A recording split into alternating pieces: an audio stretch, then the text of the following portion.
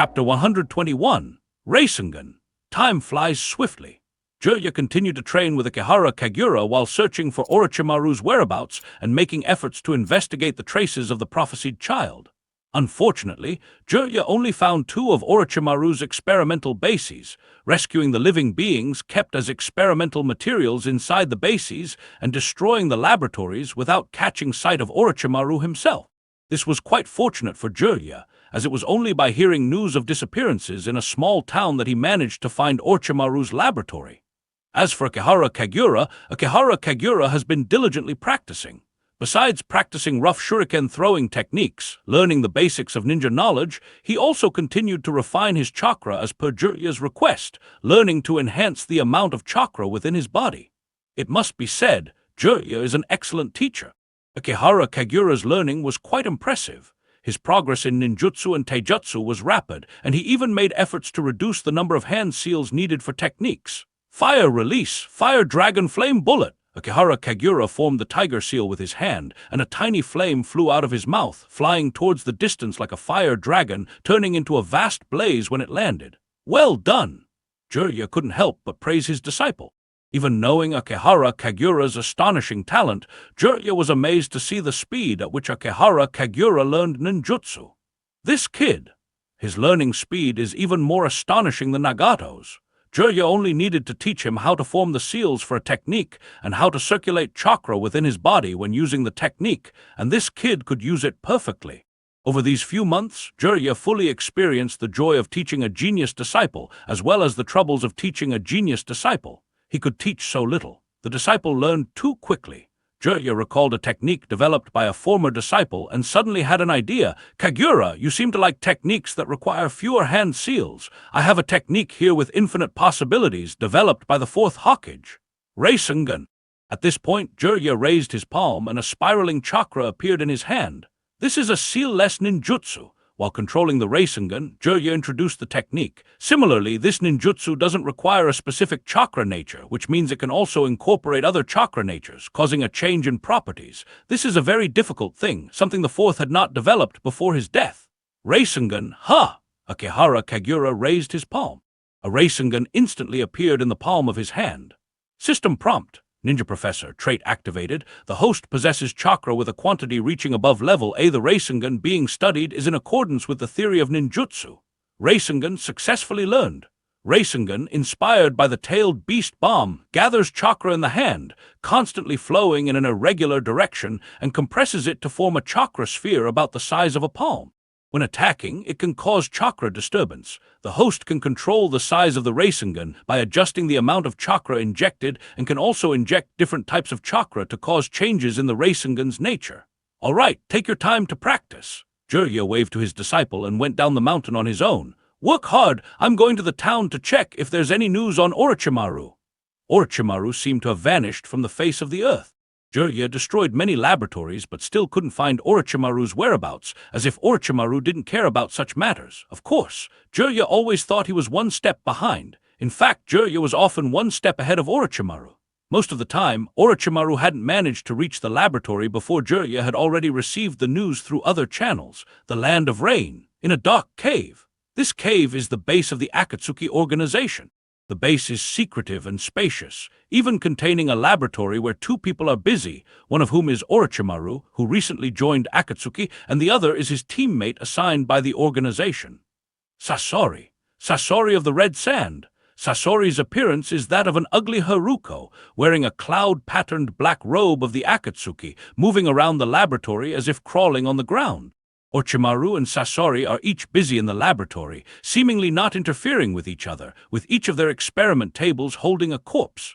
However, the experiment table of Sasori of the Red Sand holds a corpse turned into a puppet without emitting any foul smell. Orochimaru's table holds a fresh corpse, making the entire laboratory reek of blood. Bang! The laboratory door was opened. A woman with light blue hair walked in, speaking in a cool tone. Sasori, Orochimaru, there is a mission in the Land of Rivers that requires your attention. This woman with light blue hair seemed to know they were engrossed in their experiments and reminded them, the funds gathered by other members of Akatsuki are not meant for you two to conduct experiments indefinitely. If you want more funding for experiments, hurry up and undertake the mission. I understand, Conan. Sasori was more obedient.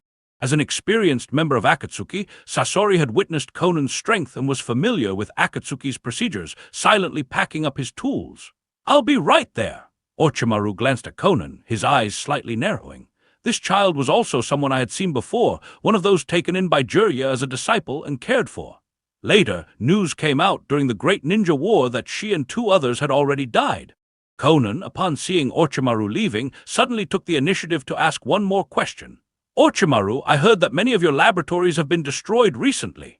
Is that something to be concerned about?" A sinister smile appeared on the corner of Orochimaru's mouth as he looked towards Sasori of the red sand beside him. With no need for guessing, it was definitely Sasori's doing.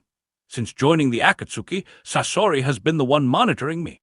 Every time I went out on a mission, Orochimaru would go to some of the experimental bases planned to be abandoned to gather some experimental materials in advance. As a result, I came back empty-handed twice. Both experimental bases were destroyed by fire release. Judging from the chakra left at the scene, it was definitely my old friend Jiraiya. That guy has never given up on tracking my whereabouts. "Don't let anyone track you." Konan looked at Orochimaru, her eyes revealing dissatisfaction. "To avoid bringing trouble to the Akatsuki, once it's discovered that your existence is traced back to the Akatsuki, I will kill you." "Heh." Orochimaru's mouth curled into a smile, continuing. "Doesn't the leader of the Akatsuki plan to solve this problem for me? Can't he get rid of the one who always destroys my laboratories and tracks my whereabouts?" When Orochimaru said this, he added, "If he finds out about the Akatsuki, I guess that guy will definitely bring a lot of trouble to the Akatsuki." "Who is it?" Konan frowned. "Jiraiya." Orochimaru uttered a familiar name. Konan fell silent immediately. The woman with pale blue hair looked deeply at Orochimaru and said, "I will mention this to Pain if he is willing to help you solve this problem." "That would be perfect." Orochimaru smiled and nodded. However, when Orochimaru turned around, his face turned gloomy. Are these guys really the children Jiraiya took in back then, treating Jiraiya as if they had no feelings? Could I have been mistaken? How could the disciples taught by Jiraiya be so cold? Orochimaru remembered that he had finally received a message. Jiraiya had taken on a new disciple named Akihara Kagura. Currently, Jiraiya was training with that disciple in the ninja world. I must find a way to meet Kagura. Orochimaru felt somewhat distressed in his heart, as Jiraiya had always been destroying his laboratories. Akihara Kagura, this little fellow, was right by Jiraiya's side. Even though Orochimaru could have influenced Jiraiya through the youngster, it was inconvenient due to the rules of mutual surveillance among the members of the Akatsuki organization. In the forest of a small town, Akihara Kagura was still diligently practicing the Rasengan. A wind-release chakra was infused into the Rasengan, instantly distorting it and forming an outer ring like a blade of wind. Boom! The wind-release Rasengan exploded instantly. The wind-release chakra immediately cut Akihara Kagura's palm. Akihara Kagura lowered his head, feeling the cells inside his body rapidly dissolving and dividing, quickly healing the wound on his palm. Developing a jutsu is not easy. White Zetsuoi's body slowly emerged from the ground. This was White Zetsu's unique ability, the mayfly technique, which allowed him to penetrate into the earth or water like a mayfly, moving quickly with the help of the underground water network. Indeed, it's not easy. Akihara Kagura nodded in agreement, highly recognizing White Zetsuoi's statement. Let's continue to develop tomorrow. Go and attend to the important matters today. White Zetsuoi spread his palms, smiling cheekily. I've stolen a corpse from the Kaguya clan. Now we have a sample for our Keke Genkai experiment. Good. Akihara Kagura grabbed his clothes and put them on, asking, Have you found the closest laboratory of Lord Orochimaru to this place? We've found one. White Zetsuoi nodded. Okay. Akihara Kagura glanced at the intelligent White Zetsu. Let's first modify your body so that in the future you can do more things. Orochimaru has many laboratories in the ninja world. This small town, located in the land of rivers, is undoubtedly the most suitable place for Orochimaru to hide his laboratory, where no ninja from the major countries would come to investigate. Orochimaru would definitely set up a den here. When Akihara Kagura arrived here, he found the facilities of this research base to be very comprehensive, even including several ninjas responsible for management. Let's go! Akihara Kagura commanded. White Zetsuoi emerged from the ground, his body gradually transforming into the appearance of Orochimaru. Even the chakra was indistinguishable. This was their unique transformation technique. White Zetsu's transformation technique was the best in the entire ninja world, even capable of mimicking chakra, unless it was Sage mode. Otherwise, it was impossible to distinguish the real from the fake. when White Zetsu Oi transformed into the appearance of Orochimaru, carrying the corpse of a member of the Kaguya clan, and walked into the laboratory of this base on his own, Akihara Kagura's figure instantly appeared beside him, having sneaked in using the Flying Thunder God technique. It seems the facilities are quite comprehensive. Akihara Kagura looked around the laboratory with satisfaction. Can it really make me powerful? White Zetsu Oi was somewhat nervous. He had always believed in Akihara Kagura. However, experiments seemed to require more than just willpower, needing real science and technology, and Akihara Kagura seemed a bit unreliable. Trust me, the experiment will definitely be successful. Akihara Kagura had great faith in White Zetsu Oi's constitution. Creatures like White Zetsu were natural chakra compatibles, capable of integrating any bloodline limit in the ninja world, as if born to store chakra. Akihara Kagura possessed genetic modification technique, able to transplant the genes of Kekkei Genkai into White Zetsu, allowing White Zetsu to also possess Kekkei Genkai. As expected, the experiment was quite successful.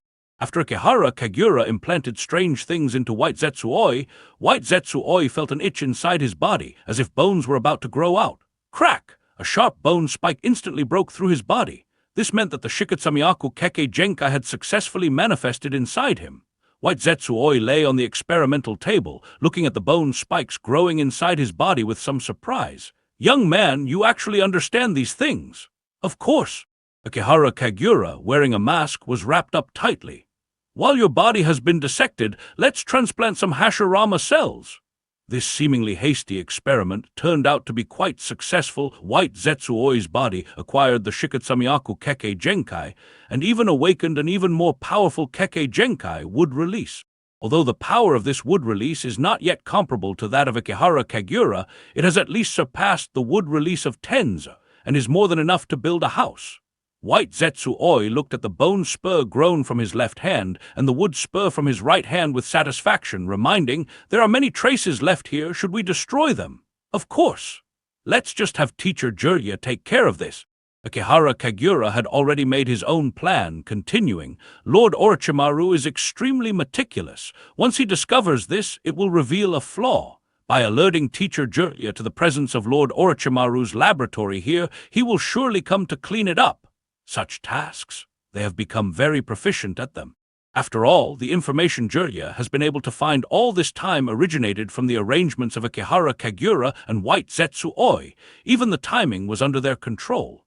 After leaving the experimental base in the guise of Orochimaru, in the eyes of the guards, White Zetsu Oi then reverted back to the appearance of an ordinary town resident. "I'll go spread some news about people going missing." Exactly. Every time Jirya destroys one of Orochimaru's experimental bases, he gets the news from the guards of the base that Orochimaru had just left not long ago. Akihara Kagura, using the ninja in the shadows, discovered the intelligence that Orochimaru and Sasori of the Red Sand were rushing to the land of rivers, and instructed with a word. This time, the speed of spreading the news must be fast. Okay. White Zetsu Oi was already skilled in such matters. As Akihara Kagura watched White Zetsu Oi leave, he sighed, "Finally, there's a chance to see Lord Orochimaru again." Orochimaru was Akihara Kagura's first boss. As the currently known strongest scientist in the ninja world, Orochimaru's body was rich in minerals, which could be mined for a long time, and he was continuously improving more forbidden jutsus and more scientific techniques. In order to have the opportunity to meet Orochimaru, Akihara Kagura went through quite some trouble to get the task of spying beside Jirya from Orochimaru's mouth. Chapter 122, Sasori collapsed in one blow. It must be said, White Zetsu Oi's work efficiency is very high. When Jirya was drinking in a tavern in the town, he heard a woman lamenting that her husband had disappeared and that she had no choice but to work in the tavern as a hostess. "You have a husband?" Jirya was very surprised by this. "Yes, I do." The woman was startled for a moment, somewhat puzzled by Jirya's line of thinking. No! Jirya quickly waved his hands. Jirya lost interest in continuing to drink, having learned important information. The woman's husband was likely taken away by Orochimaru to be used as experimental material. Here, there must be Orochimaru's secret base. Jirya sighed while paying and leaving the tavern, wondering how much trouble Orochimaru had caused outside, causing this couple to be separated. After Jirya left, the waitress's lips revealed a mysterious smile, quietly transforming into White Zetsu's appearance and slowly sinking into the ground. The land of rivers. Orochimaru's experimental base. Jiraiya found the location of this base and quickly dealt with the people in charge of guarding it, still using the same method to extract Orochimaru's whereabouts. Lord Orochimaru has already left. The guards of the base were not lying, as they had watched Orochimaru come in and leave with their own eyes. Am I too late again? Jiraiya could only sigh. Still following the same process, Jiraiya first rescued the people who had been kidnapped and planned to use fire release ninjutsu to burn the base down to the ground. However, this time, the situation was somewhat different. Orochimaru and Sasori of the Red Sand had just completed a commission task and arrived at the base, only to see Jiraiya wreaking havoc on his base. Jiraiya! Orochimaru couldn't help but clench his teeth in anger. Why does this guy always appear at the wrong time and in the wrong place? Orochimaru! When Jiraiya saw Orochimaru, his expression immediately became serious, directly bringing up the past. Orochimaru, come back to Konoha with me, I must take you back. You're still so naive, Jiraiya. Orochimaru sneered disdainfully. The leaves that fall to the ground will become more and more rotten, emitting a smell that is unbearable. Rotten fallen leaves will nourish the sprouting of new leaves. Jiraiya interrupted Orochimaru, continuing, Orochimaru, no matter what you say, this time I will take you back. That depends on whether you have the ability. Orochimaru's gaze narrowed like a snake targeting its prey. Just at that moment, a figure crawled up to Orochimaru's side. Sasori of the Red Sands puppet Haruko crawled up to Orochimaru's side, snorting coldly, sooner or later it will involve us. Since we've run into this guy, let's deal with him. I've wanted to make one of the legendary Sannin of Konoha into a puppet for a long time. This is... Jiraiya's expression gradually became serious. Although Jiraiya did not recognize Sasori's puppet, he knew that anyone who dared to speak to Orochimaru like this must be formidable. Moreover, they were wearing the same black robe with auspicious clouds. This meant that the two of them were likely members of the same organization. Orochimaru, upon hearing Sasori's words, slightly turned his head to look at his teammates, sneering, If you want to make him into a puppet, then try it yourself. Talking to Jiraiya, what are you doing here? Sasori, this fool really thinks he can easily deal with Jiraiya. Even Orochimaru himself does not believe he has the certainty to deal with Jiraiya. Does Sasori really think that with his puppets and poison he can take down Jiraiya? Crack! A light cracking sound came from inside Sasori. Sasori indeed harbored this idea. He always enjoyed collecting the bodies of powerful ninjas, then turning them into human puppets. Jiraiya is one of the legendary Sannin of Konoha. Sasori wanted to add another precious item to his collection. The ninja world map is neither too big nor too small. It's not easy to encounter someone once. Sasori originally wanted to kill Orochimaru and turn him into a puppet, but this guy joined the Akatsuki organization. Jiraiya, one of the legendary Sannin of Konoha, also deserves to become a collectible. A sharp blade-like tail of Hikaru suddenly emerged, darting towards Jiraiya, its blade extremely sharp, coated with Sasori's homemade potent poison. Jiraiya could only hastily dodge as the sharp tail stabbed into the ground, effortlessly destroying the hard stone slabs. Crack, crack, crack! Sasori's mouth opened wide. A barrage of needles shot out from Sasori's mouth. Earth release, earth-style wall! Jiraiya quickly erected a wall of earth. The needles pierced into the wall. HMPH! Orochimaru laughed leisurely. If that's all you've got, then my old teammate won't have much trouble. I know, Sasori coldly retorted, impatiently pulling out a scroll. Upon opening the scroll, it revealed 3 characters. Boom! A puppet appeared in front of everyone. It was Sasori's proudest creation, a puppet made from the body of the 3rd Kazekage of the Sand Village. Sasori, an S-ranked rogue ninja from the Sand Village. Formerly the 3rd Kazekige's guard, many believed Sasori had defected because he thought he failed to protect the Kazekage, never suspecting he was the murderer of the 3rd Kazekage. The 3rd Kazekage, ha! Orochimaru had anticipated this, even harboring his own plans, and took the initiative to say, If you have any remains of the 3rd Kazekage, we could make a deal, perfect for an experiment I have in mind. Just help me capture him. Sasori nonchalantly set his terms. Orochimaru shook his head, disliking the terms, and proposed another. I could instead save your life when Jiraiya kills you. To be honest, Orochimaru didn't believe Sasori had any way to defeat Jiraiya. And since Jiraiya also found out about his joining the Akatsuki, why not stir things up a bit more by dragging Jiraiya into it, making the Akatsuki's situation even more troublesome? Orochimaru was very eager to see the Akatsuki organization run into more trouble, but he had always been monitored by Sasori of the Red Sand and couldn't find a way out. Now was a perfect opportunity, as long as the Akatsuki encountered trouble. Orochimaru felt that his plan to steal Pain's Rinnegan would become easier. Is that the 3rd Kazekage? Jiraiya had already heard their conversation and looked at the puppet in disbelief. He then turned his gaze to the ugly Haruko puppet and quickly fell into thought. The third Keizukage disappeared at the start of the third Great Ninja War. Was he turned into a puppet by that guy? Is that guy a puppet master from the Sand Village? No, that's not right. A puppet master from the sand wouldn't dare to turn the Keizukage into a puppet, would they? While Jiraiya was deep in thought, Sasori of the Red Sand was already controlling the third Keizukage to gather magnetism, forming it into a huge cylindrical magnet and smashing it towards Jiraiya. The third Keizukage, who had the magnet release Kekkei Genkai, was revered as the strongest Keizukage by the Sand Village.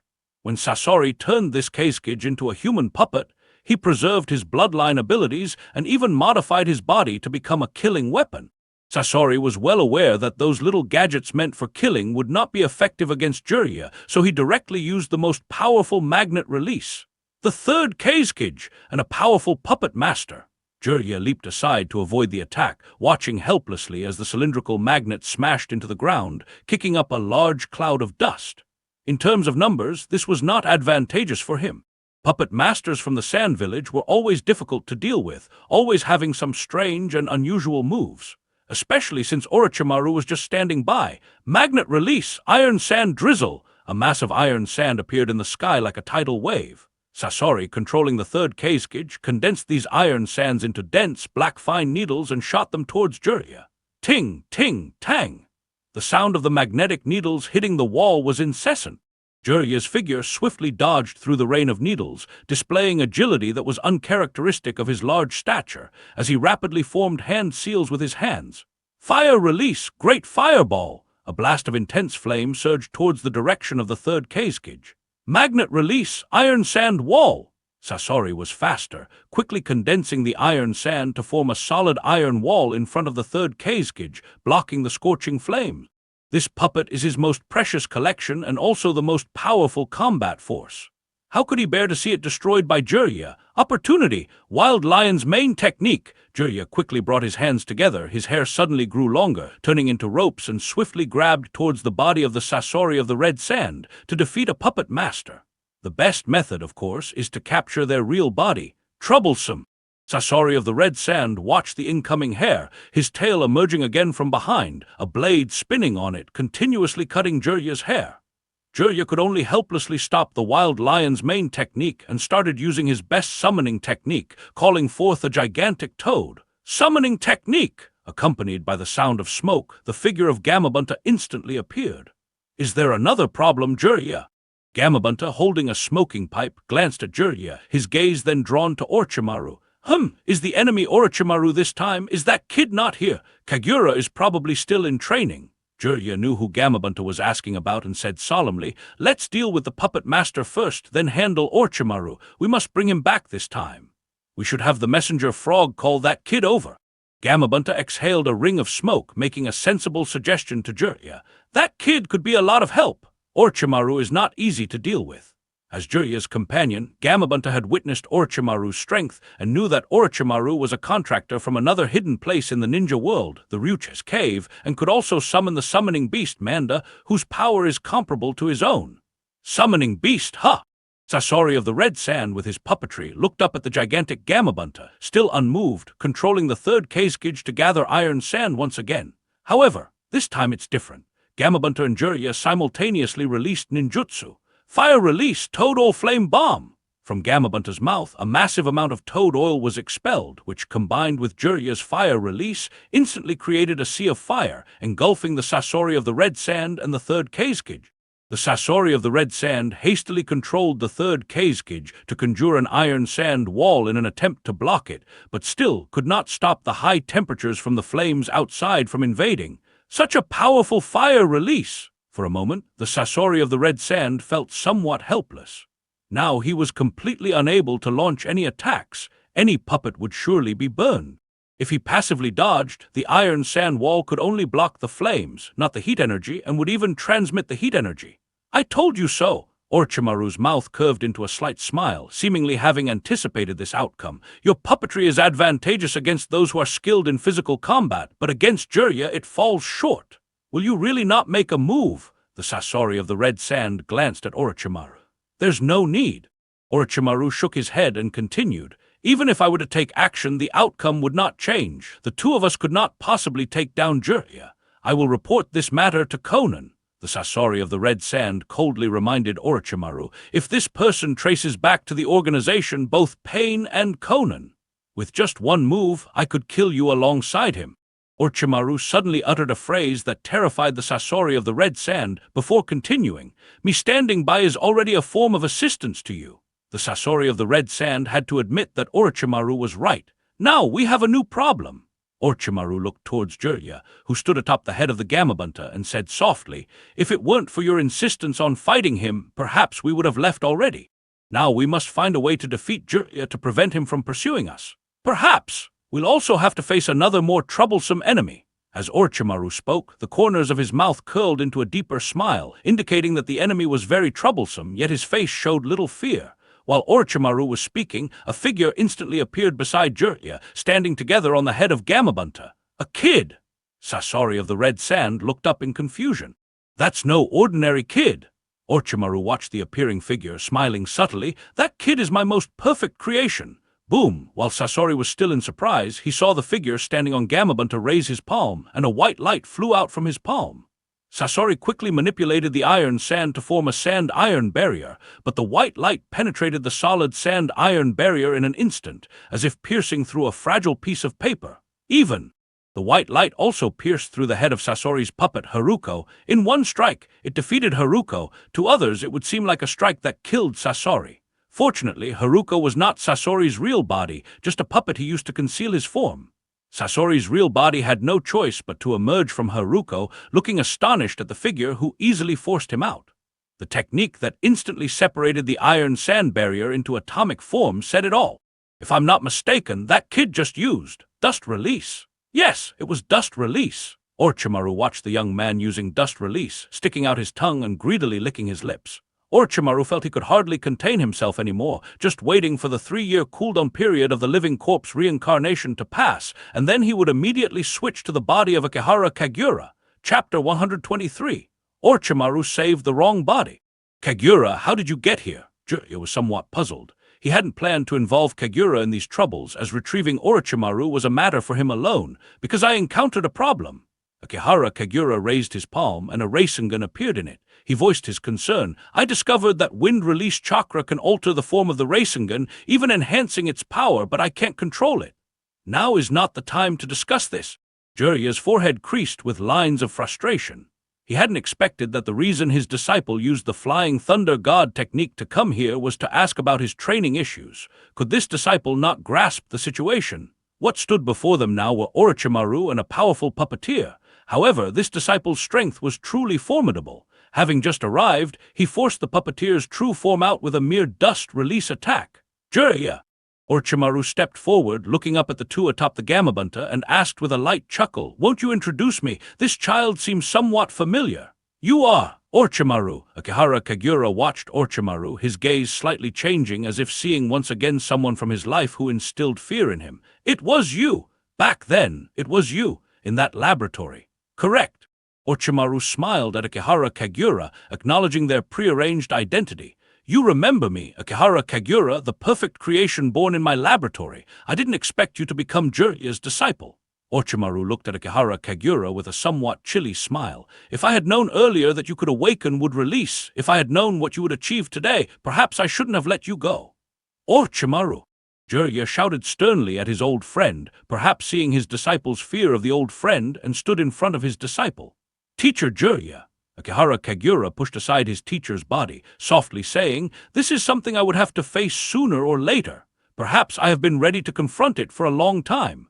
I am no longer that child from the laboratory forced to undergo all those experiments." Akihara Kagura stared intently at Orochimaru, slowly extending his palm. "If Orochimaru is my nightmare, then I should have overcome him long ago. Teacher Jiraiya, leave Orochimaru to me." After saying this, Akihara Kagura charged towards Orochimaru. "Hey, no!" Jiraiya's face changed dramatically. If this disciple truly fears Orochimaru, how could he be allowed to confront Orochimaru? What if Orochimaru kills him with a scheme? And if this disciple really wants to break free from the dark shadow of Orochimaru, what if he accidentally kills Orochimaru?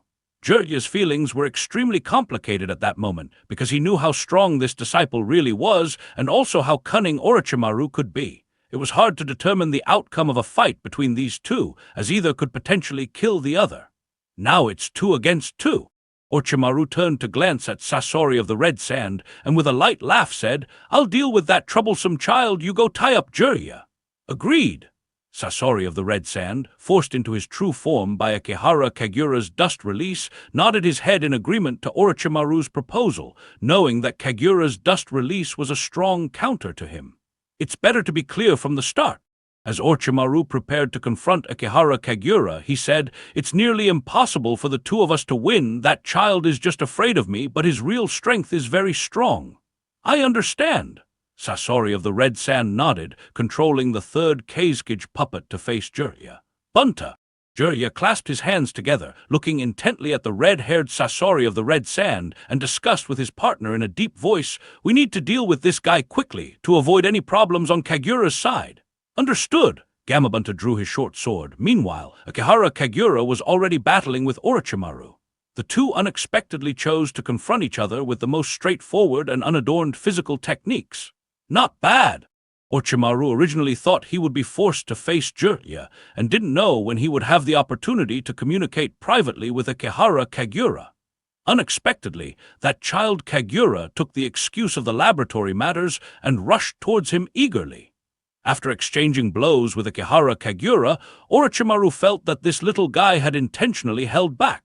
Because Orochimaru witnessed Akihara Kagura's combat strength, he understood that Kagura's physical technique was not excellent, yet his strength was astonishingly powerful. "I've wanted to meet you for a long time." As Akihara Kagura spoke, he placed a palm on Orochimaru's shoulder, turned his palm into a grip, and firmly grasped Orochimaru's shoulder, bringing their bodies involuntarily closer together. "HMPH!" Orochimaru smirked slightly. His lips didn't move at all, but a voice still reached Akihara Kagura's ears. "Let Jirya investigate the Akatsuki organization, and don't let that guy burn down my laboratory again. I've wanted to do this for a long time." Akihara Kagura shouted lowly, punching Orochimaru and sending him flying, as if he had done something very satisfying. "System prompt. New work task, Orochimaru. Have Jirya investigate the intelligence of the Akatsuki organization to prevent Orochimaru's laboratory from being burned down by Jirya again." "Hidden Shadow Snake Hands." Orochimaru's body flew backwards with the momentum, but his smile still carried a sense of everything being under control as he raised his hand to release a long snake.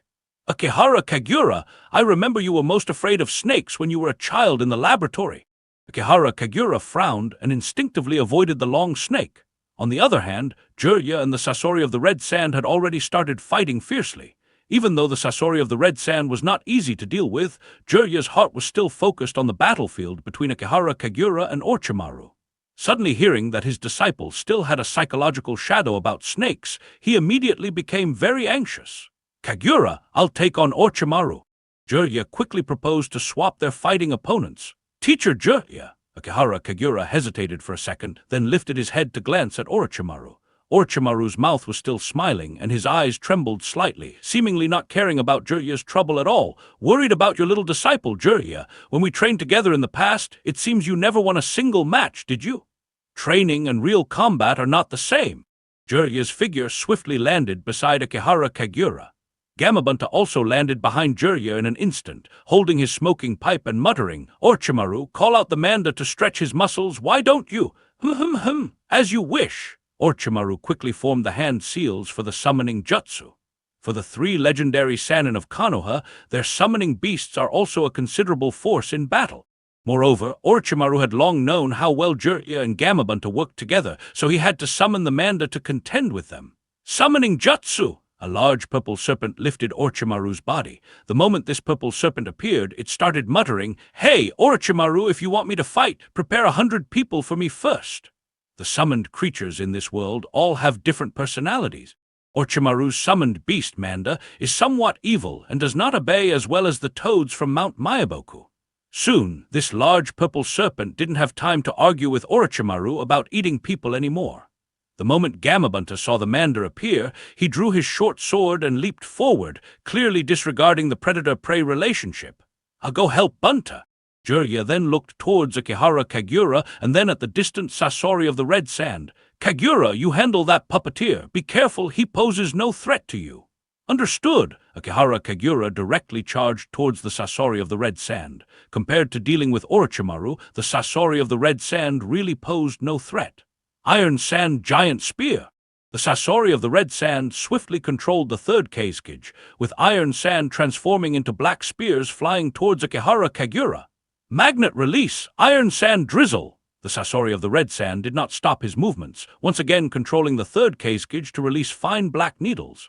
A large tree grown from a vine already appeared in front of Akihara Kagura, blocking the countless incoming magnetic needles and spears. Could this be Wood Release? The heart of the Sasori of the Red Sand sank, suddenly sensing the oddity. If it were Dust Release, these ninjas had heard of it, even witnessed the power of Dust Release. As for Wood Release, wasn't that a Kekkei Genkai that existed only in legends? How should one deal with Wood Release? While the Sasori of the Red Sand was still pondering, thick vines had already rapidly burrowed out from the ground, reaching for the direction of the third Kazekage puppet. The Sasori of the Red Sand still did not understand the significance of Wood Release, even controlling the puppet's arms to open their blades, seemingly attempting to cut through those thick vines. However, it was utterly futile. The blades on the arms of the third Kazekage puppet got stuck on the vines, quickly getting wrapped around and squeezed into pieces, with numerous parts scattering all over the ground. You kid! The Sasori of the Red Sand quickly controlled the chakra threads, collecting the fragments of his precious artwork to repair them later. What the Sasori of the Red Sand did not notice, however, was that among the pieces he collected, one bore the mark of the Flying Thunder God technique on a leaf. The next moment, the figure of Akihara Kagura appeared instantly beside the Sasori of the Red Sand. A Rasengan hit the chest of the Sasori of the Red Sand, instantly sending the puppet master flying, with a mark of the Flying Thunder God technique also left on the Sasori of the Red Sand's chest. How can it be so fast? The Sasori of the Red Sand had never anticipated Akihara Kagura's speed to be so fast. Without hesitation, the Sasori of the Red Sand quickly took out a scroll, raising his hand to release a dense group of puppets. Red Secret Technique, Performance of 100 Puppets. Hundreds of puppets dressed in red cloaks gathered around the Sasori of the Red Sand. That useless thing can't even defeat Akihara Kagura. Orochimaru and Jiraiya were fighting with ease, and after seeing this scene, cursed the Sasori of the Red Sand under their breath, loudly reminding, "That's the Flying Thunder God technique. Quickly check your chest. You've been marked by Akihara Kagura. Once marked, no amount of puppets can protect you." The Sasori of the Red Sand saw the leaf mark that appeared on his chest, recalling the legend of the golden flash of the ninja world. This brat could actually use the Flying Thunder God technique. Without hesitation, the Sasori of the Red Sand fiercely grabbed his heart and threw it on the ground. This puppet master, hailing from the Sand Village, had long been mad for his puppet art, transforming himself completely into a human puppet. His heart was a bizarre cylinder, covered in strange, tentacle-like blood vessels. As long as the heart had no issues, everything else about the body could be discarded. Sasori of the Red Sand directly abandoned the body marked by the Flying Thunder God technique, and that bizarre cylindrical heart quickly implanted itself into a new puppet. This act could not save Sasori of the Red Sand from his downfall. Vines swiftly emerged from the ground, binding the puppets and crushing them into pieces. Formation of 10,000 snakes. Orochimaru could only go to save his teammate. Because Conan had been suspicious of him, it was essential to bring Sasori of the Red Sand back at this time. Moreover, Orochimaru had already achieved his goal this time, having Akatsuki chase after Jiraiya with the help of Akihara Kagura, causing trouble for the Akatsuki and conveniently pushing the blame for revealing the Akatsuki's troubles onto the greedy Sasori of the Red Sand. Countless dense snakes burst forth. These snakes, like a sea of snakes, instantly submerged the vines, causing Akihara Kagura to retreat in shock. Orochimaru took this opportunity to sneak close to Sasori of the Red Sand, thinking he had captured Sasori's body, and quickly dived into a snake's belly with Sasori, disappearing from sight with the cover of the snake swarm. Fire Release, Fire Dragon Flame Bullet. Jiraiya landed in front of Akihara Kagura and exhaled a burst of flames towards the snake swarm. Countless snakes were burned to ashes by the flames, but neither Orochimaru's nor Sasori of the Red Sand's figures were seen, and even their traces had vanished. After seeing Orochimaru escape, Manda, who had been fighting alongside Gamabunta, grumbled and dissolved into a puff of smoke and disappeared. Akihara Kagura stood still, as if frightened by the snake swarm. "Kagura, are you okay?" Jirya squatted in front of his disciple, softly comforting. "It's okay, don't be afraid. The fight is over and there's nothing to fear from Orochimaru. I'm fine." Akihara Kagura furrowed his brows and shook his head. "Let's go back and rest for now, Teacher Jirya." "All right, how about I take you for a pear juice?" Jirya suggested his disciple's favorite drink. "Okay." Akihara Kagura slowly nodded. As Jirya and Akihara Kagura left, Akihara Kagura's fingers slightly moved, making a hand sign. The battlefield fell silent. A cylindrical heart with blood vessels rolled and crawled around, as if searching for something. Just then, White Zetsu awakened, slowly emerged from underground, reaching out to grab the cylindrical heart with blood vessels. Yes, Orochimaru had saved the wrong person. Orochimaru had rescued only a puppet, not the real body of Sasori of the Red Sand. Chapter 124. Asura Path Sasori. Orochimaru did not realize he had saved the wrong person. This matter really cannot be blamed on Orochimaru. Even Akihara Kagura could have guessed that Orochimaru had done his best to save Sasori of the Red Sand. Members of the Akatsuki organization could not trust each other, as they did not understand each other's secrets. Naturally, Orochimaru could not possibly know Sasori of the Red Sand's true face. It was rare for Orochimaru to see Sasori of the Red Sand's true form, believing that the body of the red-haired youth was Sasori's real body, with a hollow space where the heart should be. As a result, there was a complication. Orochimaru, looking at the puppet without any consciousness or chakra, and the hollow space in the puppet's heart area, faintly felt that he had discerned the truth. Sasori of the Red Sand had turned his own body into a human puppet. Heh heh! A smile appeared on Orochimaru's face as he suddenly thought of an interesting idea. He wanted to go back and look for Sasori of the Red Sand's hidden real body. Perhaps he could control this puppet master. However, Orochimaru was a step too late when he returned. White Zetsu Oi, like a diligent cleaner, had collected all the puppet parts. "Has that guy already escaped?" Orochimaru's eyes narrowed, seeing no fragments of the puppet. Clearly, according to Orochimaru's guess, Sasori of the Red Sand must have feigned death to escape, having already left this place. Otherwise, no one would bother cleaning up puppet fragments for no reason. Elsewhere, in a small town in the land of rivers, Jirya, along with Akihara Kagura, had pear juice. On the way, he saw a young girl with a stunning figure and immediately left his disciple to hit on her. This mentor of elite ninja always had some odd quirks. There was no need to worry about him causing trouble in significant matters, and there was no hope of him handling minor affairs well. It must be said, this is the benefit of training with Jirya. Perhaps for others, this meant Jirya was not responsible enough. For Akihara Kagura, such moderate freedom was just right. Akihara Kagura was the first to find the heart core of Sasori of the Red Sand left on the battlefield after the battle ended, directing White Zetsu Oi to collect Sasori's body and other assorted puppet parts. White Zetsu Oi took Akihara Kagura to a cave where he stored his things. "These are all the things I've collected."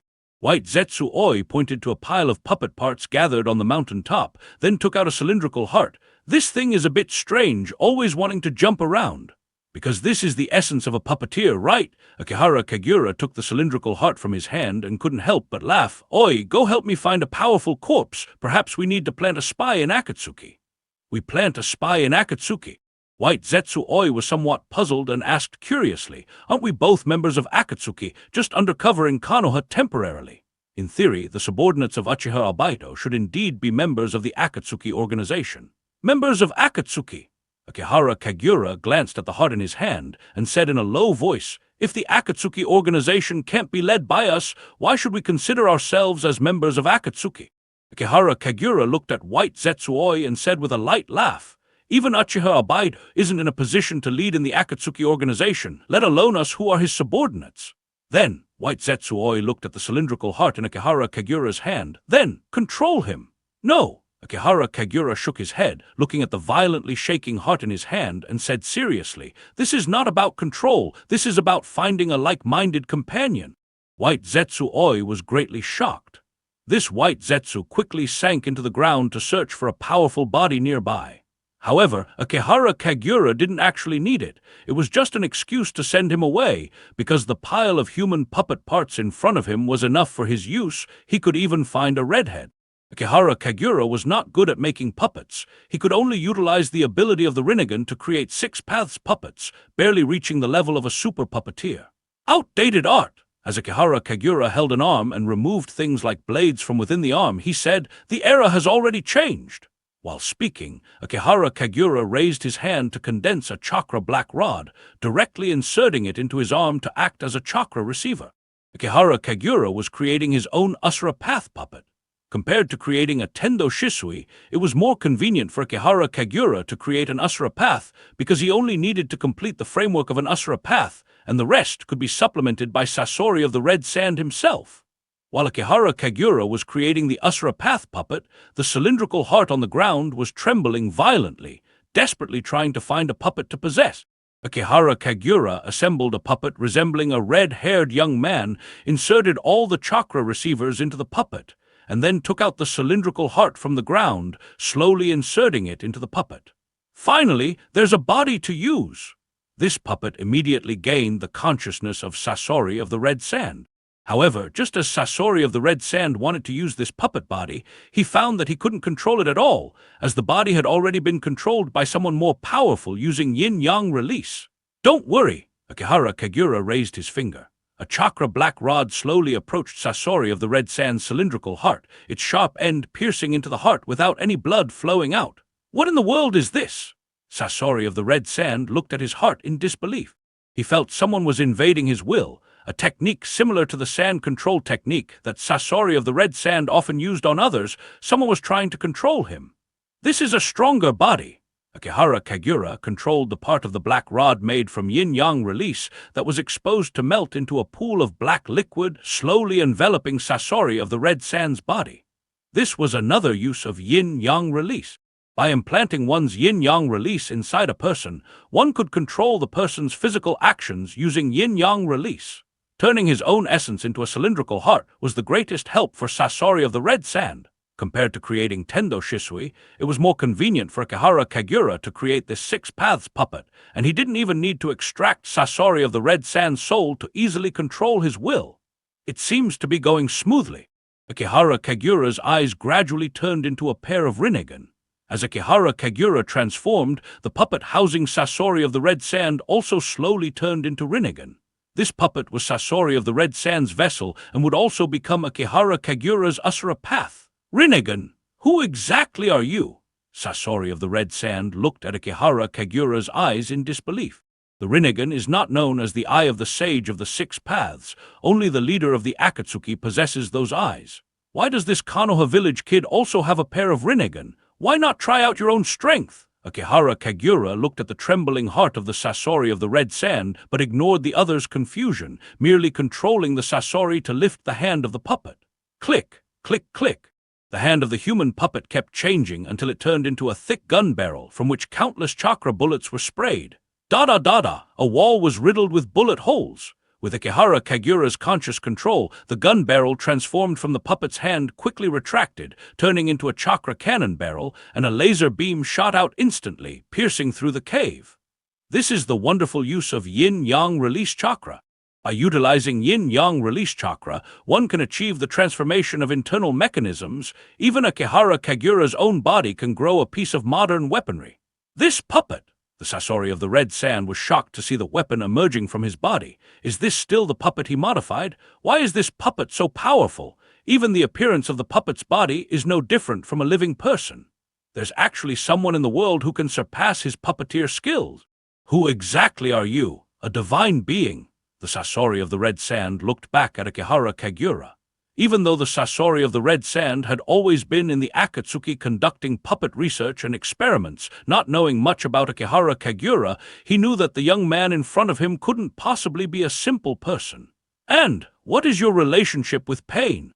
The Sasori of the Red Sand suspected that there was some relationship between Akihara Kagura and Pain, the leader of the Akatsuki, because the Rinnegan was a very obvious feature. A competitive relationship. Akihara Kagura's eyes turned back to normal. With the change in Akihara Kagura, the eyes of the human puppet also turned into a pair of normal eyes. You don't need to know too much yet. Akihara Kagura looked at the Sasori of the Red Sand and said softly, "You only need to know that I am also a member of Akatsuki, and sooner or later I will stand by your side. Before that day comes," Akihara Kagura lowered his voice and said solemnly, "It's up to you to act as my undercover agent within the Akatsuki organization to carry out my will. You are still the puppeteer of Akatsuki, still the Sasori of the Red Sand of the Akatsuki organization." "I am a puppet." The Sasori of the Red Sand suddenly realized his identity.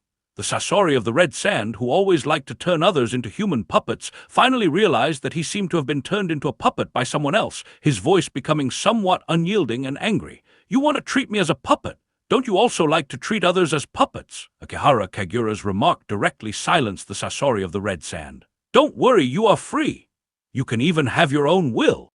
Akihara Kagura, soothing his puppet and subordinate, warned, "Most of the time I won't make you do things you dislike, so it's best not to do things that upset me."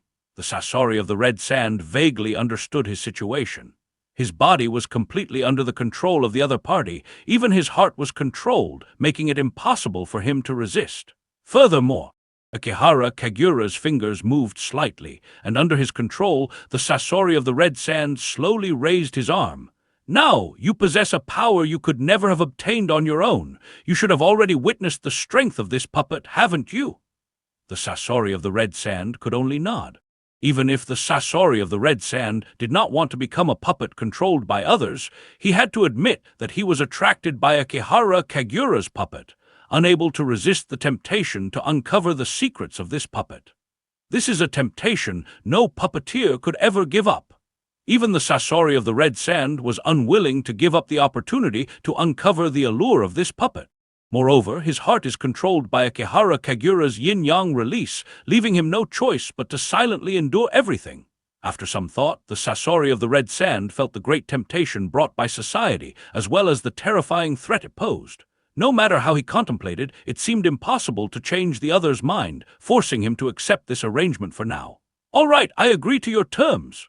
"Congratulations on making the right choice."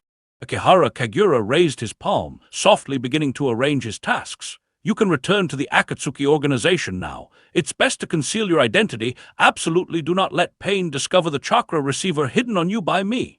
Akihara Kagura continued with precautions for going undercover. "For your safety, I won't normally allow you to use the power of the Rinnegan.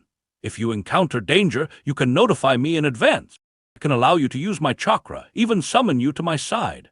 "Chakra receiver?" The Sasori of the Red Sand's eyes narrowed, suddenly recalling a possibility. "The leader of the Akatsuki organization, Pain, is he also your puppet?" "Of course not." Akihara Kagura shook his head, unconcerned about revealing any secrets regarding his 6 paths of pain. "The leader of the Akatsuki, Pain, is the puppet of another person. Seriously speaking, that person should be considered my senior brother, right? So there are 2 pairs of Rinnegan in the ninja world." The Sasori of the Red Sand thought about this, feeling a numbness in his heart, because he had once witnessed the power of those Rinnegan with his own eyes. This Konoha village kid is the junior brother of the person behind Pain, both possessing the Rinnegan. The Sasori of the Red Sand wildly speculated about the relationship between Akihara Kagura and Pain, wondering if something had happened between them. Otherwise, why would this Konoha village kid plant himself as a spy in the Akatsuki? "Stop your wild speculations." Akihara Kagura could guess the thoughts of the Sasori of the Red Sand and took the initiative to say, "Like you, I am a member of the Akatsuki, but the organizational structure of the Akatsuki seems a bit off. A person with my capabilities shouldn't merely be a minor Konoha village undercover agent, right?" "Yes." The Sasori of the Red Sand subconsciously nodded, then asked, "One of the 3 legendary Sannin of the Konoha, Jirya's disciple. He couldn't possibly be just an ordinary Konoha village undercover agent, right? Barely considered a candidate for the Hokage of the Konoha village." Akihara Kagura sighed, seemingly somewhat dissatisfied with his identity. The Sasori of the Red Sand nodded, not thinking there was anything wrong with this undercover identity. Because the Sasori of the Red Sand was once the guard of the 3rd Keizukage, as well as a candidate for the Keizukage, harboring hopes of succeeding as the Keizukage. The Sasori of the Red Sand still chose to murder the 3rd Keizukage, aiming to become the most powerful puppet master, opting to become a rogue ninja. "Then, I hope we get along well in the future." Akihara Kagura grasped his Asura Path puppet, treating it as if it were still alive. "For now, it may still be necessary to use the name Sasori of the Red Sand, but in the future more people will surely remember your new name, Asura Path Sasori." Chapter 125, Jirya's Good Disciple. Asura Path Sasori? Sasori of the Red Sand actually kind of liked his new body. Sasori of the Red Sand understood in his heart that his puppetry skills were far from reaching this level. This kind of puppet was not something that could be achieved with simple puppetry techniques. However, what Sasori of the Red Sand did not know was that the reason this Usura Path puppet could become a powerful puppet was partly because it contained his own heart beneath the heart area of the puppet, which still had Sasori of the Red Sand's living heart inside, providing chakra to the puppet. There was no one in the entire ninja world more suitable to become the Usura Path than Sasori of the Red Sand. Because Sasori of the Red Sand himself was proficient in puppetry, turning his own body into a human puppet, storing everything of himself within the puppet core of that cylindrical heart.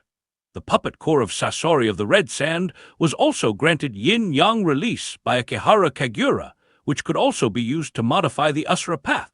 The only problem was that life and death were controlled by Akihara Kagura. A bunch of chakra threads flew out from Sasori's fingertips, landing on a pile of puppet parts. He quickly reassembled a new, ugly Haruko puppet to conceal his form and also found the third Kazekage controlled by him. Besides that, all the remaining puppet parts were also collected. Akihara Kagura did not care for these puppet parts, but for Sasori of the Red Sand they were of great use, easily assembled and utilized. "I'll go first." The Haruko of Sasori of the Red Sand slowly crawled towards the outside. Watching the crawling Haruko, Akihara Kagura could only nod in confusion. Sasori really liked to curl up his body and hide inside the Haruko. By the way, the Haruko of Sasori of the Red Sand suddenly stopped. It seems that most people in the ninja world like to reveal important information just before they leave. I forgot to tell you something. When Orochimaru left the base of the Akatsuki organization, he invited Pain to deal with Jiraiya. Well, I do hope he can make it in time.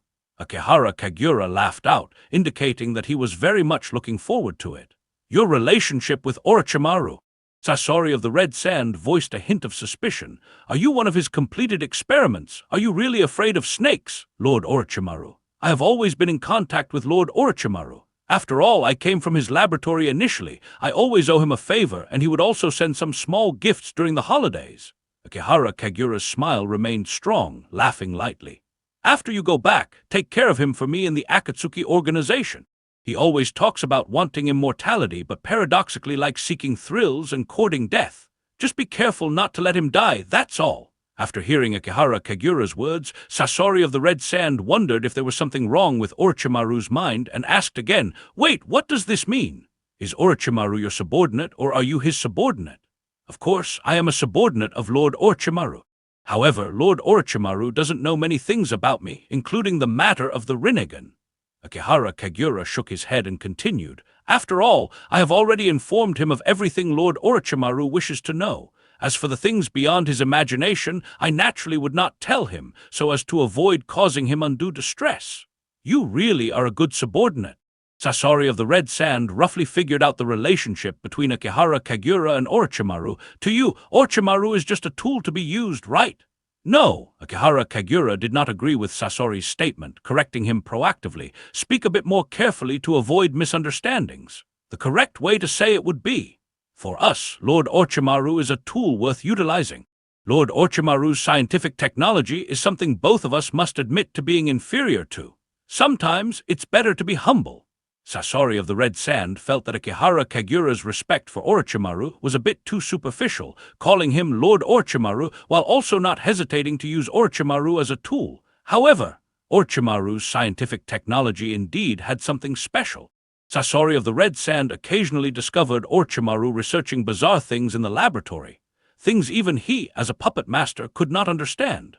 It seemed that Akihara Kagura wanted to ease the tension between Sasori of the Red Sand and Orochimaru, proactively reminding, "This time, Lord Orochimaru really tried to save you. Before I could destroy your human puppet body, he had already rescued your human puppet body. That was kind of him." Sasori of the Red Sand decided to accept this favor.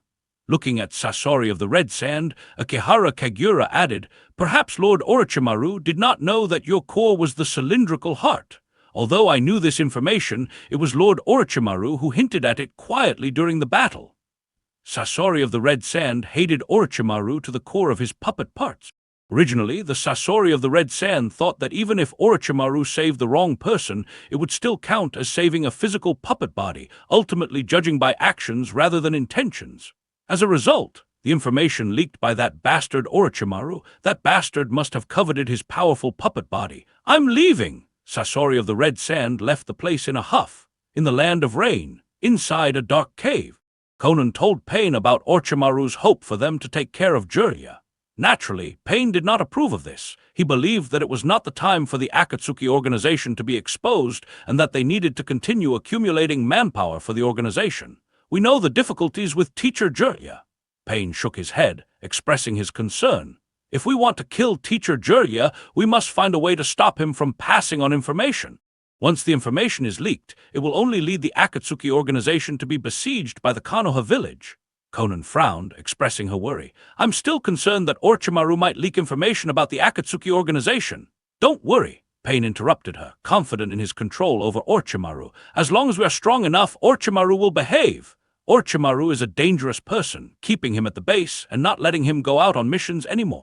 Yes, Conan thought about the situation of the Akatsuki, her brow furrowed, but it did not hinder her beauty and cold demeanor. Uchiha Abido is hiding somewhere. If Orochimaru cannot go on missions, the one responsible for monitoring him, Sasori, must also stay at the base to prevent Orochimaru from causing problems at the base. Kakuzu's team can often go out on missions, but Kakuzu always kills his teammates for bounties, even before we can find replacements for him. Did Kakuzu's teammate die again? Hearing this, Pain felt this subordinate was truly troublesome. Yes, Conan nodded, adding, Kakuzu's teammate had a bounty of 7 million ryo on him. He turned that person's body into money and brought it back, along with the Akatsuki's ring, claiming it was cleared during a mission. This is the 4th time this year. Thinking about recruiting manpower, Conan felt it was troublesome. There are too few S-rank rogue ninjas in the ninja world. Even the number of rogue jonin is not many, making it difficult to find suitable teammates for him. After Conan finished discussing Kakuzu's troubles, she naturally had to mention Kakuzu's achievements as well. However, the bounty Kakuzu executed this month amounted to at least 30 million ryo, even though a quarter of that came from the teammates he killed. Pain found himself at a loss for words for a moment. Since the formation of the Akatsuki, only Kakuzu was skilled at gathering funds. Sasori of the Red Sand and Orochimaru disliked undertaking missions, and there was a disagreement with Uchiha Abido, who often liked to assume the role of a guide. Continue to find teammates for Kakuzu. Pain could only give this helpless order. While they were discussing this, Sasori of the Red Sand and Orochimaru returned to the Akatsuki base one after the other, with Sasori arriving a bit faster. Give me back my things. Sasori raised his hand to demand his human puppets back from Orochimaru. Orochimaru handed over a scroll to Sasori with a light laugh. I originally thought I wouldn't be able to save you in time. By the time I returned, you had already left. Sasori didn't reply. At that time, he hadn't left but was captured. If it weren't for Orochimaru, that bastard, informing Akihara Kagura of his whereabouts, he wouldn't have been captured by that guy's subordinates. However, there was also no chance to become the most powerful puppet. Sasori took the scroll, mentally noting Orochimaru's debt, planning to settle accounts with Orochimaru when he became useless. Orochimaru watched Sasori with a silent smile. This battle brought Orochimaru no small gain, taking the opportunity to pass his orders to Akihara Kagura and even obtaining Sasori's weakness. This puppet master had even turned his own body into a human puppet. Although this method could indeed achieve immortality, there were still some drawbacks, making it easy for others to seize his weakness. In the future, perhaps there would be an opportunity to control Sasori. Orochimaru! Upon seeing the two return, Conan approached them, opening with praise. The task you two completed was well done. The employer this time is very satisfied. Right. After Conan finished speaking, she mentioned the previous matter. Pain did not agree with your proposal. Now is not the time for Akatsuki to be exposed. Is it really impossible to kill Jiraiya? However, Jiraiya might already know of Akatsuki's existence. Orochimaru glanced at Sasori of the Red Sand, seizing the opportunity to shift the future blame onto Sasori. Jiraiya attacked one of my bases. When Sasori encountered Jiraiya, he wanted to turn Jiraiya into a puppet. We were forced into a fight with Jiraiya, and it might have exposed the existence of the Akatsuki organization. It couldn't be more suitable. Akihara Kagura receiving the news would surely join Jiraiya in investigating Akatsuki's intelligence.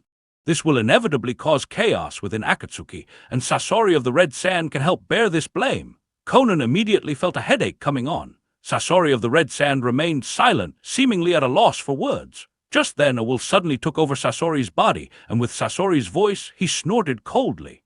If it wasn't for your insistence on going to that base regardless of the mission, we wouldn't have appeared before Jiraiya. I just wanted to eliminate those who have seen Akatsuki. As Sasori spoke, he even became more animated. If it wasn't for your refusal to join the fight against Jirya, wanting to watch from the sidelines, we would have already dealt with him, and his reinforcements wouldn't have arrived in time. Orochimaru realized the trouble. Sasori could actually argue so eloquently. A blame was being squarely placed on him out of nowhere. All right.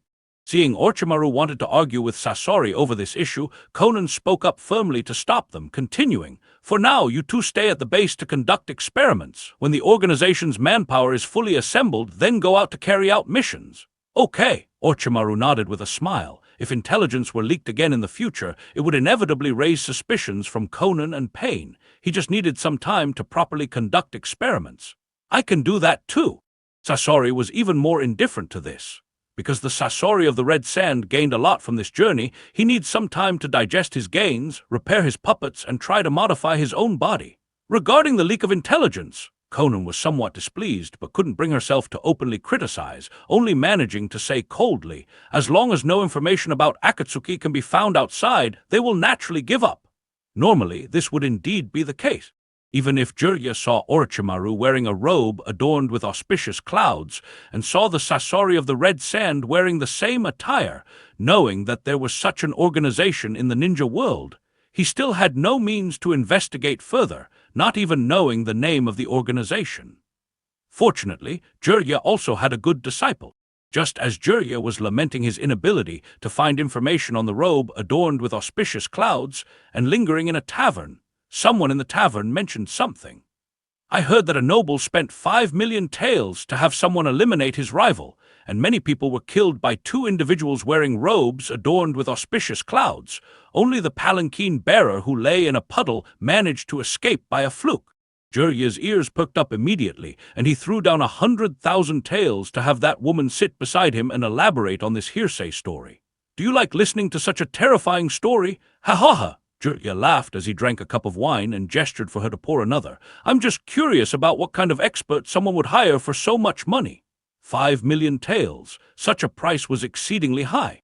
Even in Konoha, it would be considered an S-rank mission or higher, involving tasks between nations, and carelessness could easily trigger a war.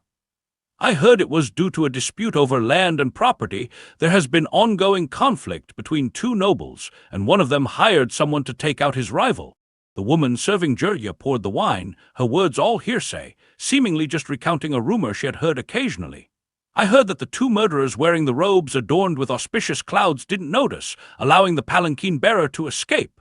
But that poor fellow was already scared witless, telling everyone that it was the demons in the robes adorned with auspicious clouds who did it, and later that palanquin bearer was also killed, his body left in a puddle.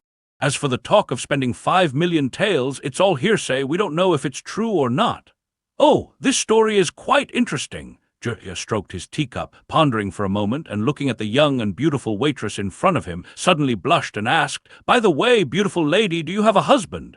"Yes," the waitress nodded. Jirya instantly lost all interest, waved his hand to leave a tip, and then left, the drunken haze in his eyes disappearing without a trace as he stepped out of the doorway. "The young man's teacher really is generous." The waitress collected the tip she received tonight, her face now taking on the appearance of white Zetsu Oi as its body sank into the ground. After a moment, in a room of an inn, White Zetsu Oi quietly emerged, looking at Akihara Kagura, who was still refining chakra, and took the initiative to report. "Young man, I have done everything as you asked. This is the money your teacher gave me. He seems to have a lot of money." Akihara Kagura glanced at a stack of coins, his eyes twitching. Usually everyone is stingy when buying a cup of pear juice, but when going to a tavern they become quite generous. Since he's so wealthy, he should hire the Akatsuki organization. Chapter 126. Konan, you're still alive. Just as Akihara Kagura predicted, Jirya was indeed thinking along those lines. Because he felt he couldn't obtain information about the Akatsuki organization through normal channels, Jirya simply decided to find a way to hire the Akatsuki. Jirya inquired about a noble who had hired the Akatsuki before and found that such a person really existed. He then gathered some intelligence about the Akatsuki from that noble and took the opportunity to invite the noble to help hire the Akatsuki again. Late at night, Jirya was lurking nearby, waiting under the moonlight. Suddenly, sheets of folded paper flew through the sky, converging into a woman with light blue hair who landed in the courtyard of that noble. This was the contact person for the Akatsuki. The clients in the ninja world are quite important. Even the third Hokage of Konoha, for most of the time, would discuss and distribute missions with clients at Konoha's mission assembly place. The notion that the customer is king is the same in every corner of the world. No one would ignore the benefits that clients bring. Therefore, Conan personally came here. Conan was wearing a robe adorned with auspicious clouds, with a folded paper flower inserted in her light blue hair, her face painted with thick makeup, and wearing a slightly large ring on her hand, looking coldly at the noble in front of her. This time, who do you want us to eliminate? Clearly, the Akatsuki's attitude towards clients was not up to standard. After all, it's not a formal organization, and their service attitude couldn't be that good. Eliminate! The noble raised his head to look at Conan and shakily mentioned a name. Jiraiya, one of the 3 legendary Sannin of Konoha. Conan's brow furrowed, seemingly feeling that this name had been appearing too frequently in her life lately. Eliminating Jiraiya will cost a lot of money. Conan thought to herself about how much she should charge for the task of eliminating Jiraiya, considering he was one of the legendary Sannin of Konoha, and moreover, he was her teacher. From any perspective, it seems that a significant amount of money should be added. Moreover, from the perspective of the Akatsuki organization, eliminating Jiraiya, who has been pursuing Orochimaru, and even the Akatsuki organization itself, would actually be beneficial for them. However, Conan has never been one to make decisions on her own. This matter still needed to consult Pain's opinion. This task for now. Just at this moment, as Conan looked up to say something, she suddenly turned her gaze towards something fluctuating in the room of the noble. Who's there? Conan's expression changed drastically. Sheets of paper began to float from her body, transforming into a myriad of shurikens, swiftly piercing through the window and shooting towards the room, hiding someone inside. A tall figure with white hair rolled out in a sorry state. It was Jiraiya, who had been lurking inside. Conan's expression turned ugly. Conan had never expected to encounter Jiraiya at this time. Based on the events that had occurred recently, she immediately realized that this hiring was a trap set by Jiraiya. It's a trap! Conan, I didn't expect it to be you. A complex look flashed in Jiraiya's eyes. A disciple who was long thought dead in his memory, why was she here and even a member of the Akatsuki organization? This was a significant shock to Jiraiya. All along, Jiraiya had trusted the intelligence from Mount Myaboku, believing that the messenger toad from Mount Myaboku had told him that Conan and the others had died, so he never thought about these disciples again, only feeling it was a pity. Unexpectedly, Conan, his disciple, wasn't dead, and even staying in the same organization as Orochimaru. Jiraiya, observing his maturely dressed disciple, still complimented, "The technique has become more fierce than before, and you've turned into a fine woman." Conan remained silent without answering. What exactly is going on? Jiraiya's expression immediately became serious, as if seeing a child who had gone astray. The news I received was that you all had long died. How could you be in the same organization as Orochimaru? What about Yahiko and Nagato? Conan's body gradually turned into paper. Without Pain's command, Conan didn't know how to respond to her teacher or whether she should answer these questions. Giant paper wings grew beside her, propelling her body, wanting to flee towards the distance. Lion's main technique. Jiraiya quickly brought his palms together. Strands of hair flew towards Conan's body. However, Conan's body seemed exceptionally agile while flying, quickly soaring high to avoid Jiraiya's attack, her body beginning to turn into pieces of folding paper and disappear. Conan! Jiraiya leaped, attempting to follow. However, he could not see any trace of his disciple, only pieces of folding paper scattering in all directions, making it impossible for him to determine which direction Conan had escaped to. Under the bright moonlight, a window of a hotel room was open. Akihara Kagura stood by the window, looking at the folding paper fluttering in the night sky. That is Conan! White Zetsuoi's body emerged from the floor, softly introducing this member of the Akatsuki organization. Her technique is a secret art that involves the use of folding paper. Teacher Jiraiya mentioned this name. Akihara Kagura, aware of Conan's identity, softly said, "It seems my teacher has more people to retrieve. My teacher always tends to attract a lot of trouble." But White Zetsuoi hesitated, asking with some confusion, "If it wasn't for us leading Jiraiya to her, he probably wouldn't have found out about Conan, right? Some things are destined." Akihara Kagura shook his head, refusing to take the blame. "It's not our fault. We just made the inevitable result happen earlier, giving them more time to deal with each other. Think about it. If they don't meet now, when they meet in the future, the Konoha ninjas and the Akatsuki are destined to fall into a fight. How should they handle it? They might not even have time to deal with it, no chance to communicate, and have to start killing each other. Now that they have met, when they meet again in the future, they will already have had plenty of time to understand each other's positions, to figure out how they should treat each other. Even if it leads to mutual killing, they won't regret it. Letting them meet is beneficial for both sides. After finishing, Akihara Kagura concluded that what they did was good. Actually, what we did was a good thing. We did it for their sake. After summarizing, Akihara Kagura added, "But this world is twisted. We do good deeds, but we can't make a name for ourselves, so they won't be grateful to us." What you said makes sense. White Zetsuoi felt that what Akihara Kagura said made a lot of sense. No matter who it was here, they couldn't find any fault in what Akihara Kagura said. Indeed, they were considering the well-being of Jirya and his pupil Konan. "Are you going to make a move?" White Zetsuoi took the initiative to ask. "Do you want to help Jirya or help Konan?" "I think it's better to help Jirya. I heard that Konan's attitude towards Abaido has worsened. It's not yet time to help." Akihara Kagura shook his head and said softly, "Even if we capture Konan, what then? What we aim to do is never about capturing Konan. Our goal is to keep teacher Jirya constantly troubling the Akatsuki organization. Only by doing this, when we return to the Akatsuki in the future, if someone refuses to let us take charge, we'll find a way to have that person pursued by teacher Jirya." This plan was a quadruple win for Akihara Kagura. Firstly, it would allow Jirya to discover the Akatsuki organization earlier, and in the future, they could eliminate the disobedient members within the Akatsuki with the help of Jirya or Konoha, thus keeping Akihara Kagura's hands clean and avoiding internal dissatisfaction within the Akatsuki. Secondly, it would complete Orochimaru's mission. Thirdly, the Akatsuki constantly encountering troubles investigated by Jirya, even to the point of being destroyed by Jirya and his disciples, would definitely demand Uchiha Abaido's attention. He would inevitably come forward to issue commands, and the mission to save the Akatsuki would surely offer significant rewards, right? Fourthly, when Jirya takes him to investigate or even destroy the Akatsuki, there might be other missions like sparing his disciple, and Akihara Kagura couldn't be blamed for exploiting this. Of course, Akihara Kagura was not a selfish person.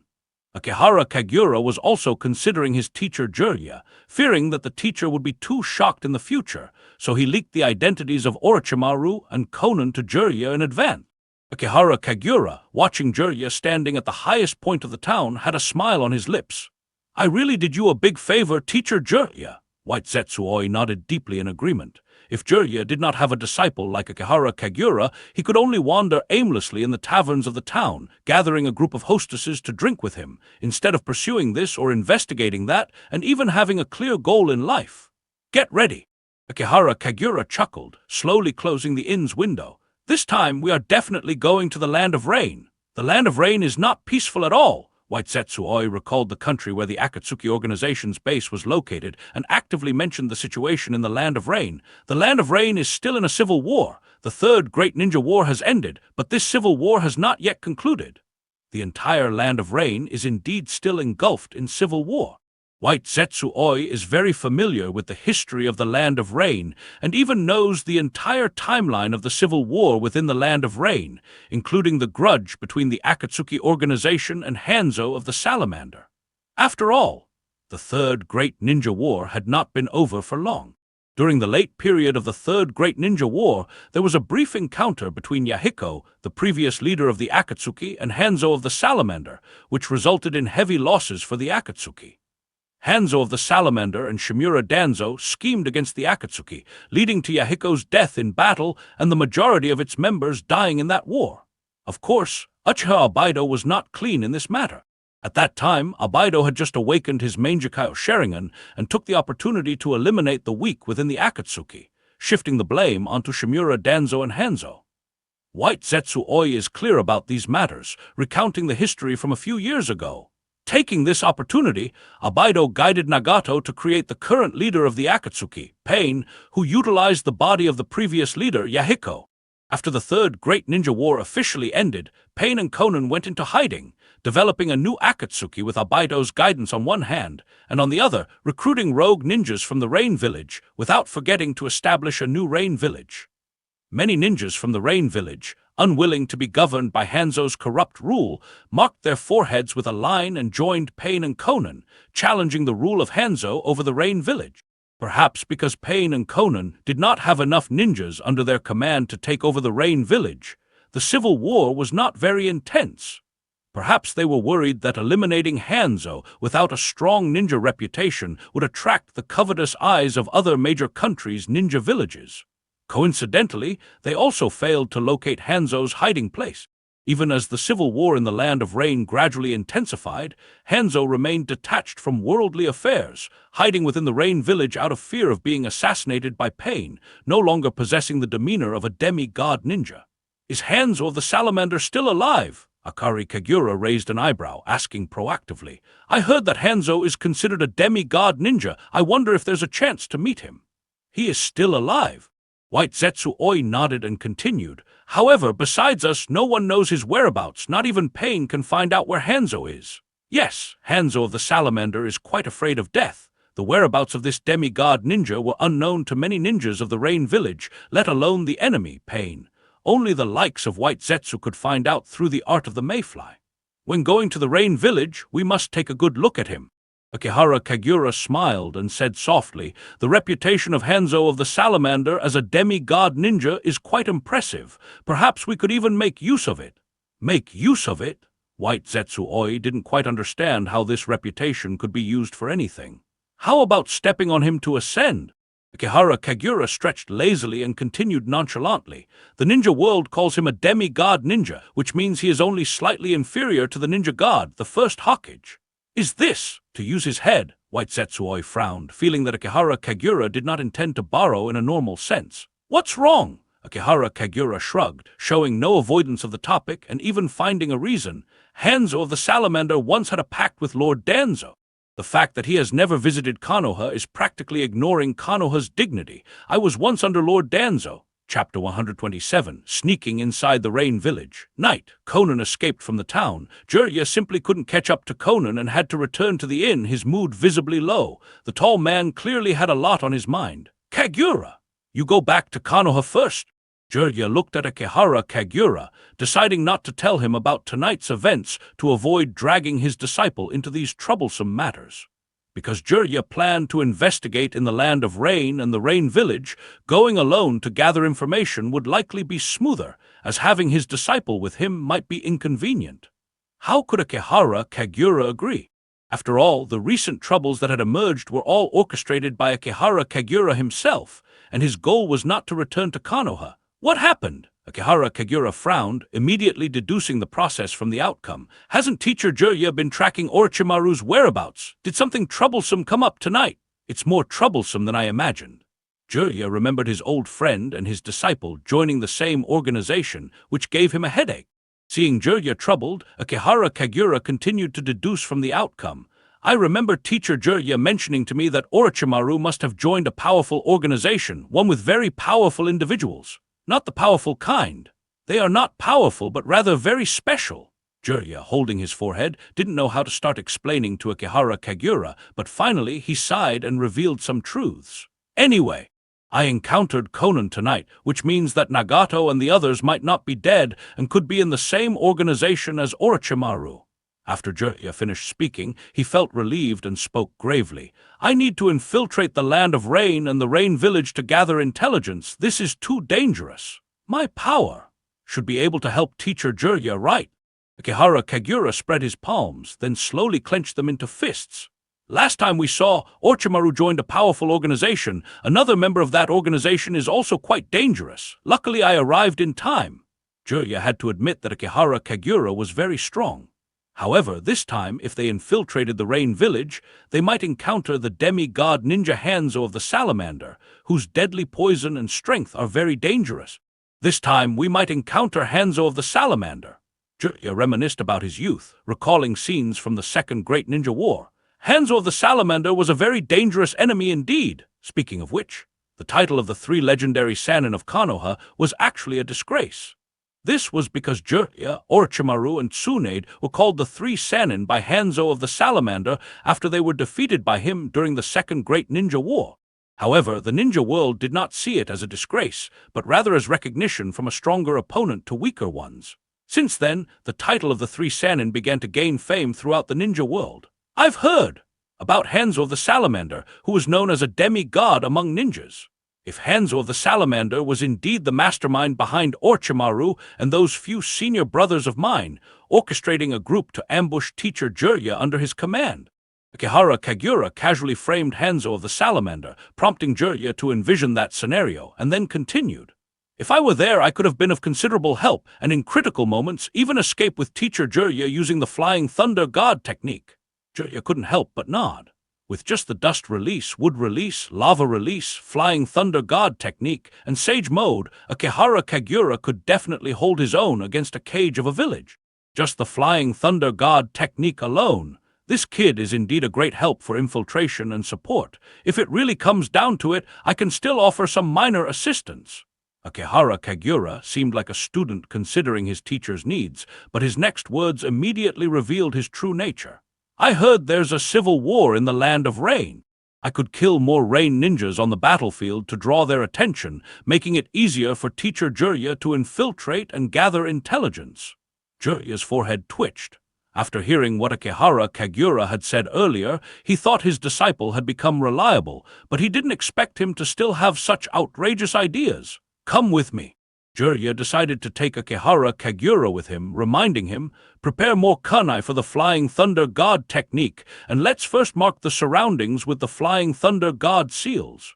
If Hanzo of the Salamander is really behind this, Jiraiya sighed deeply, feeling that the situation had suddenly become quite tricky. Akihara Kagura, not wanting to leak information about Nagato, simply shifted the blame onto Hanzo of the Salamander. Orochimaru and that guy who uses puppets are very strong. Is the demigod ninja really that powerful, to have so many people willing to follow him? Very strong, Jiraiya nodded seriously. Even after many years, Jiraiya, no longer the person he used to be, still harbored a deep fear of the danger posed by Hanzo of the Salamander, especially Hanzo's summoning creature, the Salamander, capable of releasing a deadly poisonous fog that only skilled medical ninjas could cure, if one were to be poisoned accidentally. This time there would be no one to cure them. The Land of Rain, the base of the Akatsuki organization. Upon returning to the base, Conan's first action was to meet with Pain and report her mission assignment, only to inform him about Jiraiya's trap. Jiraiya is still investigating the Akatsuki. Remembering her encounter with Jiraiya, Conan frowned and said, "This time he set a trap to lure us in. Although I managed to escape, he has discovered my identity, and it might not be long before he traces us back to the Land of Rain." Teacher Jiraiya. Pain's voice carried a hint of nostalgia for the past, yet he also felt regret over his teacher's persistence, believing that his teacher could never become their ally. If teacher Jiraiya truly discovers our location and this base, then we'll have to kill him. As for now, killing Jiraiya would not be easy for Pain. Pain was powerful enough, but killing a ninja and defeating a ninja were two different things, just as he could defeat Orochimaru but not necessarily kill him. Unless gathering all 6 path puppets, leveraging the unique abilities of the 6 paths of Pain would make surrounding and killing Jiraiya more feasible. Yes, Conan nodded, obeying Pain's order, but raised a concern. What about our recent missions? If we encounter another trap set by Jiraiya, taking on missions is not a problem. Pain glanced at Conan and instructed softly, just assign someone else to handle it. Conan, don't take risks anymore. We will continue to recruit and build our strength. Meanwhile, Jiraiya entered the Land of Rain with Akihara Kagura. Akihara Kagura experienced the unique climatic changes of the ninja world, where it almost always rained in the Land of Rain, causing the rivers to overflow throughout the year. Due to the intensifying civil war, no matter where one went, floating corpses could be seen in the rivers, making Akihara Kagura lose any desire to fish. War is always so cruel. Jiraiya, looking at the floating bodies, took the opportunity to educate his disciple, who knows how many families, left desolate and alone, are behind these corpses. So, Akihara Kagura nodded in agreement with his teacher's view and offered his own understanding. We must eliminate all those who could potentially start wars in the future. Jiraiya felt a bit of a headache, because his disciple's viewpoints always seemed logical yet somewhat off, making it impossible to refute, but also impossible to openly agree with. Jiraiya gradually realized that his disciple's intentions were actually correct, but putting them into practice appeared to be too extreme. One must not throw out the baby with the bathwater. Jiraiya could only teach Akihara Kagura, hoping the disciple would develop a sense of compassion. Perhaps those who start wars are also compelled by the need to survive. Teacher Jiraiya, your bias. Akihara Kagura immediately caught the loophole in his teacher's words. Jirya suddenly realized that his words were indeed somewhat inappropriate, as if he was making excuses for those who initiated wars. For example, the Sand Village. After all, during every great ninja war, the ninjas of the Sand Village were unable to hold on, and their first action was to attack the Konoha village, aiming to invade the Land of Fire to seize its fertile land. Who in the ninja world doesn't know that the Sand Village is desperately poor, having to continually reduce the number of ninjas to sustain itself? But the Konoha ninjas can't compromise the interests of the Land of Fire and their own for the sake of pitying the poverty of the Sand Village, can they? So let's do as I say. Akihara Kagura sighed, no longer pursuing his teacher's mistake, and continued. If someone wants to start a war against the Konoha village just to survive, then just kill them all. That would solve two problems at once. How does that make sense? Jirya looked at Akihara Kagura, somewhat bewildered. Akihara Kagura looked at Jirya and explained seriously. By killing those people, we eliminate the crisis of war erupting and also solve their problem of surviving. Jirya felt a bit of déjà vu. This indeed sounded logical, but still somewhat off. After all, if they're dead, they surely won't have to worry about surviving. Let's go to the Rain Village. Jirya gave up on continuing the discussion about war with his disciple. After all, Jirya didn't have a solution to the constant outbreak of wars in the ninja world. He just hoped for the prophecy foretold by the great Toad Sage, the prophecy of the child who would change the fate of the ninja world. The Rain Village. This is a village cast from reinforced concrete. Due to the village's perennial abundance of rainfall, to prevent the wooden houses from soaking and rotting, the village had to be constructed with reinforced concrete. Furthermore, to facilitate drainage during the long rainy seasons, many interconnected sewer systems were built within the village, with an immeasurable number of drainage pipes. These drainage pipes were wide enough to allow unobstructed passage. However, due to their sheer number, anyone unfamiliar with them could easily get lost without a guide from the Rain Ninja.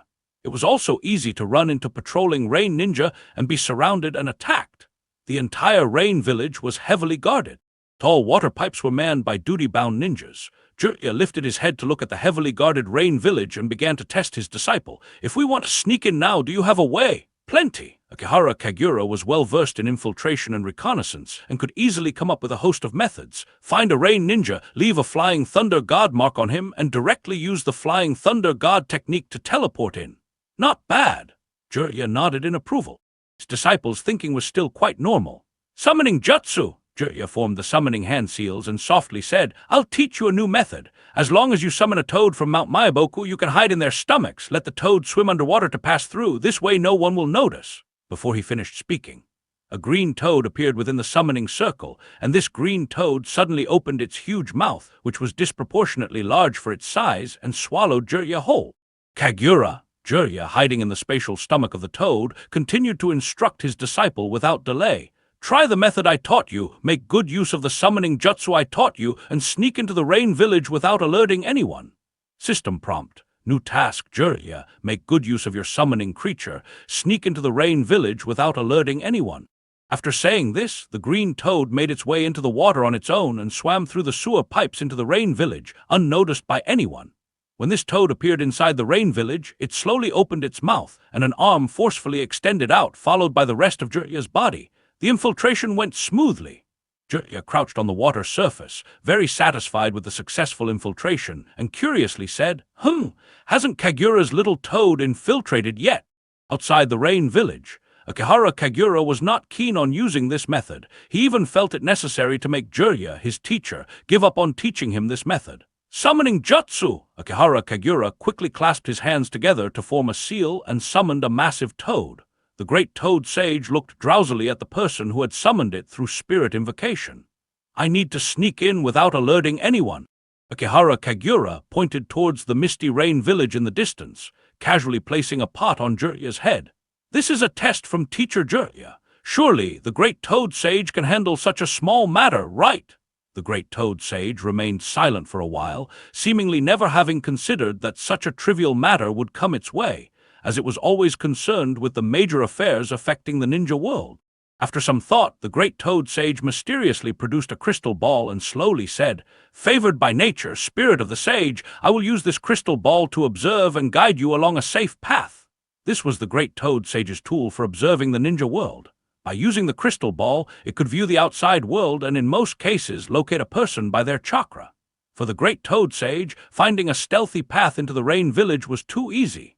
Even the great toad sage could personally escort Akihara Kagura inside. "There's no one on this path. This pipe behind can hide me. There's a ninja in this street. We should hide first. We must not alert anyone." Akihara Kagura emphasized the mission requirements and explained softly, "Moreover, when sneaking in, we need to use the toads from Mount Maiboku, but the great toad sage should know I'm not familiar with the other toads. Teacher Jirya's test is not easy indeed." The great toad sage sighed, spending a long time observing the rain village through the crystal ball, feeling the difficulty of this test. "Let's go through this passage. It should allow me to enter." "This crystal ball's ability is truly exceptional," Akihara Kagura praised, seemingly with an ulterior motive. "Sometimes it can't observe specific individuals." The great toad sage shook its head, gasping for breath as it revealed the crystal ball's limitation. "Some people whose fates cannot be observed always elude its sight." Today's exercise was undoubtedly significant for the great toad sage. After all, the great toad sage was already over 1,000 years old. Using the observation crystal ball, the great toad sage found a defensive flaw in the rain village and after much hardship finally escorted Akihara Kagura to Jirya. "Ah, this is—" Jirya's jaw almost dropped. "Great toad sage!" Akihara Kagura looked at the great toad sage beside him and rarely took the initiative to praise. "The summoning toads of Mount Maiboku indeed greatly aided in stealth and reconnaissance. We didn't alert anyone on our way here, almost as if we walked in directly." "Huff, huff! It's been a long time since I've exercised like this." The great toad sage, looking at the astonished Jirya, gasped for air before dissolving the summoning, suggesting to Jirya, "Little Jirya, next time, could you possibly arrange tasks that are suitable for us to perform together?" Chapter 128, Hanzo of the Salamander. "Please take your time leaving." Jirya nodded and bowed deeply as he watched the great toad sage vanish into smoke, then immediately turned around, furious, and roared at Akihara Kagura. "Kid, you're not allowed to summon the great toad sage again. If this keeps up, I'll be scolded to death by them." Looking at the results, summoning the great toad sage was the best choice. Akihara Kagura has always been a results-oriented person and took the initiative to explain.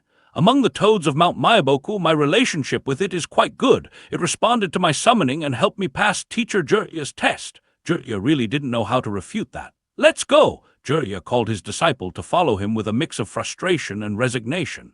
"Yes!" Akihara Kagura nodded, looking over his achievements. System prompt: make good use of your summoning beast to infiltrate the rain village without alerting anyone. Mission completed. Reward: Toad Flat Shadow Manipulation Technique. Toad Flat Shadow Manipulation Technique. Hidden within a person's shadow, controlling their actions through the shadow, its stealth far surpasses other shadow imitation techniques. This is a support-type technique. Its powerful function lies in being able to stealthily hide within a shadow and control a person, a covert infiltration technique that any ninja would desperately desire. "Let's ask around in the village first."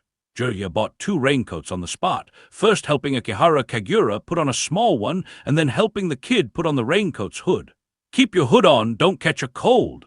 Akihara Kagura remained silent, not responding, but helped his teacher put on a large raincoat and even tiptoed to help him with the raincoat's hood. Jirya, seeing his disciple working hard to help, couldn't help but smile and softly said, "Let's go buy something to eat first, see if we can find out anything from the ordinary villagers." Boom! Suddenly, an explosion sounded on the street. The civilians on the street were frightened by the explosion and scattered in all directions. A group of rain ninjas immediately swarmed in, killing a ninja who had caused the explosion on the spot, and a rain forehead protector, cut through the middle, fell into the muddy water mixed with blood.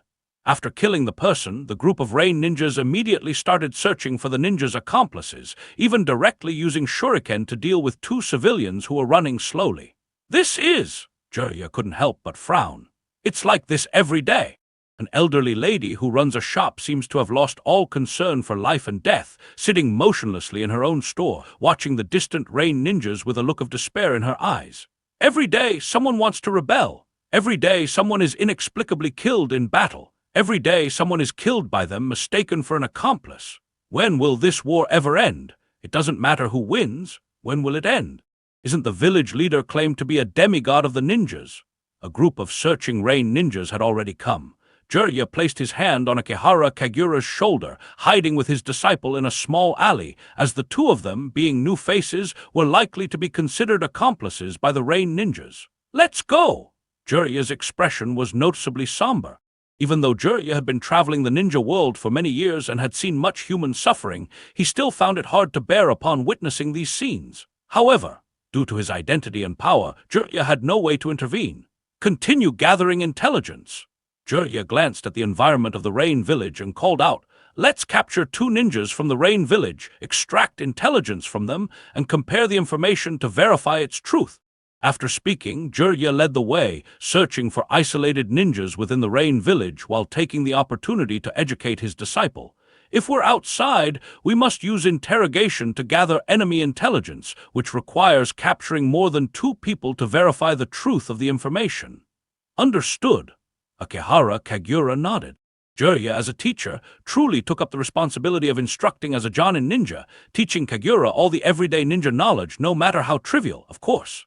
Actually, Jirya had an easier method. For example, summoning a magical toad from Mount Mayaboku that could disguise itself as a house and transform into a shop to lure in the Rain Ninjas. But Jirya was worried about Kagura summoning the great toad sage. Just then, the Rain Village had a patrol team of only 2 people.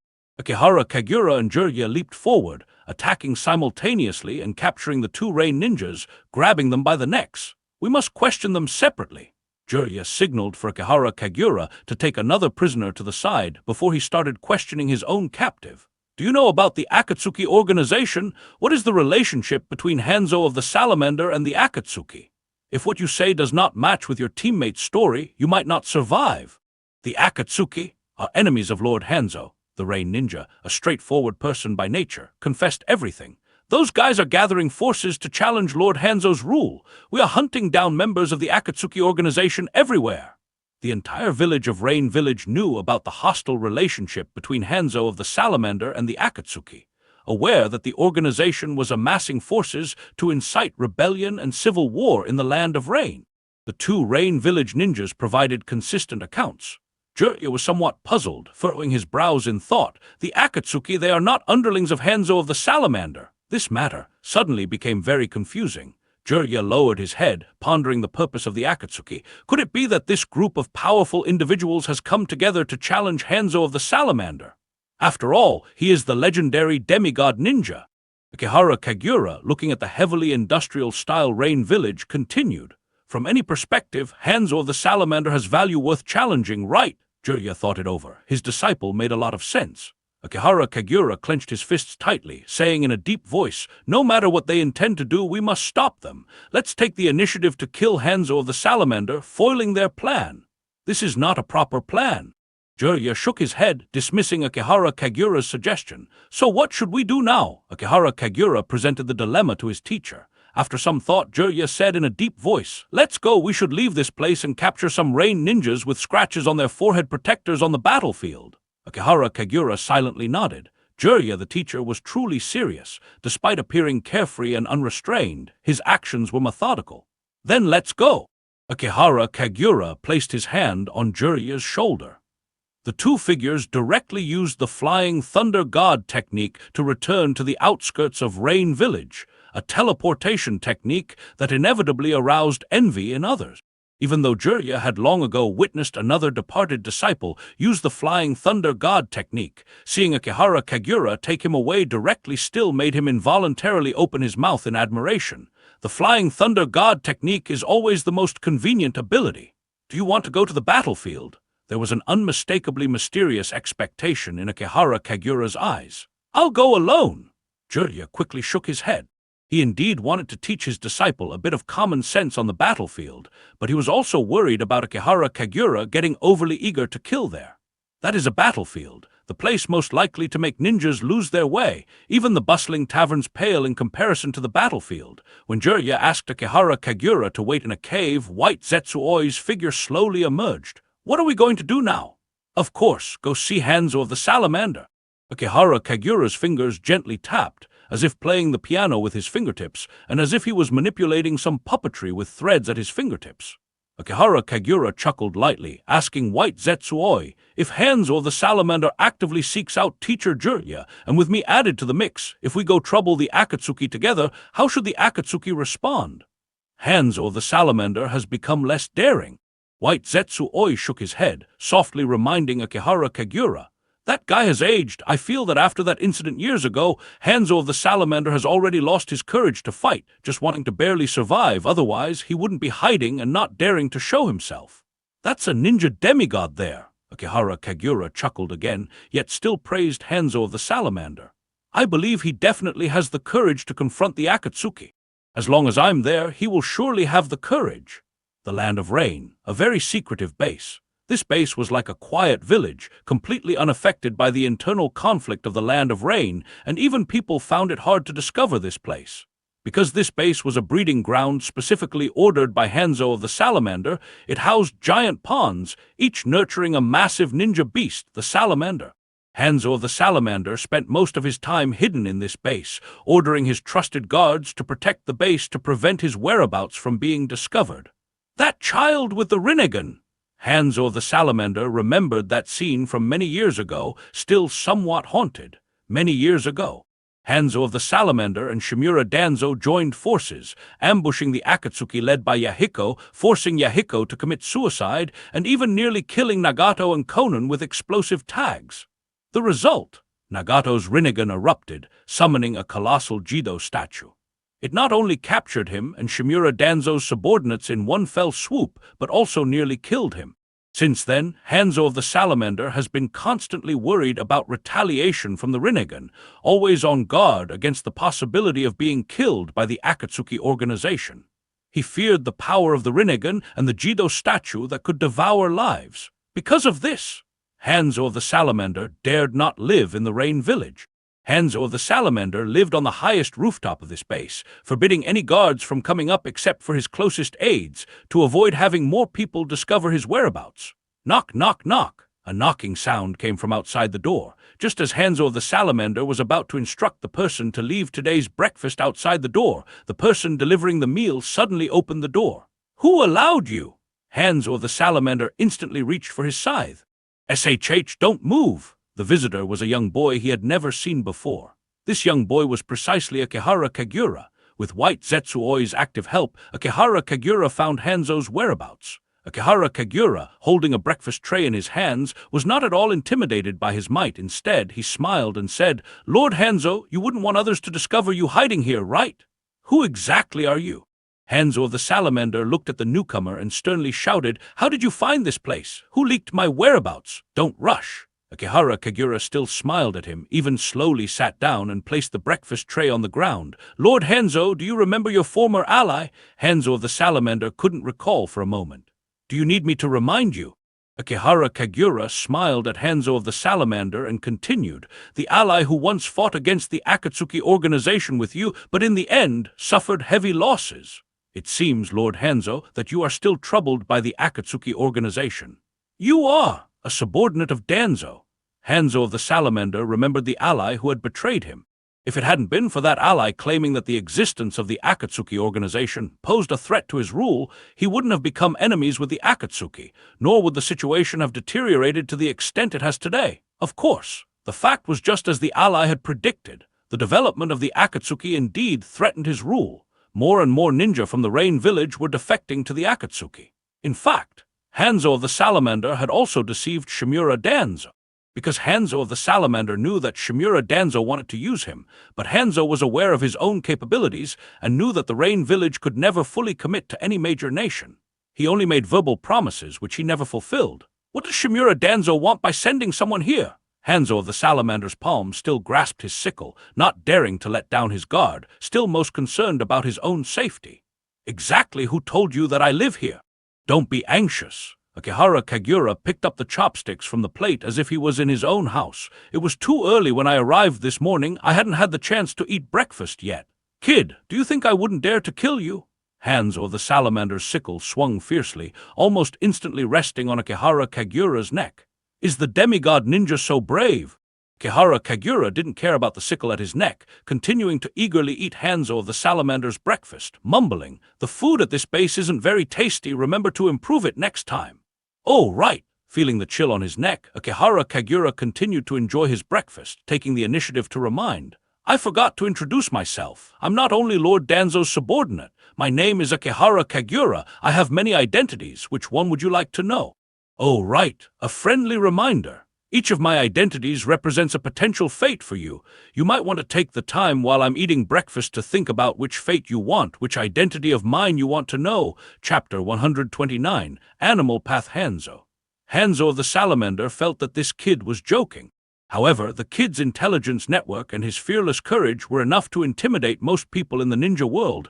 Even Hanzo of the Salamander felt somewhat uneasy. Hanzo of the Salamander watched as Akihara Kagura ate the breakfast that belonged to him, his mind swirling with thoughts about the boy's identity, pondering the words the boy had said. Firstly, it was unlikely that this kid was a subordinate of Danzo. Hanzo of the Salamander knew Shimura Danzo all too well. He always preached about the ninja's self-sacrifice, but in reality he was extremely cowardly, acting in dark and despicable ways. It was impossible for Shimura Danzo's subordinates to have the courage like this boy, who would only kneel before him, obediently listening to orders. Naturally, Hanzo of the Salamander did not let go of the sickle in his hand, because doing so might offend the boy, but Hanzo of the Salamander had to ensure that if the boy ever attempted to assassinate him, he could react immediately, forcefully chopping off the boy's head. "Are you a member of the Akatsuki?" Hanzo of the Salamander raised the imminent threat. "Have you decided on your answer?" Akihara Kagura finished the last rice ball, put down his chopsticks, and reached for the sickle around his neck. "If you have decided on the answer, then I have no choice but to talk to you with my identity in the Akatsuki." "You really are a member of the Akatsuki?" Hanzo of the Salamander's expression changed, pressing down hard on his sickle, wanting to cut off Akihara Kagura's head right there. However, Akihara Kagura's palm tightly grasped his sickle, allowing the blade to cut into his palm, letting the fresh blood flow out, yet still smiling unflinchingly. "One last reminder." Akihara Kagura looked at this demigod ninja, his voice taking on a serious tone. "You need to think carefully about your own fate before considering my identity." "Are you here to assassinate me?" Hanzo of the Salamander struggled to pull out the sickle, but no matter what he couldn't break free, watching the boy sitting across from him with some fear. Because his sickle was coated with the poison of the Shimaguryo fish, and this deadly poison couldn't make the boy fall, not even causing the boy to frown. "Your poison is not bad." Just at that moment, a pair of crimson eyes entered Hanzo of the Salamander's view. "Let's decide the outcome in a world of genjutsu." "Sharingan." Hanzo of the Salamander's face turned pale with horror. Because at this distance, once the kid used genjutsu on him, there was no way to avoid it. Even Hanzo of the Salamander himself was not sure he could break free from the genjutsu now. What horrified Hanzo of the Salamander even more was, this kid's Sharingan was not the three Tamo. The three black Tamos slowly began to rotate, transforming into a strange shape. Higher level of Sharingan than the three Tamo. A hint of fear arose in the heart of Hanzo of the Salamander. The next moment, a vortex of space and time appeared before him, enveloping this demigod ninja into a bizarre world of illusion, emanating from the world of the limited Tsukiyomi. "Death is not the end of life." Akihara Kagura touched his eye sockets. His body also entered the world of the limited Tsukiyomi along with the space-time vortex, softly lamenting, "The true end of life is when a person loses his beliefs." Limited Tsukiyomi world. The figure of Hanzo of the Salamander appeared here, looking around in unsettled fear, because a group of rain ninjas was calling his name. "Lord Hanzo, the legendary Hanzo, second only to the god of ninjas. The demigod ninja, only a step away from the god of ninjas. This is..." Hanzo of the Salamander looked somewhat panic-stricken at a group of rain ninjas calling him. "This must have been when you were known as the demigod ninja, right?" The figure of Akihara Kagura appeared behind him, chuckling lightly. "Although this title might seem ridiculous in the future, they seem to trust you." Hanzo of the Salamander remained silent, not speaking, because at this time he was still in his younger days, having survived the poison sac of the salamander within him, and relying on his strong willpower, he honed his ninjutsu and swordsmanship, thus becoming a demigod ninja surpassing all Kage in the ninja world. Hanzo of the Salamander reminisced about his past, with all his pride returning to his chest, yet his excitement cooled down instantly as he turned to look at the boy behind him. "Kid, is this your illusion?" This illusion. It was like the real world. Even those rain ninjas below, calling out, seemed like living people, and indeed they were people truly living in the world of illusion with their unique consciousness. Hanzo of the Salamander's gaze seemed to tremble as he looked down at the rain ninjas, those who had fought alongside him, willing to sacrifice their lives for him. Sadly, those people later died in the battle against the Akatsuki organization. "Who is that boy? How is that guy standing next to Lord Hanzo?" The puzzled voices of a group of rain ninjas changed Hanzo of the Salamander's expression. This illusion. Hanzo of the Salamander felt the reality of this illusion and looked incredulously towards Akihara Kagura. This is the first time the old man has seen an illusion of this level. Theoretically speaking, both limited Tsukuyomi and infinite Tsukuyomi are top-level illusions. However, infinite Tsukuyomi can instantly use the moon to affect everyone, instantly putting everyone into a dream state.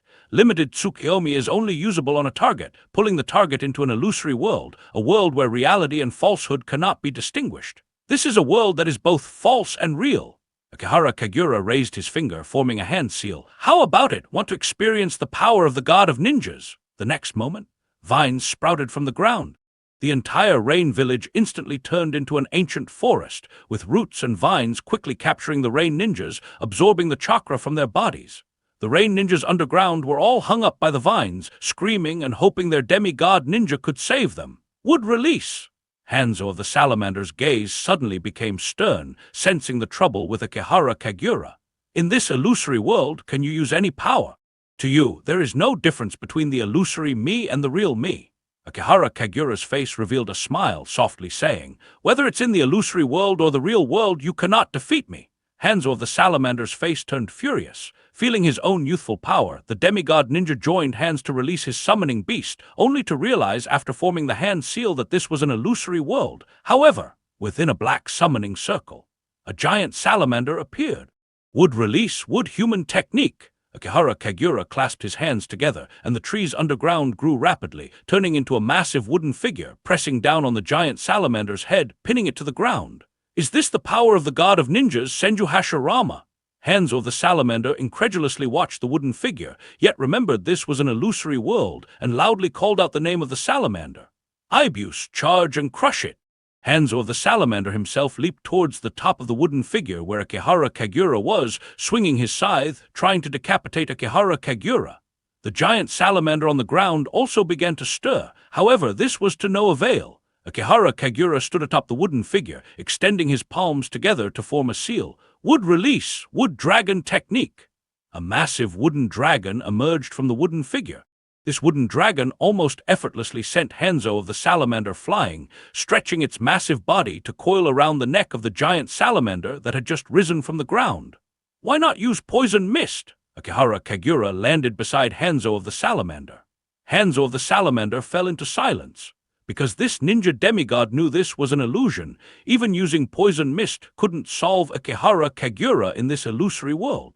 Knowing it was an illusion, once it was dispelled, he would never see those loyal followers by his side again. So many people, in the real world, these people had actually died long ago. They had been the ones who supported him from behind, helping him become a ninja demigod, protecting the Rain Village, always willing to stand behind him.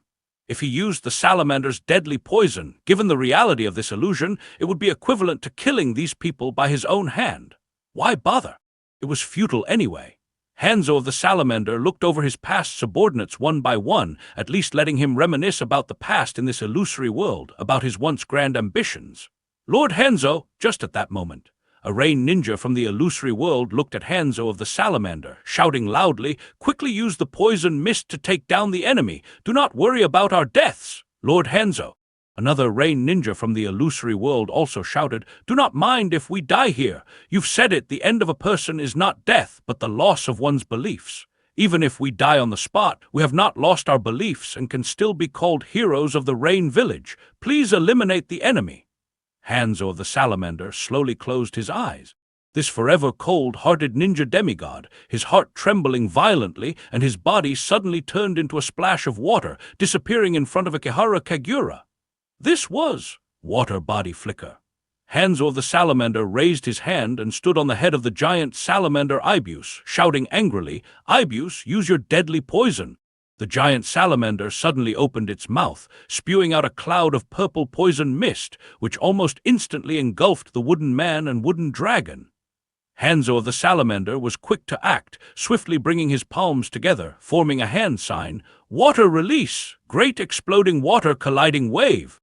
A huge wave of water soared into the sky, infusing the salamander's deadly poison into the water, tightly enveloping the wooden man, hoping to defeat the wooden man with the deadly poison. The fighting spirit has been rekindled.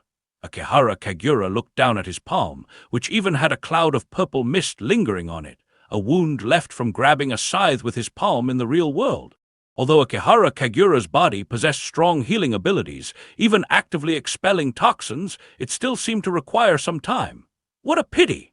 Akihara Kagura's body instantly returned to the wooden man, his pupils instantly transformed into the shape of the Mangekyo Sharingan, and pieces of white armor fell like moonlight shed by the silver moon onto the poison-soaked wooden man. Susanoo, majestic armor wooden man!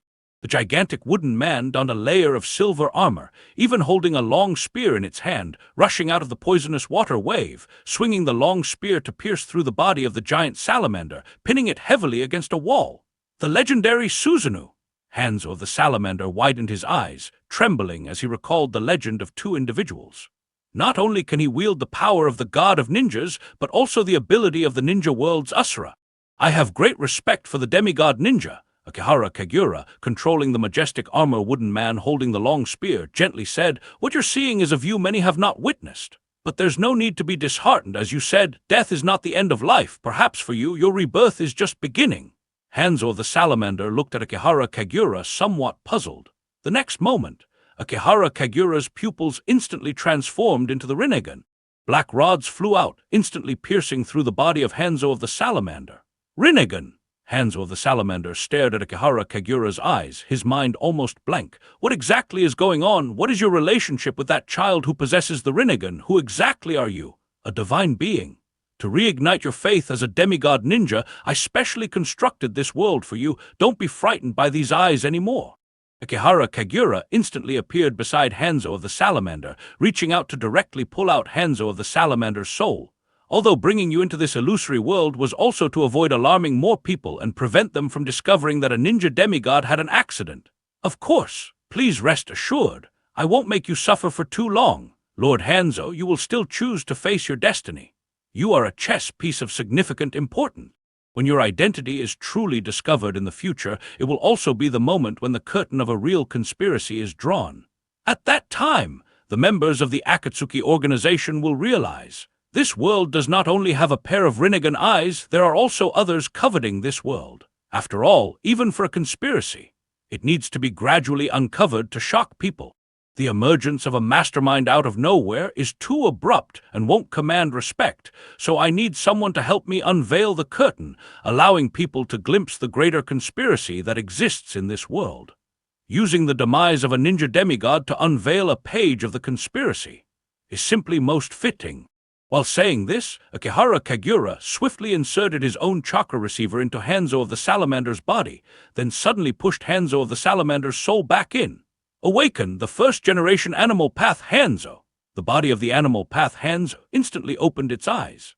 Hanzo of the salamander's soul felt its anomaly, knowing his body was being controlled. He involuntarily wanted to resist, but was completely unable to due to the chakra receiver rod. Kid, what have you done to me? Who exactly are you? Tell me now. No need to hurry, you will gradually find out. Akihara Kagura's eyes also gradually turned into the Mangekyo Sharingan, and a hint of crimson appeared in the eyes of Hanzo of the salamander. Akihara Kagura reached out and grasped the body of Hanzo of the salamander, and the bodies of the two immediately disappeared into the world of the limited Tsukiyomi with the vortex of space and time, returning to the reality of the Hanzo's base. The real world, Hanzo of the salamander sat dazedly in place. Akihara Kagura, while tidying up the dinner plates, softly consoled his animal path puppet. Then I'll be leaving first, Lord Hanzo. No matter what I have done, it's not a bad thing for you. You turned me into a puppet. Hanzo of the salamander wanted to retort. This is a fair trade for us. Akihara Kagura shook his head and softly said, I let you enter the world you most wanted to live in your heart.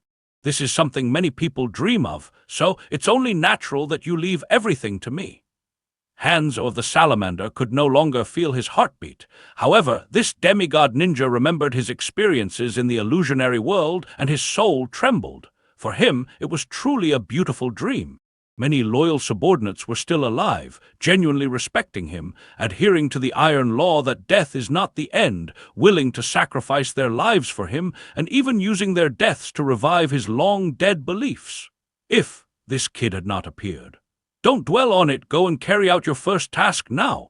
Akihara Kagura slowly tidied up his finished dinner plate, reached out to open the door and said, "Go to the battlefield, encounter my teacher Jirya, renew the alliance with Lord Danzo, and ask the Konoha ninjas to join you in fighting against the Akatsuki organization."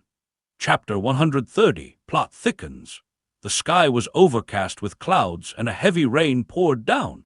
Jirya, wearing a raincoat, stood amidst the torrential downpour, watching a group of ninjas who were still fighting in the rain, feeling a sigh rising in his heart. This is the war of the ninja world. One side would not stop and the other would not back down. Unless they were ordered to stop fighting, these ninjas could never cease until death, not to mention it was just heavy rain falling from the sky. Even if meteors were falling from the sky, these ninjas had to continue fighting. Jirya sighed, started to form hand signs, planning to take advantage of the rain obscuring vision to capture two ninjas with scratched forehead protectors, trying to get information about the Akatsuki organization from them. Splashing! The sound of heavy boots stepping on the rainwater came. Was this the reinforcements for one of the sides? Jirya immediately hid himself and looked towards a group of rain ninjas wearing gas masks, and also saw a man being surrounded by these rain ninjas. "Lord Hanzo has arrived!" This voice immediately caused a stir among the rain ninjas. "Hanzo of the Salamander!" Jirya's face changed drastically. Even if the heavy rain made it impossible to see the full face, Jirya could recognize the man's figure in an instant, recalling how terrifying that man was. Sure enough, the situation on the battlefield immediately turned around with the appearance of Hanzo of the Salamander. With the morale of the ninjas from the Rain Village boosted, the group of ninjas gathered by the Akatsuki organization instantly became vulnerable, starting to scatter and flee.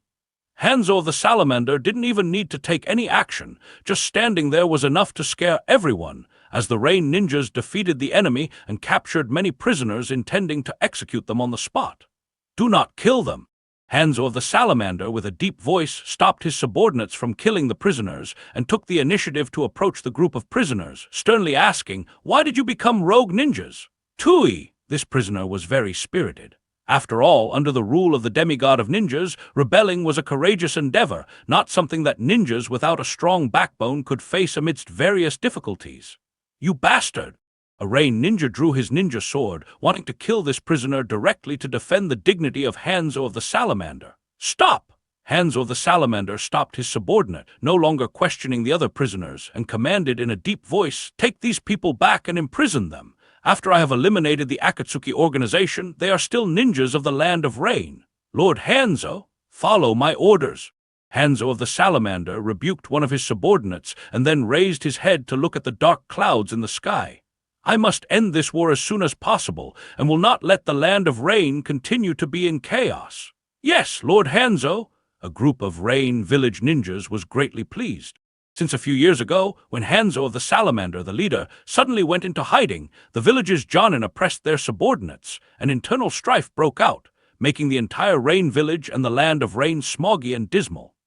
This group of Rain Village ninjas believed that as long as Hanzo of the Salamander was willing to come out and calm the situation, the civil war could be quickly settled, and peace could be restored to the Land of Rain. The group of Rain Village ninjas left the battlefield with their captives. Hanzo of the Salamander waved his guards to leave him alone and stayed there by himself, his gaze turned towards the hiding place of Jirya.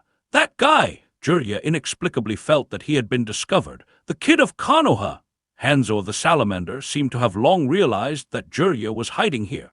Given Hanzo of the Salamander's age and the events that had occurred in the past, this demigod ninja could completely consider Jirya as a junior. "No need to hide from me anymore." Hanzo of the Salamander looked at Jirya's hiding spot, his eyes flashing with a hint of reminiscence. "Just as I had predicted back then, you and those two kids have indeed become renowned ninjas in the ninja world.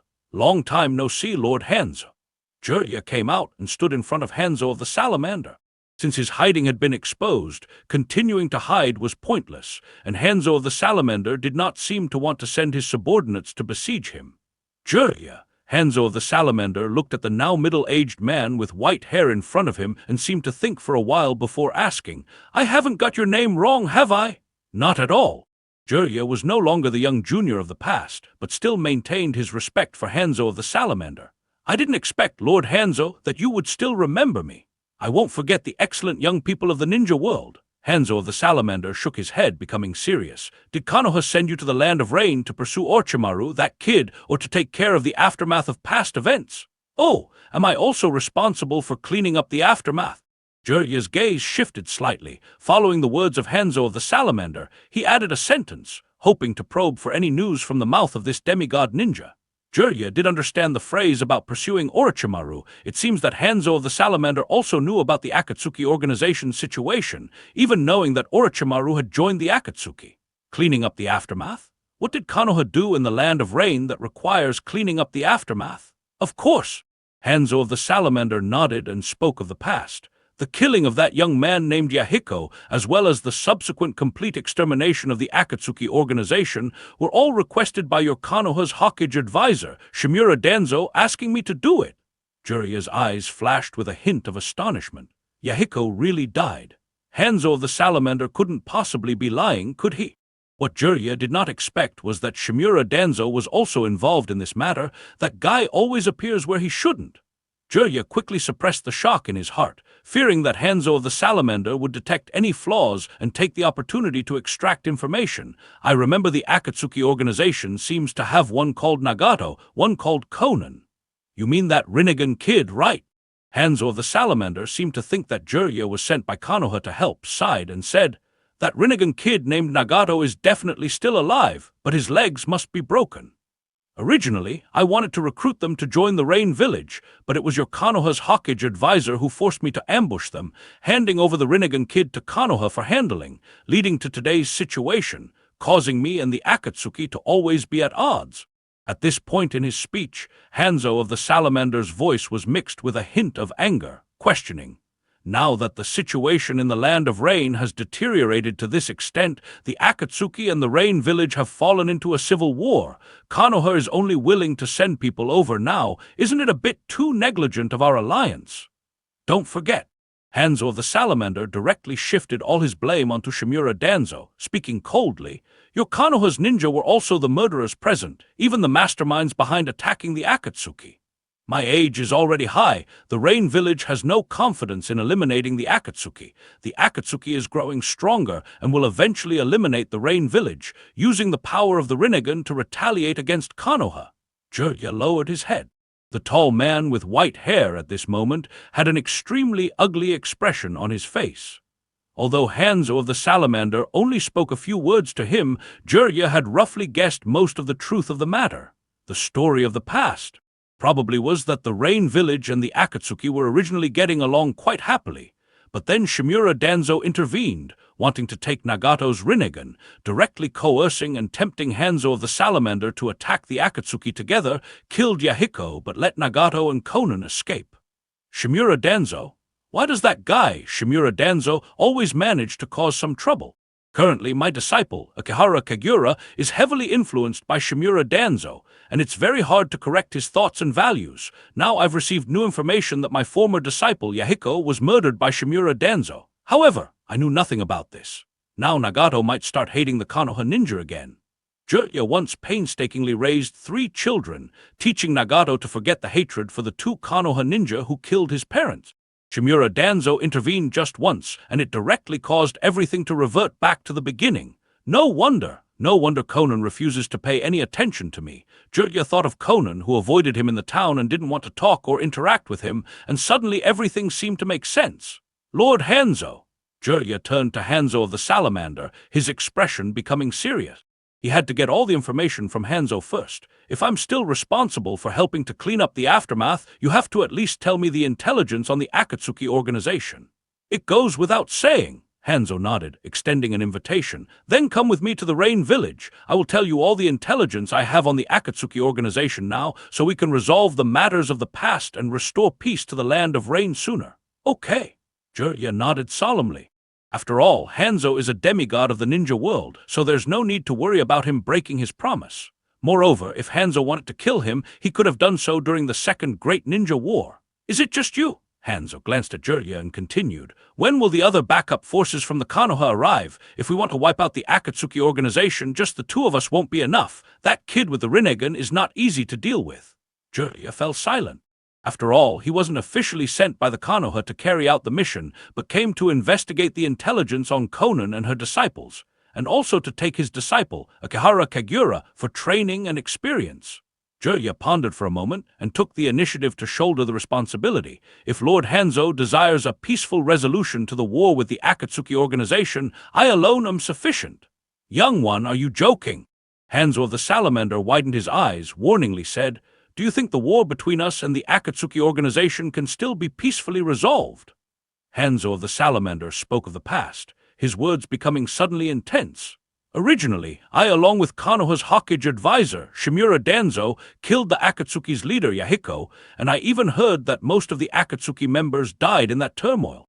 That encirclement back then, only a young girl and that kid with the Rinnegan escaped. This kind of hatred cannot be resolved with just a few words. They want to wash away the hatred with blood and lives, and I certainly don't harbor such naive thoughts. I understand. Jiraiya immediately felt the situation became a bit more troublesome and could only muster the strength to say, let me first understand the current situation of the Akatsuki organization. According to Hanzo, the Akatsuki organization certainly harbors great hostility towards the Rain Village and Konoha. Konan and Nagato must have been completely blinded by hatred. Even Jiraiya, a ninja of Konoha, after hearing about the past, harbored grievances against Shimura Danzo, Rain Village.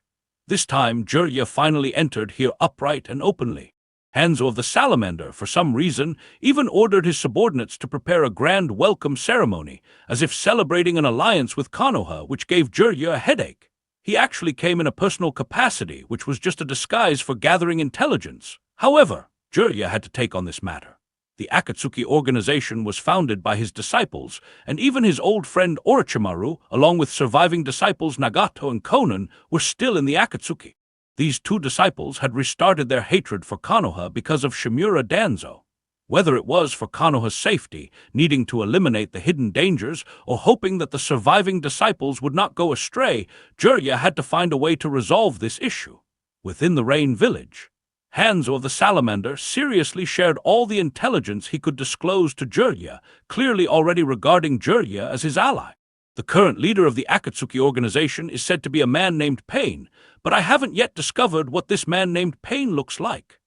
The main members inside the Akatsuki organization, as far as I have discovered, include Orochimaru, a S-rank rogue ninja from Konoha, Sasori of the Red Sand, a S-rank rogue ninja from the Sand Village, Kakuzu from the Waterfall Village, along with Nagato and Konan, the two who survived initially. Besides, the Akatsuki organization continues to recruit peripheral members. It is said that any ninja who scratches a horizontal line across their ninja forehead protector can join them. Currently, the Akatsuki organization on one hand is stoking the flames of war in small lands to take on large commissions, and on the other hand, organizing personnel to launch a civil war against the Rain Village. Their strength is actually continuously growing. My age is already very advanced. Hanzo of the Salamander looked towards Jiraiya, voluntarily handing over the leadership. What still supports my belief now is that before I die, I can completely clean up the Akatsuki organization, extinguish the war in the Land of Rain, and allow the Land of Rain to return to peace. Jiraiya was feeling a bit of a headache. Merely the fact that the core members of the Akatsuki organization were mostly S-ranked rogue ninjas made Jiraiya believe that finding the Akatsuki's base and sneaking in could potentially lead to his death if discovered by accident, not to mention dealing with someone like Orochimaru. Of course, if he could, after sneaking in, persuade Nagato and Konan, his two disciples, and also convince Orochimaru to leave with him, Jiraiya was quite intrigued by the idea. As for the peace between the Rain Village and the Akatsuki, as long as he could take his disciples and Orochimaru out, those who did not wish for peace could be exterminated or expelled. I'll try talking to the members of the Akatsuki first. Jiraiya gritted his teeth, still deciding to try peaceful means. Young one, Hanzo of the Salamander, as if he could see through Jiraiya's mind, took the initiative to say, actually, if you can bring out the members of the Akatsuki for peace negotiations, it would also be an opportunity for us to end the war. Hanzo of the Salamander continued, Originally, an idea from Shimura Danzo, the Konoha's Hokage advisor, was to lure out the leader of the Akatsuki under the guise of negotiations, kill the leader of the Akatsuki first, and then the other members without their leader would be at our mercy, as long as the Akatsuki is dealt with. After sharing his thoughts, Hanzo of the Salamander reiterated his alliance with Konoha. I will still honor the alliance with Shimura Danzo, Konoha's Hokage advisor. This alliance is not needed at all. Jiraiya truly felt the shadow of Shimura Danzo. Could that old man not do something serious for once, stop acting recklessly, and always leave a bunch of problems for Konoha? I really want to solve this problem peacefully. Jiraiya sighed deeply, taking the initiative to suggest, if possible, let's first quickly find out where the Akatsuki's base is hidden. I'll try to sneak in and see if I can get more information about the Akatsuki. It's possible. Hanzo of the Salamander agreed with Jiraiya, presenting his own difficulty. Apart from investigating the Akatsuki's base, the Rain Village cannot offer you any more help. We small ninja villages do not have as many talents as Konoha. It doesn't matter. Jiraiya did not mind these minor issues. The meeting ended swiftly, and Jiraiya gained much from it, learning some of the intelligence he wanted to investigate and about past events. As expected, Jiraiya chose to leave directly.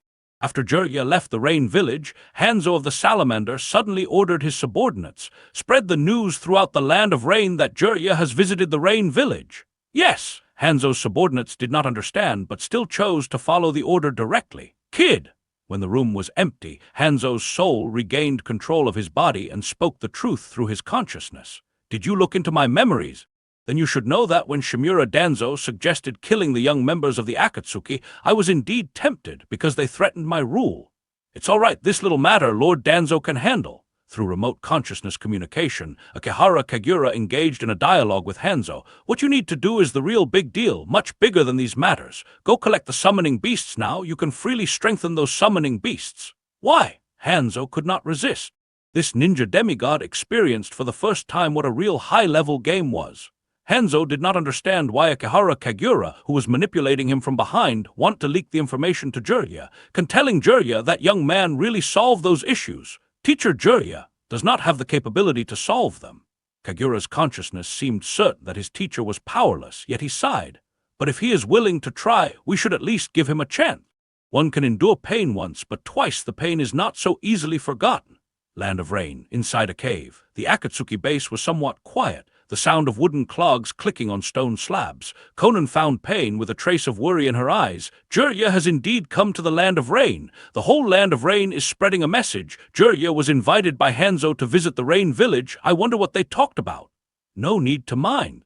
Pain's face was always cold, as if everything was under control. Even if Teacher Jiraiya stands against us, the outcome of this war will not change. God will not lose. Pain remembered his teacher's temperament and continued. Perhaps Teacher Jiraiya may want to persuade us to surrender, but this time is different from the past. I won't believe in verbal peace, nor can I forget the pain this world has brought me. Chapter 131, All Danzo's Fault. Inside a cave. Akihara Kagura seemed to know nothing at all. When Jiraiya returned here, he saw Akihara Kagura still obediently waiting for him in the cave. This tall man had a belly full of worries and didn't know how to start talking to his disciple about them, because all these matters were actually unrelated to Akihara Kagura. Teacher Jiraiya. Akihara Kagura looked up, asking in surprise, what happened? Didn't you say you were going to the battlefield to capture ninjas from the Akatsuki organization to gather intelligence? Yes. Jiraiya felt that he had gathered too much intelligence today and sighed deeply. We have almost gathered all the intelligence. What remains is to slowly investigate and find out the base of the Akatsuki organization. Wait! A hint of confusion flashed in Akihara Kagura's eyes. He asked in surprise, isn't this the intelligence Teacher Jiraiya went to the battlefield to gather? Why do you say we have almost gathered all the intelligence? Ah, this! Jiraiya was somewhat at a loss for words and tried to equivocate to his disciple. The situation with the Akatsuki organization is very complicated, more complicated than I had anticipated. We might have to stay in the Land of Rain for a while longer. Is it complicated? Akihara Kagura didn't think the situation with the Akatsuki organization was complicated at all and proactively suggested, if it really comes to it, we can report the information to Lord Danzo and the third Hokage, letting them. No! Jiraiya immediately interrupted Akihara Kagura's words. The trouble with the Akatsuki organization was caused by Shimura Danzo in the first place. Letting that guy come to solve the problem with the Akatsuki organization would only make things worse. Moreover, He must make Nagato and Konan leave the Akatsuki organization, because Nagato, his disciple, was still alive, and with the Rinnegan similar to the Sage of Six Paths, he was very likely the child of prophecy mentioned by the great Toad Sage. Nagato was the hope for a revolution in the ninja world. In any case, Shimura Danzo must not be involved in this matter. Jirya thought of a reason, intending to persuade his disciple. The Akatsuki organization is a dangerous organization. Once more people know about its intelligence, it might scare them off, and finding them again would not be so easy.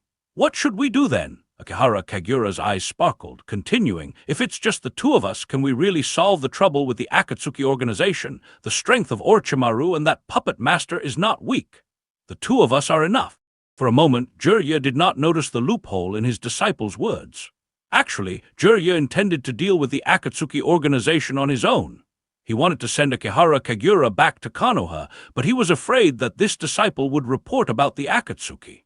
If he didn't let this kid go back, then he must keep the disciple, Akihara Kagura, by his side to prevent any trouble the disciple might cause. Allowing him to continue participating in the pursuit of the Akatsuki seemed to pose no issue. Upon reconsideration, Jirya thought that even if he could persuade Konan and Nagato to leave the Akatsuki, a battle in the future was inevitable, and the disciple Akihara Kagura could still be of much help. After all, the leader of the Akatsuki, Pain, was definitely powerful, in addition to several S-class rogue ninjas. While Jirya and Akihara Kagura were still discussing the Akatsuki, Hanzo of the Salamander had already sent someone to deliver the location information of the Akatsuki base, hoping that Jirya could help investigate the Akatsuki's details. Was it found this quickly? Jirya felt that Hanzo of the Salamander's efficiency was quite high. Yes! The person was Hanzo's right-hand man, barely qualifying as a capable subordinate, seriously reporting the task Hanzo had entrusted to him. I hope Lord Jirya can clarify the Akatsuki's details as soon as possible. If Lord Jirya wishes to peacefully resolve the internal conflict between the Akatsuki and the Rain Village, although Lord Hanzo thinks your idea is naive, he will still choose to respect the allies' opinion. If Lord Jirya cannot resolve the internal conflict of the Land of Rain peacefully, then it is hoped that Lord Jirya will meet with Lord Hanzo as soon as possible to fulfill the alliance between the Rain Village and Konoha and discuss the matter of eradicating the Akatsuki. This matter cannot be delayed. The timing of war is fleeting. Now that we have finally found the base intelligence of the Akatsuki, we must seize the opportunity no matter what. I understand. Jirya felt that Hanzo of the Salamander was quite generous in his actions. In the midst of a great ninja war, such an opportunity would definitely not be missed. Once the enemy's base was discovered, an attack must be launched as soon as possible. How could there be a chance for peaceful negotiations? Wouldn't that just give the enemy time to react? Perhaps.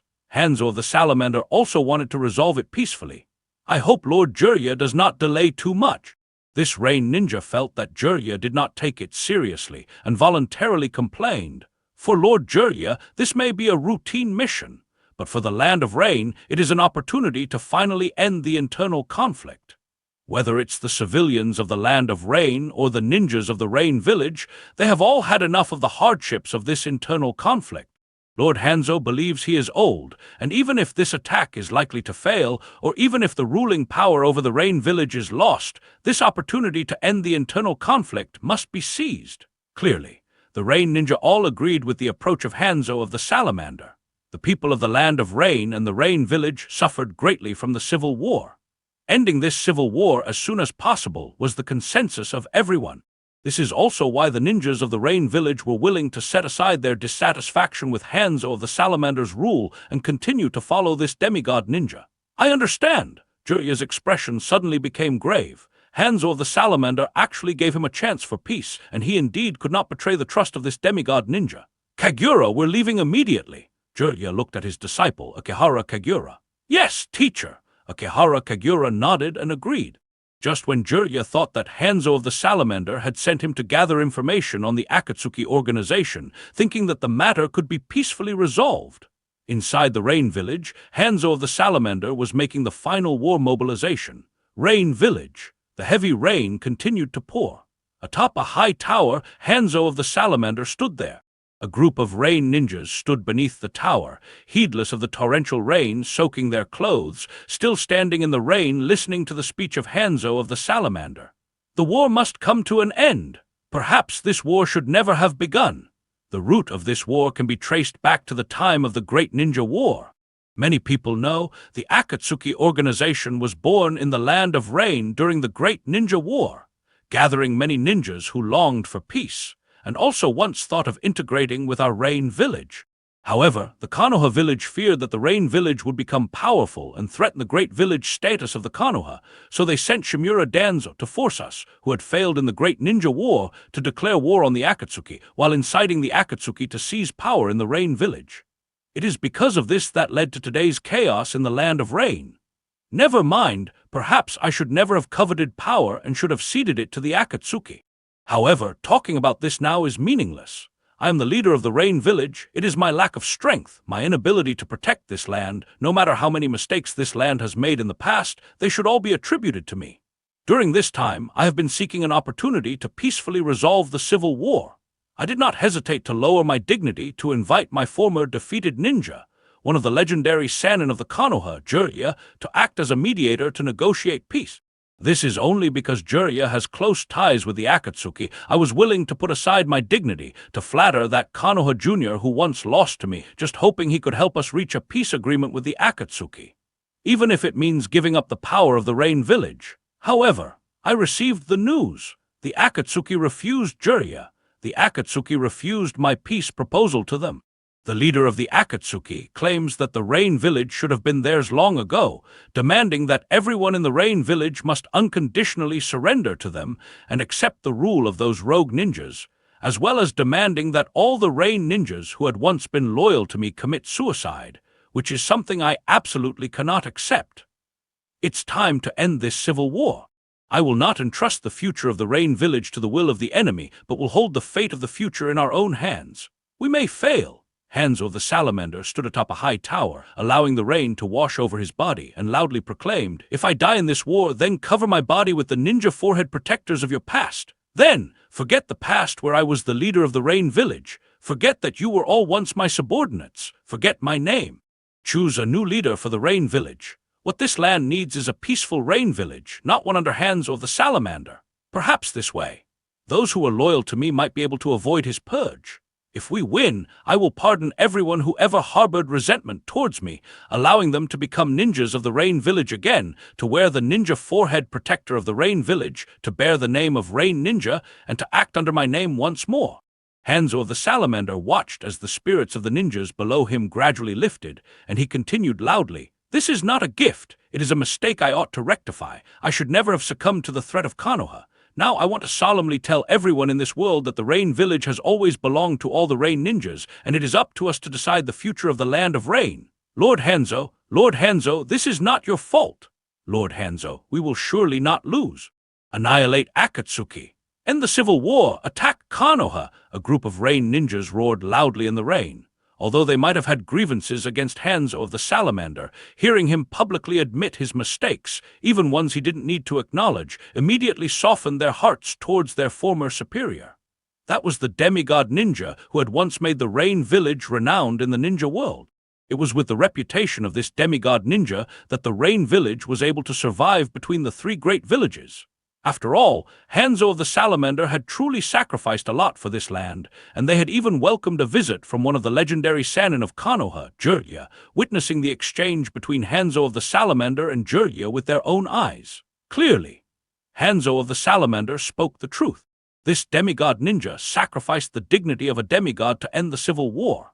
The guardian deity of the Rain village and the Land of Rain, in pursuit of peace, has secretly done so much instead of enjoying his leadership power as everyone imagines. Swear loyalty to Lord Hanzo until death. Eliminate the Akatsuki organization. Never hand over the Rain village to them. Only Lord Hanzo is the true leader of the Rain village. We only trust Lord Hanzo. The ninjas of the entire Rain village were stirred up, clamoring to reclaim everything for Hanzo of the Salamander, to destroy the Akatsuki organization wanting to seize power, and to continue their loyalty to this demigod ninja forever. "Let's go!" Hanzo of the Salamander raised his palm, loudly declaring, "Let this land regain peace, let this land become stronger, and ensure this land's future is never bullied again." With that, Hanzo of the Salamander donned a raincoat and leaped down, leading the charge outside the Rain village. A group of Rain Village ninjas followed closely behind him, leaping up in the rain like swallows, densely flocking towards the outside of the Rain Village. Incomprehensible! As Hanzo of the Salamander dashed towards the Akatsuki organization, his eyes darkened slightly, asking in his mind, just by acknowledging a mistake and showing a willingness to end the civil war, how could it win their following again? Did I really admit the mistake? The voice of Akihara Kagura appeared in Hanzo of the Salamander's mind, continuing, "That was only Lord Danzo's mistake. What does it have to do with you? Moreover, you said these things in public, stating that for the peace of the Rain Village, you are willing to lay down the dignity of a demigod ninja, a dignity more important than life itself. They will definitely believe you." Dignity? Hanzo of the Salamander had never thought about these things. "Ah, haven't played at this high level, have you?" Akihara Kagura chuckled lightly, explaining, "When you are willing to lay down your dignity and everything else for them, they will also be willing to sacrifice their lives to help you reclaim the lost dignity and everything else." "Yes, I even feel that I haven't lost any dignity." Hanzo of the Salamander had never experienced this feeling, as he was never willing to lose face as a demigod ninja.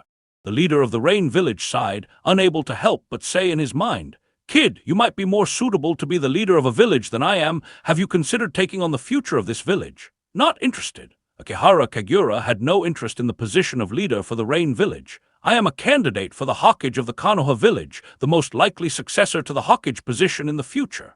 Hanzo of the Salamander immediately stopped talking. Compared to the position of Hokage in the Konoha, the leadership of the Rain Village indeed seemed less appealing. Although what this kid said sounded too fake, not really like a serious candidate for Hokage, more like he was dreaming.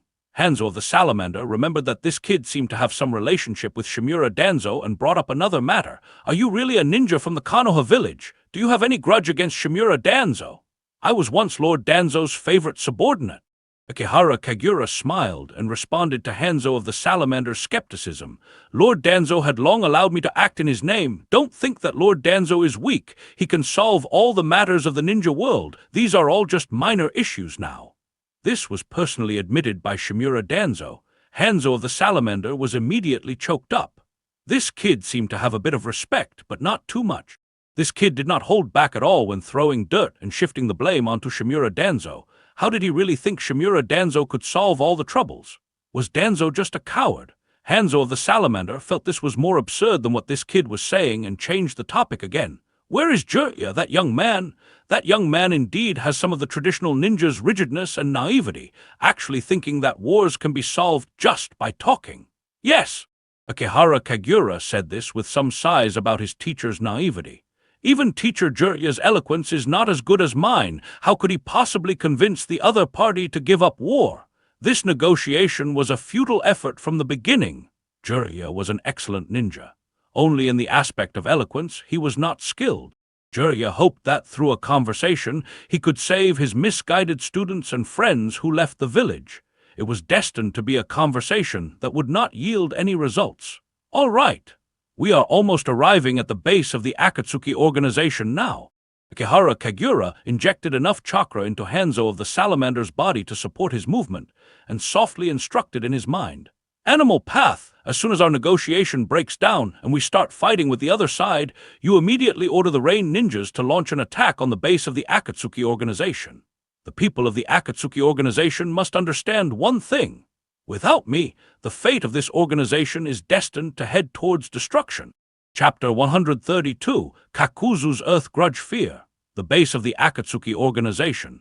Jiraiya and Akihara Kagura finally arrived here. In fact, it wasn't particularly easy for them to infiltrate this base, because Orochimaru was in the base and snakes and toads are natural enemies. Using the toad concealment technique to sneak in might be detected by Orochimaru. Akihara Kagura raised his palm, ready to start forming the hand seals for the summoning technique. "I will summon the great toad sage to help us look at the layout of this base." "Wait!" Jiraiya hurriedly tried to stop him. However, Akihara Kagura's movements were a step faster than Jiraiya's. Ninjutsu, summoning technique. Accompanied by the formation of a black summoning circle, the great toad sage, who was originally in a slumber, unconsciously responded to the call, and his huge aged body appeared in the summoning smoke. "It's little Jiraiya." The great toad sage opened his somewhat groggy eyes and stretched out his paw to rub his eye sockets. It feels like we are meeting more and more frequently these days. Ahahaha! Jirya could only laugh it off, bowing continuously to the great toad sage and apologizing. Sorry, it's the folly of my disciple. After apologizing, Jirya took the initiative to mention Nagato to the great toad sage. Nagato is still alive. He may have joined an evil organization formed by rogue ninjas, and he might be hiding in this base right now. We want to sneak in here and need the great toad sage to guide us. That little guy with the Rinnegan. The great toad sage didn't dwell on the minor issues anymore. He took out his crystal ball and started flipping through it with his paw. It seems like the security inside isn't particularly tight. This base is the base of the Akatsuki organization. Aside from the S-ranked rogue ninjas recruited by the Akatsuki organization, outer ninjas are not allowed to approach. After all, the rogue ninjas recruited by the Akatsuki organization are all significant figures, often temperamental, and might kill over minor issues at any time. When Jirya and Akihara Kagura carefully entered, they found it surprisingly unobstructed, not even seeing a shadow of a person, only occasionally hearing voices from the lab. Your puppetry skills have improved really fast. HMPH, your technique development is still so slow. This isn't a technique I developed. I'm just learning from the results left by the second Hokage, trying to see if I can make this technique more perfect. By the way, about the trade we mentioned last time, some of the third Kazekage body materials, are you going to give me some? They're all here, use them sparingly. One of the voices was very familiar. It was Orochimaru. The other voice was also familiar. It was the puppet master Sasori of the Red Sand, who had acted together with Orochimaru.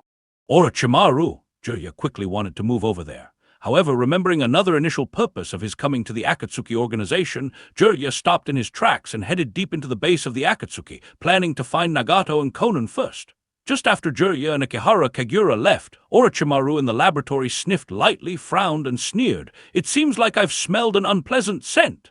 Is it the smell of a corpse? Sasori of the Red Sand coldly responded to him. Since Sasori is Akihara Kagura's Asura Path puppet, he knew about the infiltration of Jirya and Akihara Kagura earlier than Orochimaru. Perhaps it's a corpse. Orochimaru knew his teammates all too well. He even sensed Jirya's presence, but did not take any action to make it known. Jirya and Akihara Kagura slowly entered deeper into the cave. At that moment, Jirya heard Konan and another person's voices. This is the reward for the commission task. Kakuzu, did your teammate die again? During the mission, that guy was too weak and got killed. I've already exchanged his body for money. All 5 million ryo are in the box. Konan, next time give me a teammate worth more money. This guy wasn't as valuable as the last one. Suddenly, the room fell silent.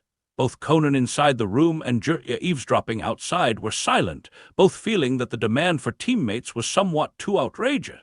Ninjas usually form teams to carry out missions. Some people like strong teammates, some like obedient teammates, some like cooperative teammates. Some people like valuable teammates, which was a first for many to hear. Just as Jirya sighed in his heart, planning to continue searching for Nagato's whereabouts inside the base, Akihara Kagura suddenly grabbed Jirya's shoulder.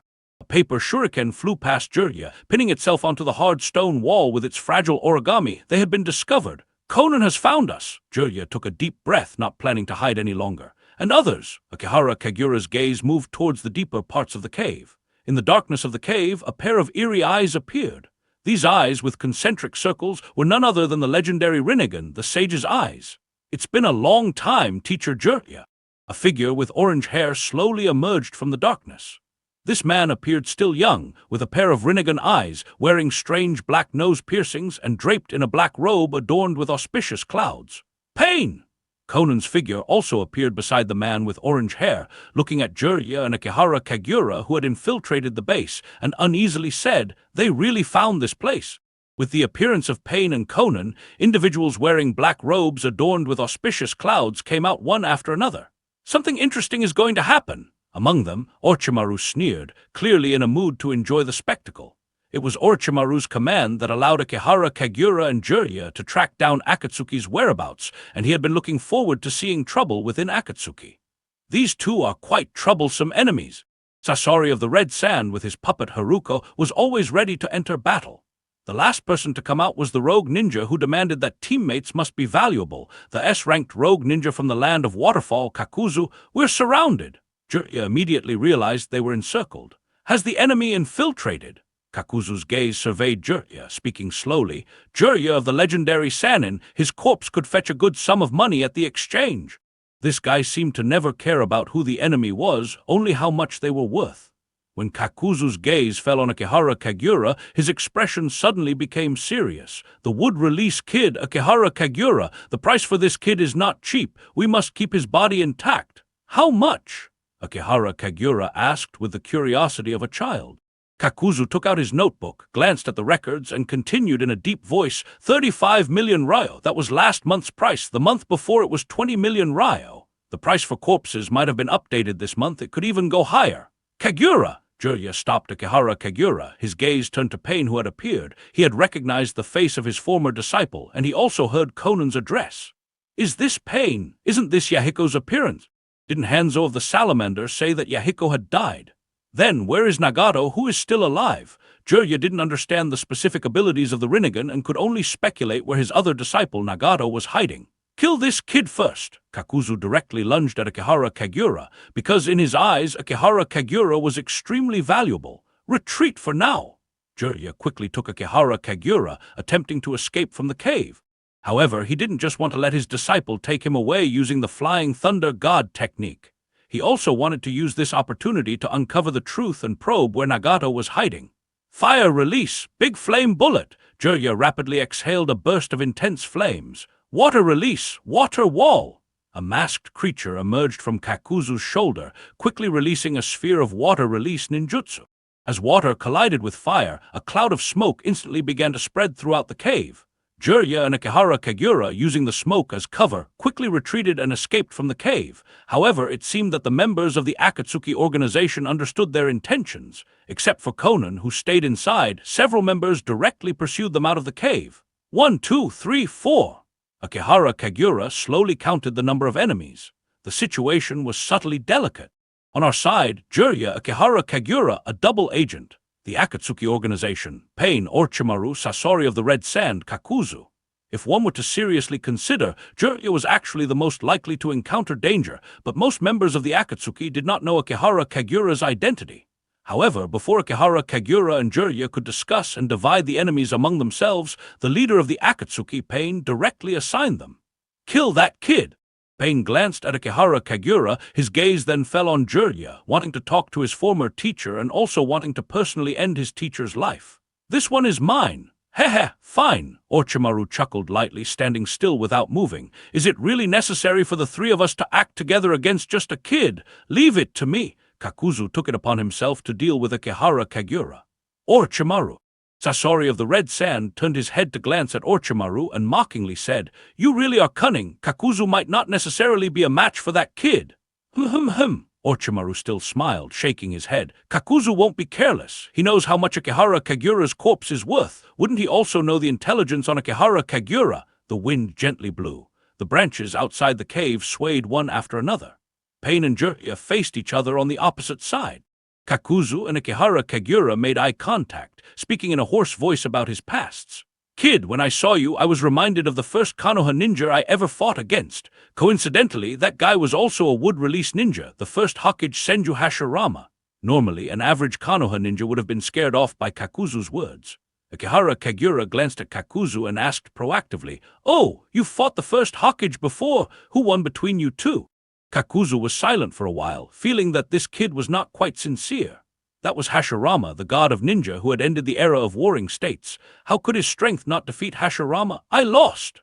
Kakuzu shook his head, feeling too ashamed to lie in front of everyone, and simply told the truth. In the ninja world of that era, Hashirama's brilliance was too dazzling. No ninja of his time was his match, and I was also inferior to him in our clash. For the first time, Akihara Kagura felt unable to find fault with the other party. Of course. When Kakuzu said this, something like hair began to grow out of his body. Back then, I hadn't gained the power I have now. The current me might not lose to Hashirama again. This figure, who once lived in the same era as the god of ninja, suddenly rushed towards Akihara Kagura, swinging his fist towards Akihara Kagura's head and said in a deep voice, Since that guy Hashirama is already dead, let's use the life of you, a wood-release kid, to test my power. Earth release, stone spear. As Kakuzu spoke, his fist turned black. This was one of Kakuzu's abilities. His body could harden through the earth release chakra, greatly enhancing his strength. Akihara Kagura was startled. If it weren't for sensing that the opponent's fist was infused with earth release chakra, he almost thought Kakuzu had acquired some strange power from another world. Water release, water mirror technique. Akihara Kagura lifted his finger and touched the air. Suddenly, a water mirror appeared in the space, and a figure identical to Kakuzu emerged from the mirror, even using the same abilities, directly colliding with Kakuzu with a punch before dissipating into water droplets. Kakuzu's figure was sent flying. A thick tree root drilled out from the ground and fiercely grabbed Kakuzu's body. Kakuzu's eyebrows furrowed as strands of hair like threads suddenly burst out from within his body, anchoring into the ground. These threads stabilized Kakuzu's body, allowing him to dodge the attack of the tree roots. Wood release, wood human technique. The next moment, Kakuzu suddenly felt the sky darken. When Kakuzu instinctively turned his head, he realized it wasn't the weather turning gloomy, but rather a vine that had grown in an instant, rapidly forming into a gigantic wooden figure. This wooden figure was at least 50 to 60 meters tall. Since you fought with the first Hokage, Akihara Kagura stood on top of the wooden figure, clasping his hands together in a hand seal. Then it's just right for you to help me see how much difference there is between me and the first Hokage. This kid! Kakuzu could hardly believe the scene unfolding before him. Even the first Hokage, Hashirama, had never used this level of wood release in their battle, leaving him at a loss for how to judge. Moreover, this gigantic wooden figure didn't seem like an easy opponent to deal with. As expected, before Kakuzu could react, the wooden figure smashed down with a punch. Kakuzu had no choice but to leap away, but was directly hit and thrown to the ground by the wooden figure's punch, seemingly heavily injured and unable to get up. It looks like we might need to change our base. Orochimaru stood by, smiling as he watched the scene unfold, even finding the leisure to converse with Sasori of the Red Sand, as if not at all worried about the threat of the wood release technique. Sasori, have you packed up the materials in the lab? Otherwise, we should go back and pack up the materials first, to prevent the precious materials from being buried. Kakuzu, he won't die, will he? Sasori of the Red Sand hesitated, glancing at Kakuzu, who was sent flying by the wooden figure, clearly feeling each step of the wooden figure shaking the earth. If he's dead, then he's dead. Orochimaru watched Kakuzu being beaten with a smile, seemingly not caring at all about his companion's life or death. Could his death be more valuable than our experimental materials? Sasori of the Red Sand glanced at Orochimaru and stated a fact. Most of our research funding comes from the missions Kakuzu completes. Maybe we should save him. Orochimaru was eerily silent for a moment. As a scientist, no one understood the importance of research funding more than he did. However, before Orochimaru and Sasori of the Red Sand could make a move, Kakuzu had already managed to get up, swiftly shedding his clothes, as countless threads rapidly shot out from his body. In an instant, 4 masks made of black silk threads appeared on the field. This is the ability of Kakuzu, the Earth Grudge Fear. These Earth Grudge Fears are the treasures of Waterfall Village. Kakuzu was initially abandoned by Waterfall Village, killed many of its higher-ups, and stole the Earth Grudge Fear. Kakuzu has always relied on these Earth Grudge Fears to snatch the hearts of his enemies to sustain his life, allowing him to survive from that era to today. Moreover, the hearts taken by Earth Grudge Fear, besides prolonging life, could also be used to release the chakra attributes and ninja techniques contained within the hearts. The 4 Earth Grudge Fear mask monsters opened their mouths together, simultaneously releasing powerful ninjutsu of lightning, wind, water, and fire attributes, spraying towards the wooden figure. Fire release, intelligent hard work. A vast wave of flames like the sea swept over. Wind release, pressure damage. A high-pressure ball of wind blew towards the wooden figure, instantly boosting the flames of fire release. Intelligent hard work, engulfing the large wooden figure's legs in a sea of fire. Water release, water formation wall. A high-pressure water cannon, like a water knife, flew towards the top of the wooden figure's head, seemingly intending to pierce through Akihara Kagura standing on top of the wooden figure's head. Lightning release, false darkness. A lightning spear followed into the high-pressure water cannon, forming a lightning-water combination ninjutsu, enhancing the penetrating power of the water formation wall. At this moment, Kakuzu was like a warrior. The 4 Earth Grudge Fears were like the warrior's assistants. One after another, ninjutsu converged, continuously attacking the mountain-sized wooden figure as if they could destroy this wooden monster with their own attacks. This battle was destined to be tough. This battle was destined to be long. This wooden figure was destined to be destroyed. However, the wooden figure was alive. These ninjutsu attacks were like tickles to it. Akihara Kagura stood on top of the wooden figure, controlling it to slightly squat down, extending a wooden finger, and crushed an earth grudge fear like crushing an ant. The wooden figure technique is the first Hokage jutsu. While controlling the wooden figure to crush the earth grudge fears one by one, Akihara Kagura watched Kakuzu, who was fleeing in a sorry state. When you fought with the first Hokage in the past, how did you break this jutsu? Chapter 133, Akihara Kagura vs. Pain, Warm Up. Kakuzu was utterly powerless. The wooden human technique by Akihara Kagura was like a monster. No ninjutsu could break through the wood human technique. Even the hearts of the earth grudge fear that he had painstakingly collected were crushed to death. If Kakuzu's real body were to be killed, it would mean the complete death of his body. Being alive, at least he had the chance to collect the hearts again with earth grudge fear and survive. Akihara Kagura, a kid, even had a rather venomous mouth, not only controlling the wooden figures to chase after him, but even asking him how he had broken the wood release of the first Hokage. How could he ask such a thing? Did the first Hokage, Hashirama, need to use the wood human technique against him?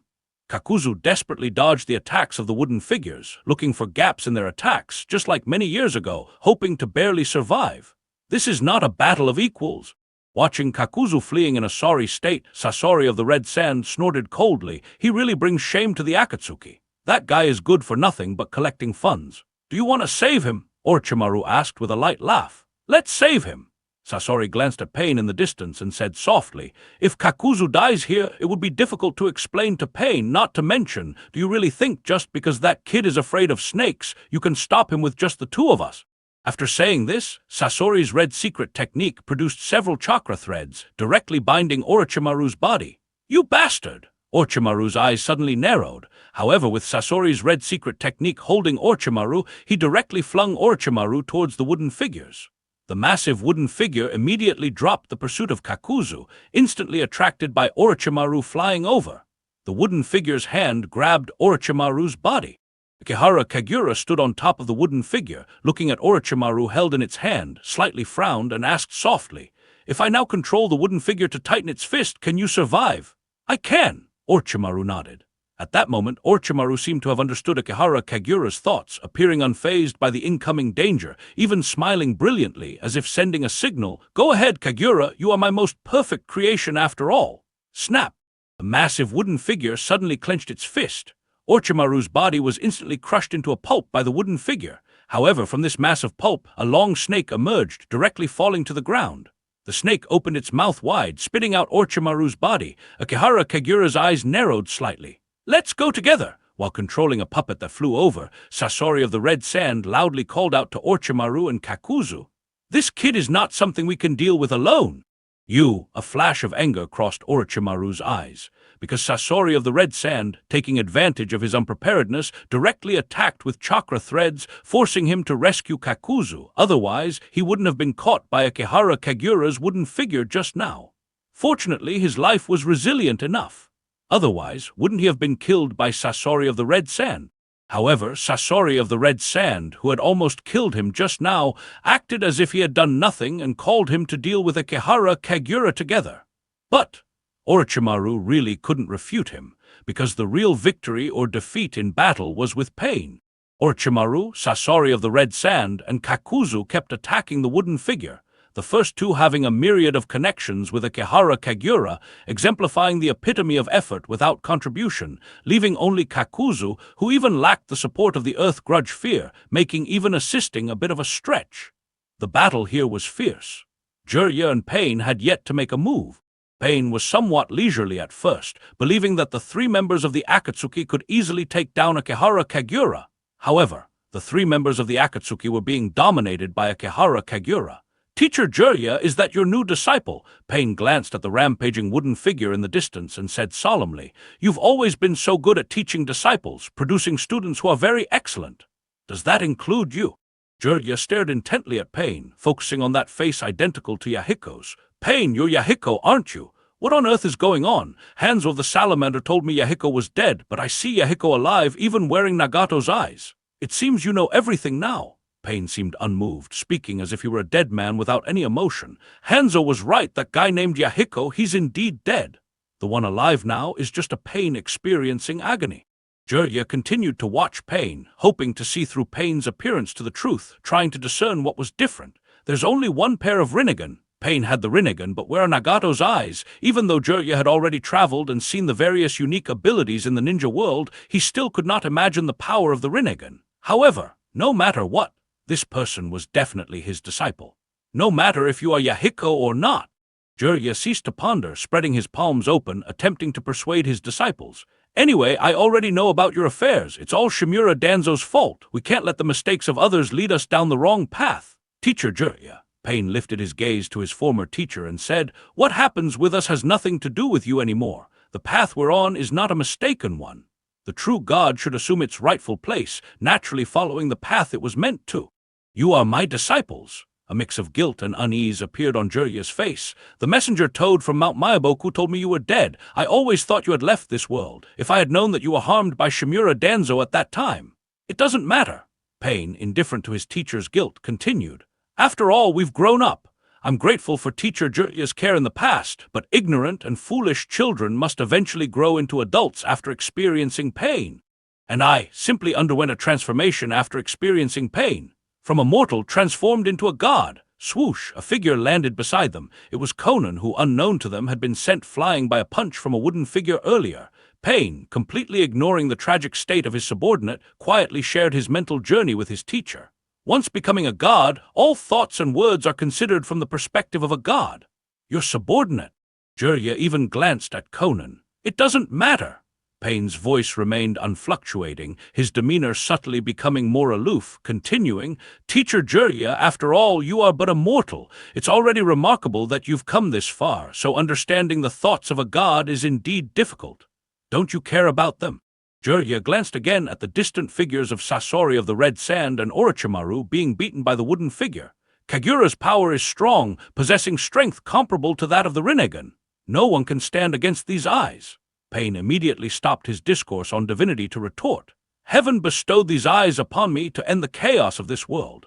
No force can stand against the power contained within these eyes, not even the wood release of the first Hokage. But Jirya, on the contrary, seemed even more concerned about the members of the Akatsuki organization than Pain himself.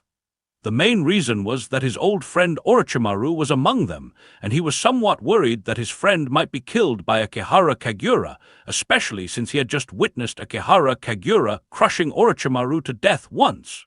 This scene was always somewhat eerie. As the leader of the Akatsuki, Pain showed no concern for his subordinates, focusing solely on catching up with his former teacher and discussing his own ideological transformation.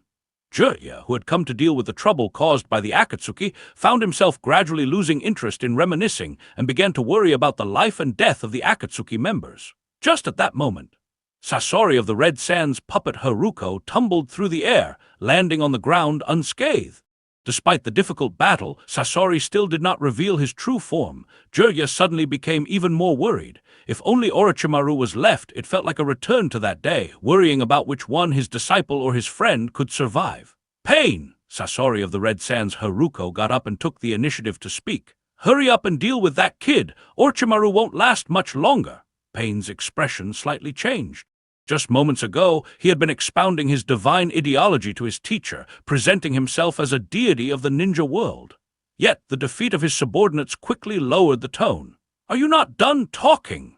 The voice of Akihara Kagura came over. He had already defeated the feigning Orochimaru and used the Flying Thunder God technique to appear beside Jirya. Akihara Kagura glanced at Pain before turning to Jirya.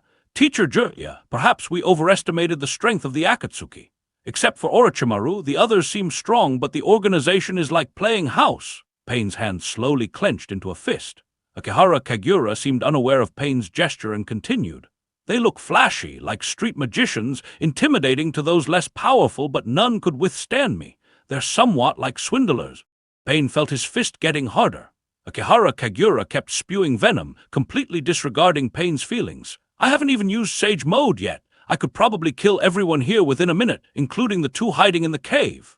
Pain felt his fist getting harder and harder. If it weren't for the fact that he was older than Akihara Kagura and was also Akihara Kagura's senior brother, he really wanted to have a big fight with Akihara Kagura. Ever since Pain believed his spirit had ascended to that of a god, he had never been so angry before. The new junior brother taken in by the teacher was just too formidable with his words. Of course, this junior brother wasn't just formidable with his words. To be serious, his strength was also very powerful. Before he even had a chance to talk with teacher Jirya, he had already defeated Orochimaru, Kakuzu, and Sasori of the Red Sand. 2 people in the cave. Jirya, hearing Akihara Kagura's words, suddenly realized a possibility. If Konan hadn't rushed out with the members of Akatsuki, she must be staying inside. Why stay inside? Because there was another more important person inside. Pain! Jirya stared tightly at Pain in front of him and asked, Nagato and Konan, they are both inside, right? Pain did not deny it. The leader of Akatsuki raised his palm and said solemnly, If you want to know the truth, then survive my hands first. I know the Flying Thunder God technique. Akihara Kagura looked at Pain in front of him, voluntarily revealing one of his cards. I just left the mark of the Flying Thunder God in the cave. I can teleport directly inside and kill at any time. Kagura! Jirya was startled by his disciple. If you can do it! Pain's eyes narrowed slightly, not caring about Akihara Kagura's threat at all. Because Pain was very clear, even if Akihara Kagura could use the Flying Thunder God to enter the cave, he couldn't do anything to the people inside, where the most terrifying existence in the ninja world was. Teacher Jirya. Akihara Kagura looked at Pain in front of him, but was asking for Jirya's opinion. Can I really not kill this guy in front of me? If you can do it. Pain was always confident in his own strength. You too are too extreme. Jirya rubbed his temples, feeling a headache. In this world, what gives a teacher a headache is undoubtedly a disciple being too extreme. What gives a teacher more of a headache is having 2 disciples who are both too extreme. What gives a teacher the most headache is having these 2 extremely opposite characters of disciples happen to be in a hostile state. Interesting. Pain gazed at Akihara Kagura before him, speaking coldly. Originally, I wanted to test the divine power I awakened with my teacher's life. Now it seems I have found a more suitable candidate. There is no one more suitable than defeating the god of ninjas with wood release. What a coincidence! Akihara Kagura, facing the expressionless Pain, extended his hand. Actually, I've had the same thought. I've heard your Rinnegan is the eye of the sage, and coincidentally, some say I possess the body of the sage. I'm curious which is more powerful, the eye of the sage or the body of the sage. The body of the sage! Pain felt a sense of destiny. Initially, Pain thought it was just a provocation from a kid, but it turned out to be a challenge from someone with the body of the sage. No wonder teacher Jirya took him as a disciple. This young fellow, like him, was a student of Jirya.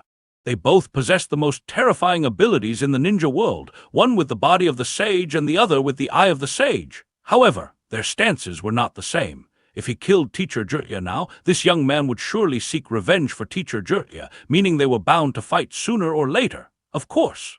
This young man would definitely try to stop all of this now. Then it might as well take this opportunity to understand the destiny between them. Although this young man appeared young, the power he possessed was already strong enough. To be fair, Pain would also only use the abilities of Tendo Pain. Then, let's try. As Pain said this, he extended his hand towards Akihara Kagura, surprisingly forming a seal of confrontation according to ninja etiquette. A bit of politeness. Akihara Kagura chuckled lightly, raising his finger. This guy. He even has a sense of ceremony. After the 2 disciples had formed their seals of confrontation, they looked towards Jirya standing by. Jirya awkwardly stretched out his finger, turning it to point at himself. I'm the referee. Neither Akihara Kagura nor Pain said anything. Because both were disciples of Jirya, even if Pain wanted to kill Jirya, their teacher, they would still acknowledge this fact, according to the rules taught by Jirya. The teacher responsible for guiding the Jonin is the one who calls the start of a ninja battle and announces the victor. The guide, a Jonin ninja, also bears the responsibility of stepping forward to terminate a dangerous fight when his 2 disciples' duel becomes perilous. Of course, neither Pain nor Akihara Kagura would take the last rule seriously. They wouldn't stop when the fight becomes dangerous. Jirya's expression was serious. Feeling unable to stop his 2 disciples' will to fight, Jirya could only slowly move between them, solemnly shouting the slogan to start the fight. Ninja battle, begin! As Jirya's voice fell, 2 figures charged at each other simultaneously, launching a flurry of punches and kicks. At this moment, Pain suddenly felt as if he had returned to the past. The techniques of both sides were exactly the same. Akihara Kagura threw a punch at Pain, which was met with Pain's fist. Pain kicked towards Akihara Kagura's head, but it was also blocked by Akihara Kagura's raised leg. The hand-to-hand combat between the two seemed as if it were carved from the same mold, with both using the same techniques to defend against each other's attacks. Pain grabbed Akihara Kagura's left fist, but his right fist was also caught by Akihara Kagura, and the two were directly confronting each other. "Your taijutsu really is terrible." Pain looked at the young man before him, sarcastically saying, "Is this all there is to the legendary sage body? Your taijutsu isn't any better." Akihara Kagura responded to his sarcasm, "The legendary sage, I can't even break through the most basic taijutsu." Jirya stood by, somewhat silent and uneasy. Although these two youngsters were using the taijutsu he taught and even had the mood to mock each other, Jirya always felt this was the calm before the storm. Pain's eyes suddenly trembled, coldly staring at Akihara Kagura before him. "Let's end this warm-up of a battle here, almighty push!" The next moment, a repulsive force suddenly exploded. This was Pain's most frequently used ability, never blocked by anyone, turning the ground and even the forest upside down in the direction of the repulsion, stirring up clouds of dust. However, when the dust settled, the ground on both sides of Akihara Kagura was deeply plowed open, leaving wide gorges, while the ground behind him remained untouched, as the young man had not moved a single step from his spot. Akihara Kagura withstood the massive repulsive force, and the repulsive force of the almighty push directly rebounded, sending the user of the technique, Pain, flying away. "Your ability is not bad." Akihara Kagura looked at Pain, who was sent flying by the repulsive force, and did not skimp on his praise. "But your physical condition seems not very good. You appear to be somewhat frail and sickly." Pain did not speak, only stood up and dusted off his clothes. This was the first time almighty push had failed. Even Pain had never imagined that this technique would fail one day. However, thinking that the enemy was the legendary body of a sage, all this seemed to be as inevitable as fate. This young man will be the enemy that stops him. This man with orange hair suddenly stretched out his left hand towards Akihara Kagura, and in an instant a black rod of yin-yang release was formed in his right hand. Universal pull! Akihara Kagura's body involuntarily flew over. Just as Pain extended the black rod of yin-yang release, throwing it towards the incoming Akihara Kagura's figure instantly disappeared from the spot. Flying Thunder God Technique! Pain's eyes narrowed, thinking of this technique. Without needing to think, Pain knew where Akihara Kagura had gone and also knew why the other would engage in a physical confrontation with him. The purpose of engaging in a physical confrontation with Akihara Kagura was to test out the strength of the sage's body, and the kid was actually very cooperative. His purpose must have been for. The next moment, Akihara Kagura, using the Flying Thunder God technique, teleported behind Pain and kicked him in the waist, sending the leader of the Akatsuki flying. "I've already told you I can use the Flying Thunder God technique." Akihara Kagura watched Pain's body roll up a cloud of dust on the ground and coldly said, "We all learned physical techniques from the same teacher. You can't break through the moves. Do you think I would leave a Flying Thunder God mark on you and play house for no reason?" Chapter 134. Your true body is inside right. This little guy, indeed, he also possesses a keen battle IQ. Pain looked down at the back of his hand where a black Konoha mark had appeared at some unknown time. Was this deliberately left during the recent hand-to-hand combat? The appearance of this mark means that he cannot escape the opponent's tracking. Pain tried to manipulate the chakra within his body to remove the Flying Thunder God mark, but found that he could not easily expel this mark. This is bad. Pain realized the difficulty of this battle. If he was locked on by someone, it meant that his attempt to accumulate power to release a powerful technique would be directly interrupted by the opponent. However, the simplest and most practical technique, Almighty Push, if the accumulated chakra was too little, resulting in a too weak repulsive force, would instead be rebounded by Akihara Kagura's body. This little guy is a sage body, whose physical strength can almost directly withstand a normal Almighty Push, and with the Flying Thunder God technique allowing for avoidance, this encompasses all creation. This battle will be a challenge for Pain. Pain thought for a second and immediately accepted this reality. If a sage body can be easily overpowered by the sage's eye in battle, then how could it be considered on par with it? Pain's body slowly floated up. If he found himself at a disadvantage in ground combat, then he would first use buoyancy to rise into the air. Once the opponent uses the Flying Thunder God technique to appear beside him, in the air without any support, he would only become a target for attack. So there's also the ability to fly. Jirya, standing in the referee's position, frowned immediately.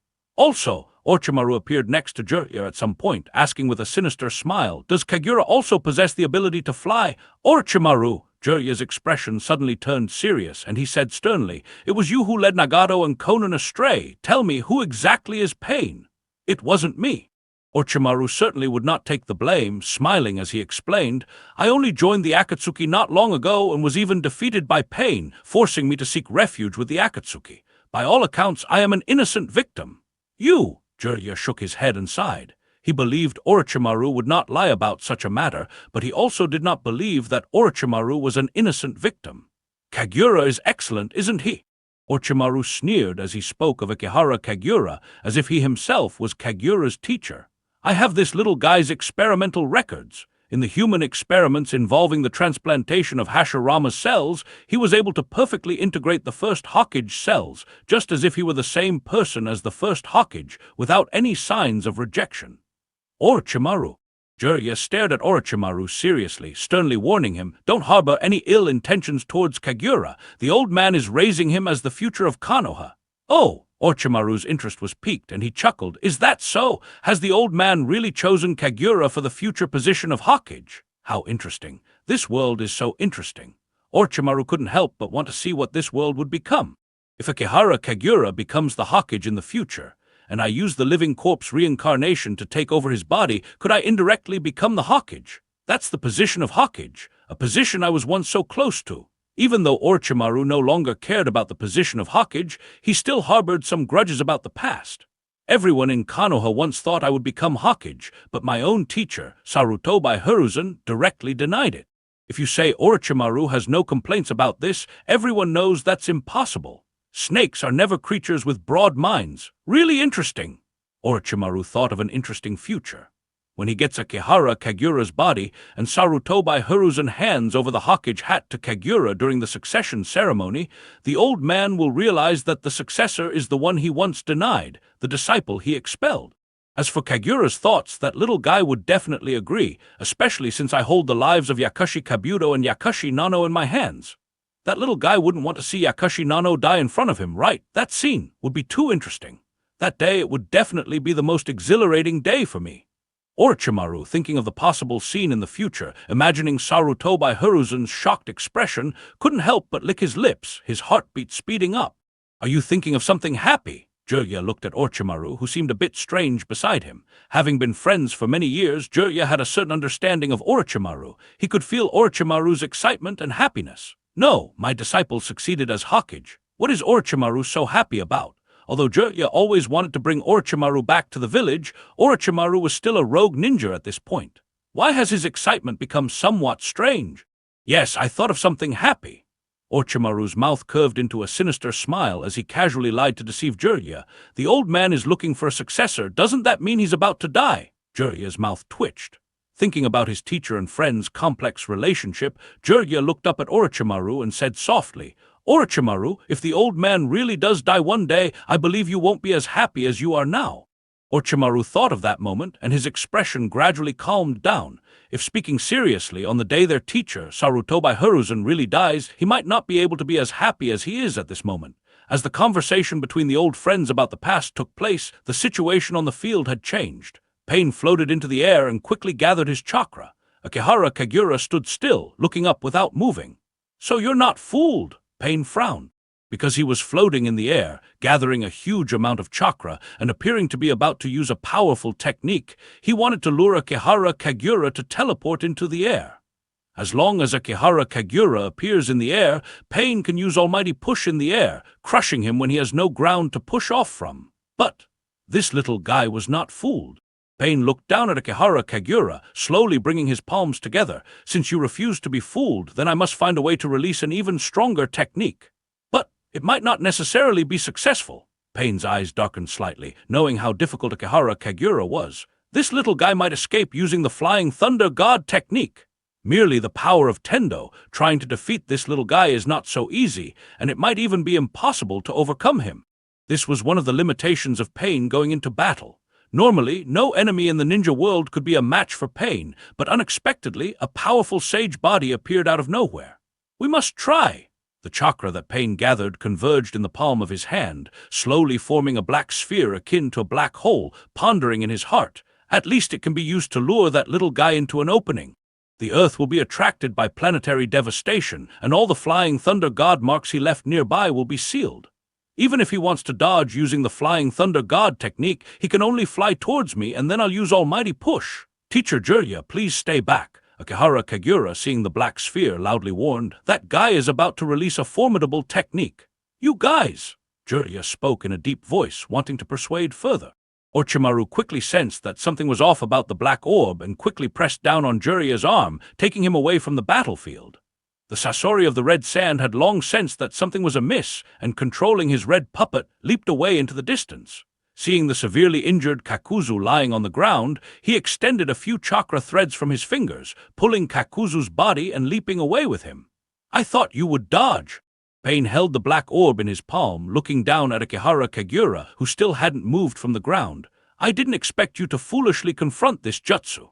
"It doesn't matter." Akihara Kagura, who also understood this jutsu, simply extended his hand. "If I were to dodge upon seeing this jutsu, wouldn't that be running away? What if you use this jutsu again? Am I to run away forever?" "How arrogant!" Pain shook his head, slowly loosening his grip, and whispered softly, "Then experience the power of the Rinnegan yourself." Planetary devastation. The next moment, he pushed out the black orb. The black orb was pushed directly towards Akihara Kagura. A force far surpassing universal pull emanated from the small orb, attracting even the ground towards it, and Akihara Kagura's body involuntarily flew towards the black orb. Pain watched as Akihara Kagura's figure gradually became smaller. Perhaps at this moment, he was somewhat looking forward to this little guy being dealt with by planetary devastation due to his arrogance, yet he couldn't help but also look forward to what use this little guy's sage body could serve. As everyone on site watched Akihara Kagura's body being attracted by the gravitational force towards the black orb, along with the earth and stones flying up, they were sealed up together. A meteor-like stone sphere appeared in the sky. "Kagura!" Jirya's expression suddenly changed. Even Orochimaru's face turned ugly. Neither of them had expected Akihara Kagura to be sealed up just like that. The body of a sage falls due to arrogance. Pain expressionlessly uttered this piece of advice to himself. The next moment, the stone sphere in the sky suddenly trembled. A gigantic wooden figure forcefully emerged from the stone sphere. After Akihara Kagura, controlling the wooden figure, struggled out from the gravitational pull of planetary devastation, his body slowly floated down onto the devastated ground. "How is this possible?" Pain watched this scene, his palms slightly trembling. Inside a cave, a terrifying golem stood tall in the depths. A red-haired man, looking somewhat withered, sat on a wooden wheelchair, clasping his hands together, with sweat slowly trickling down his face. This red-haired man also strikingly possesses a pair of Rinnegan eyes. This is the true owner of the Rinnegan, Nagato. The Pain outside is merely one of the 6 puppets controlled by Nagato. He has always been using the Tendo Pain to lead the Akatsuki organization, resolving all opponents with the power of Tendo Pain. Nagato! Konan stands beside Nagato, looking at him with concern. It was because she was worried about Nagato's safety after she and Pain left that Konan did not leave the Akatsuki base with the others. As expected of teacher Jirya's new disciple, sweat slowly started to bead on Nagato's forehead as he desperately thought about the abilities he could use. The powers of Tendo are completely ineffective in front of him. Whether it's almighty push or planetary devastation, neither can pose a threat to him. Can easily dodge planetary devastation using the flying thunder god technique and even forcefully break through almighty push. The only thing I can use is Jido's statue. Because his body is that of a sage, he can even resist the repulsive force of almighty push with preparation, and using Jido's statue would cause the base to collapse. Do not use that technique. Konan lowers her head, softly persuading. If you use that technique, it will also shorten your lifespan. There's only one way left. Nagato took a deep breath, thinking of a desperate measure, to have Pain engage him in close combat. Konan frowned deeply. Up until now, Tendo Pain, relying on 3 powerful Rinnegan jutsu, was almost invincible, and anyone facing Tendo Pain had no chance of resistance. The result? Now they had no choice but to abandon the Rinnegan's jutsu and choose to physically confront someone with a sage's body. Could they still have a chance to win? "Don't worry, Konan." Nagato reassured Konan, believing he had found a way to win. "That little guy has not been practicing taijutsu for long and is not as strong as imagined. As long as I pay a little attention and use the Rinnegan's jutsu and yin-yang release as support." Outside the cave, Pain still hovered in the air. Black rods condensed in his hand and were suddenly thrown towards Akihara Kagura at the ground, his body also swiftly diving towards Akihara Kagura. Akihara Kagura dodged the black rods flying towards him. These black rods, formed by yin-yang release, were exceptionally sharp, sticking into the ground one after another. The moment Pain flew down, he kicked at Akihara Kagura's blocking arm, leveraging the force to flip and fall, grabbing a black rod and stabbing it towards Akihara Kagura. "Abandoning your advantage, huh?" In the palm of Akihara Kagura, a wooden spike condensed, and he advanced towards Pain. The bodies of the two crossed in an instant. When both turned around to look at each other, one had a wooden spike stuck in their shoulder, and the other had a black rod embedded in theirs. Success! Pain immediately seized the opportunity. Because yin-yang release possesses capabilities unmatched by other elemental techniques in the ninja world, its most crucial ability is to obstruct the flow of chakra. Without the ability to use chakra, the opponent cannot use ninjutsu, and even their physical prowess would be significantly reduced without the enhancement of chakra. Just as Pain reached for another black rod and charged at Akihara Kagura, he suddenly felt the chakra being transferred into him disappear. "No! Would release?" Pain's expression changed drastically. The legendary god of ninja, Senju Hashirama's wood release, seemed not to be like other Kekkei Genkai but possessed even more mysterious abilities, being able to absorb chakra. Interesting! Akihara Kagura looked at Pain in front of him, seemingly discovering something amusing as he absorbed chakra through the wooden spike and chuckled. "Your chakra is not produced by your body but is transferred to you, so you are merely a puppet." Pain's expression changed dramatically. Just as Pain was about to pull out the wooden spike, it had already absorbed the chakra transferred into him. Wood release, spear thrust technique! However, Akihara Kagura's shout came so unexpectedly. The spike embedded in Pain's body suddenly branched out and grew, piercing through Pain's body in an instant, and even pushing out several chakra receiver rods. Akihara Kagura, looking into Pain's Rinnegan eyes, seemed to see through them to the master manipulating Pain from behind. "Your true body is inside, right?" Chapter 135, Demigod's Broad-Mindedness. Pain's corpse lay on the ground. Jiraiya and Orochimaru appeared in front of Pain's corpse, realizing that this Pain was a puppet being controlled from behind the scenes. Obviously, the one controlling Pain from behind must be Nagato, and Nagato, along with Konan, were still hiding in this base of the Akatsuki organization. Nagato and Konan! Jiraiya turned his head towards the cave. "It's very dangerous inside." Orochimaru seemed to know the danger of the cave and chuckled lightly as he reminded, "You're lucky to have been able to sneak in." Inside the cave, beneath the terrifying Jido statue, Nagato, sitting in a wheelchair, slowly released his palm, finally having to admit a fact. "Konan, Tendo Pain has lost."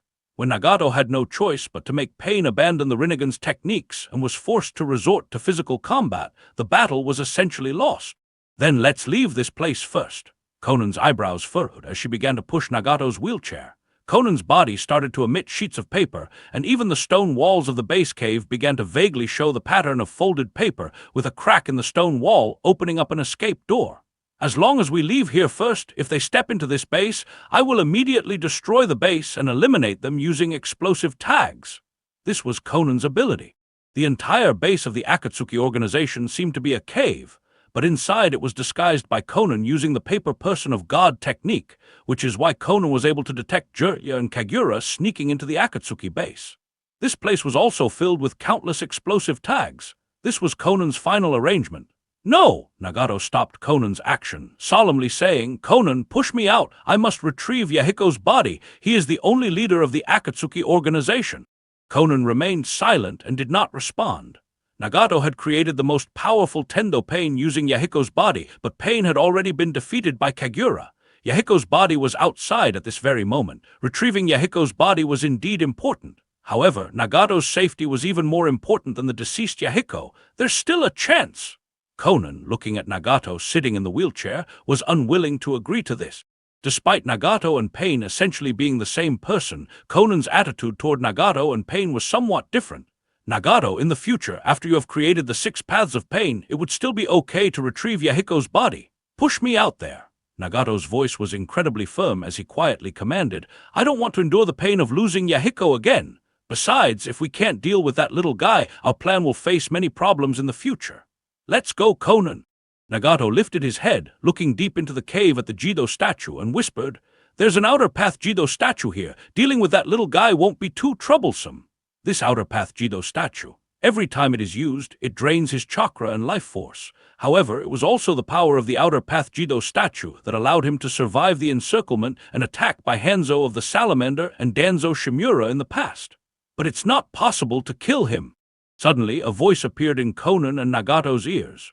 Sasori of the Red Sand, with his puppet Haruko carrying Kakuzu, appeared here, speaking in a hoarse voice. That kid possesses the Flying Thunder God technique. I've suffered in his hands. Maybe even retrieving Pain's body is impossible. Sasori! Konan was somewhat puzzled. This guy saw Pain's defeat but chose not to flee. I had guessed as much. Sasori of the Red Sand with Haruko slowly approached, speaking solemnly. Konan has never left Pain's side unless there's something more important inside the base. Konan and Nagato really couldn't refute. This guy observed quite carefully. We must leave this place. Sasori of the Red Sand, looking at the two before him, continued. A spy I control with my subterranean sand puppet technique sent a message that Hanzo of the Salamander is leading a large force towards us. Perhaps Jirya has also passed on the information that the Akatsuki's base is here. If we don't leave now, it'll be too late. Konan and Nagato's expressions changed dramatically. Jirya and his student Akihara Kagura were already hard enough to deal with, and if Hanzo, the Salamander, and a large group of attacking rain ninjas appeared. Let's leave together. Sasori of the Red Sand with Haruko looking at them and Nagato's Rinnegan spoke solemnly. Orochimaru hasn't arrived yet, so let's just have Orochimaru cover our retreat. That makes sense. Konan thought Sasori of the Red Sand made a good point. After all, she had long disdained Orochimaru, that dangerous guy. It would be better to secretly leave him behind and let him die here. What about this big guy? Sasori of the Red Sand looked towards the hidden Outer Path Jido statue in the cave, continuing, Is the future plan entirely reliant on it? Is there a way to take it with us? No worries. Konan wasn't concerned about the Outer Path Jido statue, saying, Once we reach our destination, Nagato can use his Rinnegan to summon it there.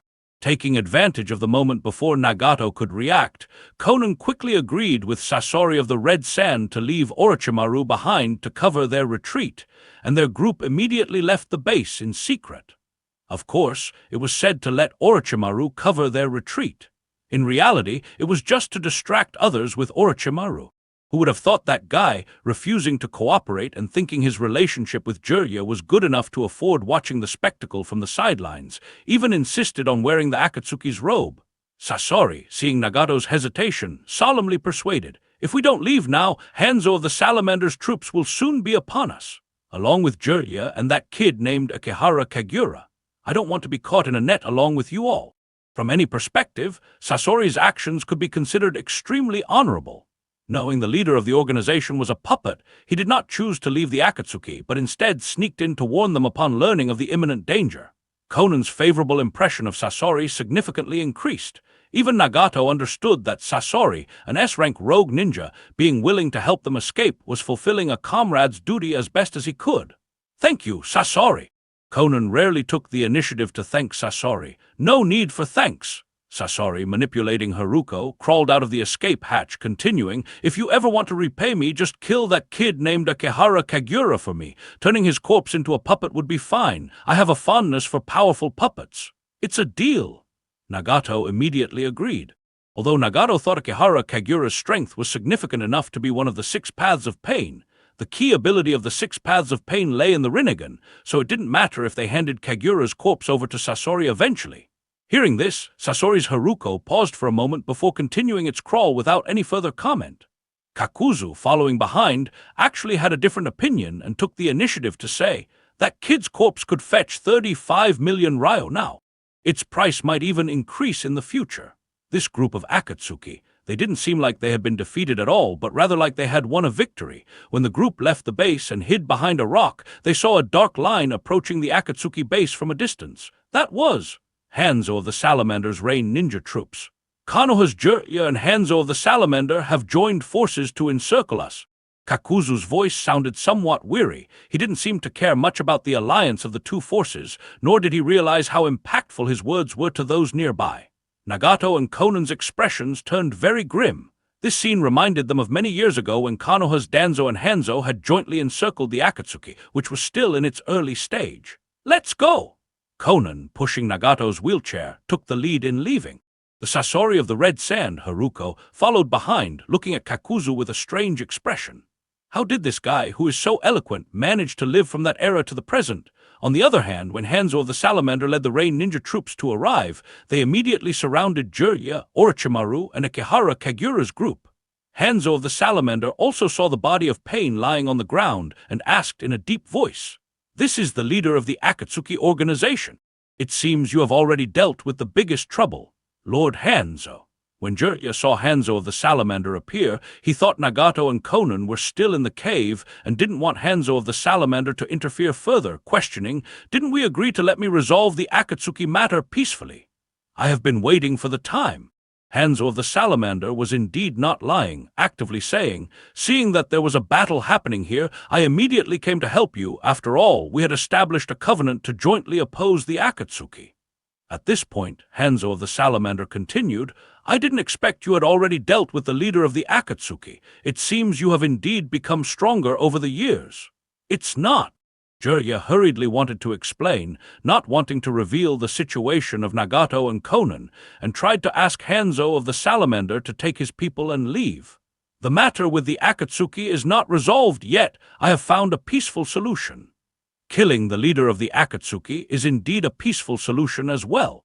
Hanzo of the Salamander looked at Pain's corpse, nodded in satisfaction, and loudly ordered, "Let the news be announced. The leader of the Akatsuki, Pain, is dead, and the civil war in the Land of Rain is over." "It's not." Jirya really didn't know how to speak. "Right." Hanzo of the Salamander didn't wait for Jirya to finish, waved his hand, and continued, "Since the base of the Akatsuki is here, then bury this body right here." "Yes!" A group of Rain Ninjas immediately lifted Pain's body. Jirya watched this scene somewhat dazedly. This matter, it seems he also has no way to refute. After all, Yahiko has long been dead, and Nagato turning Yahiko's body into a puppet was indeed a bit too much. Letting Yahiko rest in peace is also a good thing. After Hanzo of the Salamander finished speaking, his gaze turned to Orochimaru, who was still wearing the cloud-black robe of the Akatsuki. "It seems there's only one survivor left from the Akatsuki. Letting you go during the war might have been a mistake. Orochimaru, that's the name, right?" "Correct." Orochimaru's gaze slightly changed. Even after many years, Orochimaru had become even more powerful, but the psychological shadow of being suppressed by Hanzo of the Salamander when they were part of the Sannin of Konoha still lingered. With a swoosh, Hanzo of the Salamander drew out his chain scythe. Orochimaru's body immediately transformed into a series of long snakes, vanishing on the spot. He wasn't confident in engaging in battle with Hanzo of the Salamander in such a situation, and it wasn't convenient for Akihara Kagura, the little guy, to assist him. Jirya might even be thinking of taking him back. The show had been enough. Jirya, this guy, would definitely talk with Hanzo of the Salamander for a while, and Akihara Kagura, the little guy, would also be following Jirya. Now, it was his chance to seize the Rinnegan. At the very least, he had to lure out Nagato and Konan. By then, a fierce battle between Hanzo of the Salamander and Nagato, who possessed the Rinnegan, would surely result in both sides suffering, and he could take the opportunity to snatch the Rinnegan. The Rain Ninja's village were terrified and hiding from the snakes, but failed to notice one long snake sneaking into the Akatsuki organization's base cave during the chaos. However, after this long snake entered the cave and spit out Orochimaru's body, Orochimaru saw the Akatsuki base already deserted. Even the laboratory was cleaned up spotlessly. Clearly, only Sasori of the Red Sand from the entire Akatsuki would do such a thing. Sasori, Kakuzu, Nagato, and Konan had all escaped through the backdoor escape passage, leaving him alone here. These bastards! Orochimaru looked at the opened escape door behind him and cursed through gritted teeth. If it weren't for Akihara Kagura being his spy, if it weren't for his good relationship with Jirya, if it weren't for his strong life-saving skill, wouldn't he have been captured by that group outside? Orochimaru glanced at the escape door, could only follow their route, not wanting to stay here and become a target for Hanzo of the Salamander. Outside the cave, Jirya and Hanzo of the Salamander exchanged a few words. A group of Rain Ninjas could no longer restrain themselves and directly entered the base of the Akatsuki, reporting that there were no enemies inside the base, only finding an origami escape door. Have they escaped? Jirya felt somewhat relieved in his heart, because if Hanzo of the Salamander was here, there might have been a major battle with Nagato, making it troublesome to save Konan and Nagato. Moreover, there was Akihara Kagura who regarded them as enemies. The leader of the Akatsuki. Akihara Kagura wanted to remind Hanzo of the Salamander on the side. Kagura! Jirya quickly stopped Akihara Kagura and looked at Hanzo of the Salamander, saying, "This is my disciple." The affairs of the Akatsuki may not be over, but they pose no more threat to the land of rain. It seems a few slipped through the net and escaped. Hanzo of the Salamander slightly nodded, turning to his subordinates to issue his command. It's okay, go and tell everyone the leader of the Akatsuki is dead. I will fulfill my promise, pardoning all those who have ever been involved with the Akatsuki. Even those ninjas who had joined the Akatsuki can return to the Rain Village. I will not pursue their past mistakes, it must be said. This command is quite generous. Anyone would have to admit that Hanzo's magnanimity is somewhat broad. The leader of the Rain Village, leading his troops as if on a tour, effortlessly annihilated the Akatsuki, announced a grand funeral for the leader of the Akatsuki, and pardoned all those who had connections with the Akatsuki. After Hanzo announced his command, the Akatsuki base cave suddenly experienced continuous explosions, and the entire base was completely destroyed and buried. Jiraiya was somewhat speechless. Indeed, it's dangerous inside. Akihara Kagura squinted at the now-disappeared base. Someone inside planted explosive tags.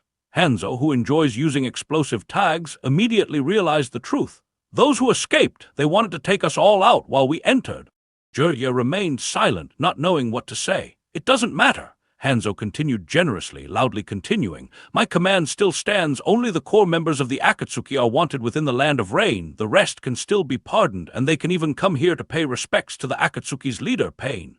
Yes, Lord Hanzo, this civil war has finally ended. From today onward, we no longer have to worry about our village being attacked. All the Rain ninjas present knelt on the ground, frantically expressing their joy. Teacher Jiraiya. Akihara Kagura stood beside Jiraiya, frowning, and asked. The leader of the Akatsuki, Pain, was just a puppet controlled by someone else. The real leader has already escaped. Clearly, this war has not ended. It will end. Jiraiya murmured to himself, shaking his head as he looked at those Rain ninjas digging graves.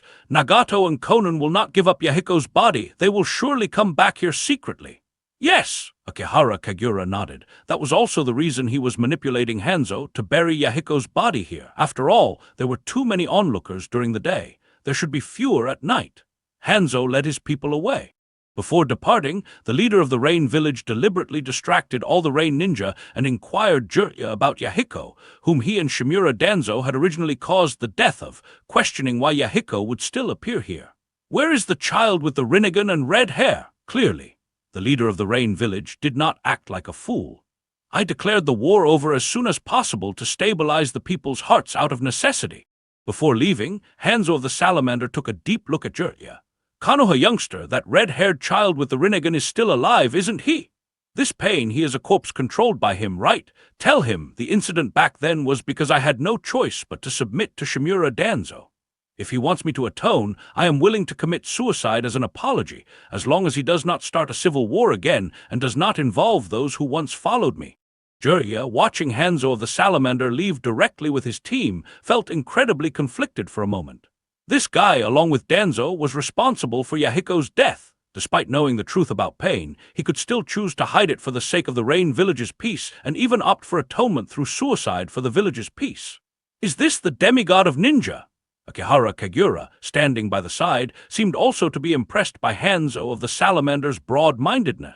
Chapter 136. Everyone is Teacher Jiraiya's disciple. The Konoha village Naka Shrine. Uchiha Abaido found living here quite comfortable. During the day, he would go to the memorial stone in the back mountains of the Konoha to chat with the tombstone of Nohara Rin. At night, he would secretly hide in the Naka Shrine, occasionally eavesdropping on the Uchiha clan's rebellion meetings. It was obvious.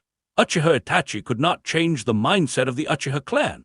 Because Uchiha Itachi could not command the respect from his clansmen like his father, Uchiha Fugaku, and had even begun to face ostracism from his clan for being too close to the higher-ups of the Konoha. The Uchiha clan would not change. Naturally, the higher-ups of the Konoha would not change either. A conflict between the two sides was inevitable, and the Uchiha would not be able to stand against the leadership of the Konoha.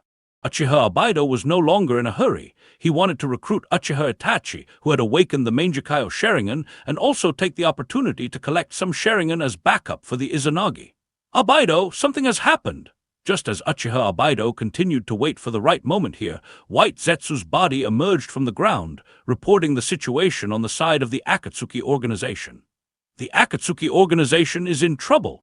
White Zetsu Oi's expression was somewhat ugly, reporting the situation in the Land of Rain.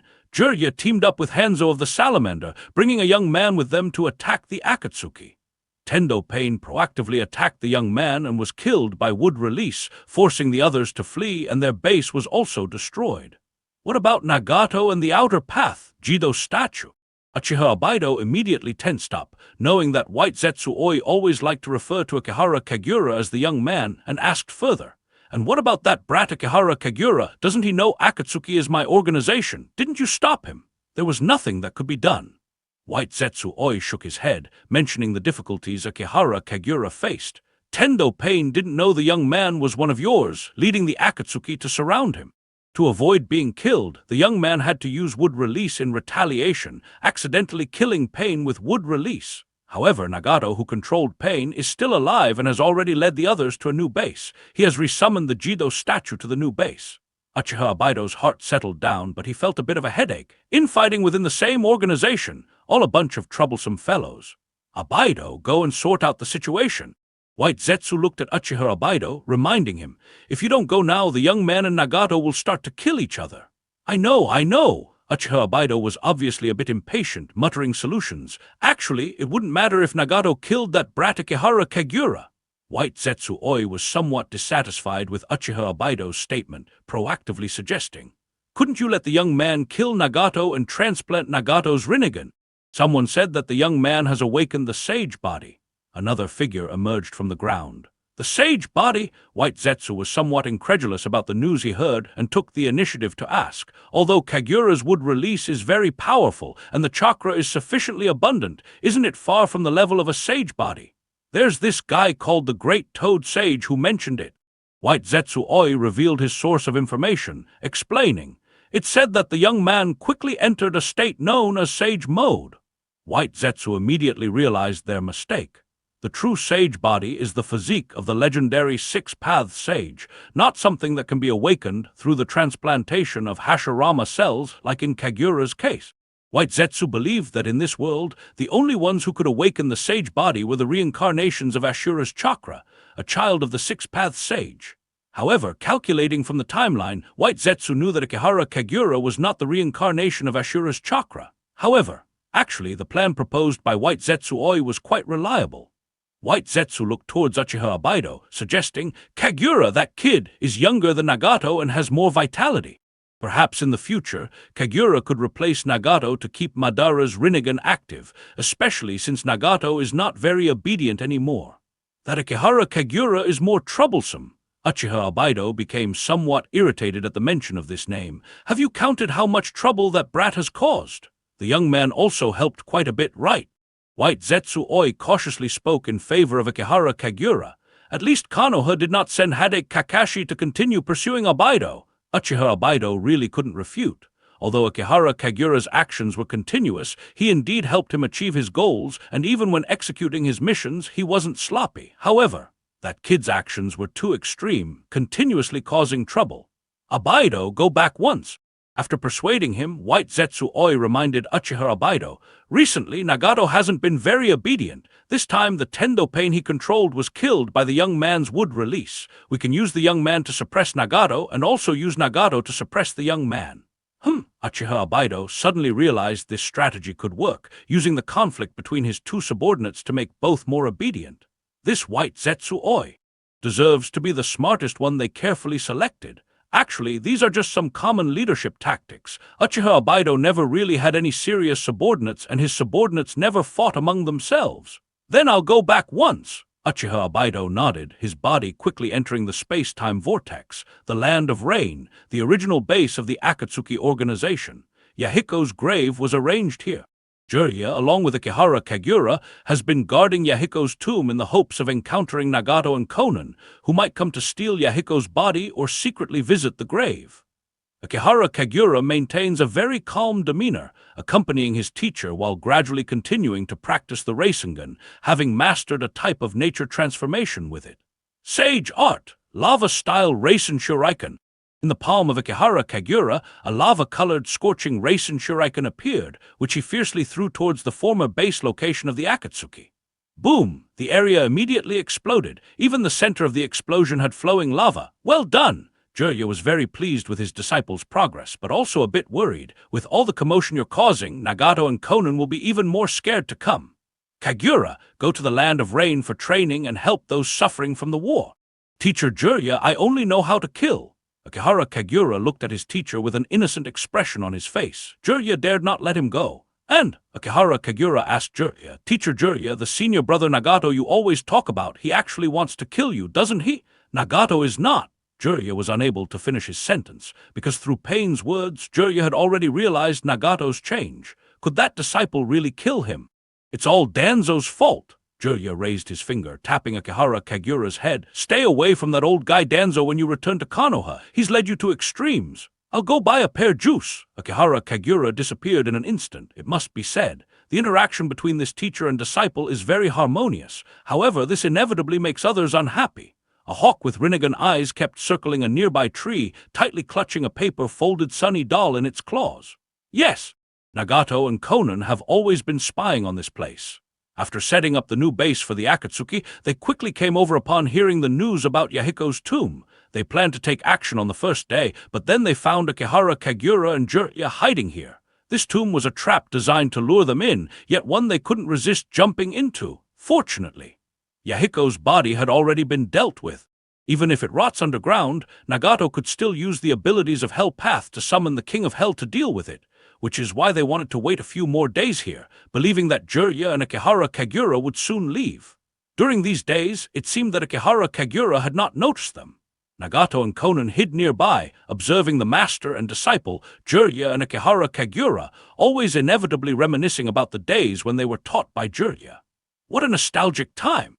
Nagato could use the ability of the Rinnegan to share vision and see the playful master and disciple, inevitably feeling emotional. Unfortunately, we can never return to the past. Konan silently lowered her head. How much longer do we have to wait here? One more day. If they don't leave, we will make our move.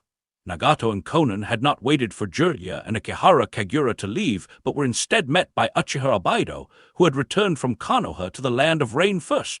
Uchiha Abaido knew their intentions and secretly had Zetsu help steal Yahiko's corpse, storing Yahiko's body in his own space.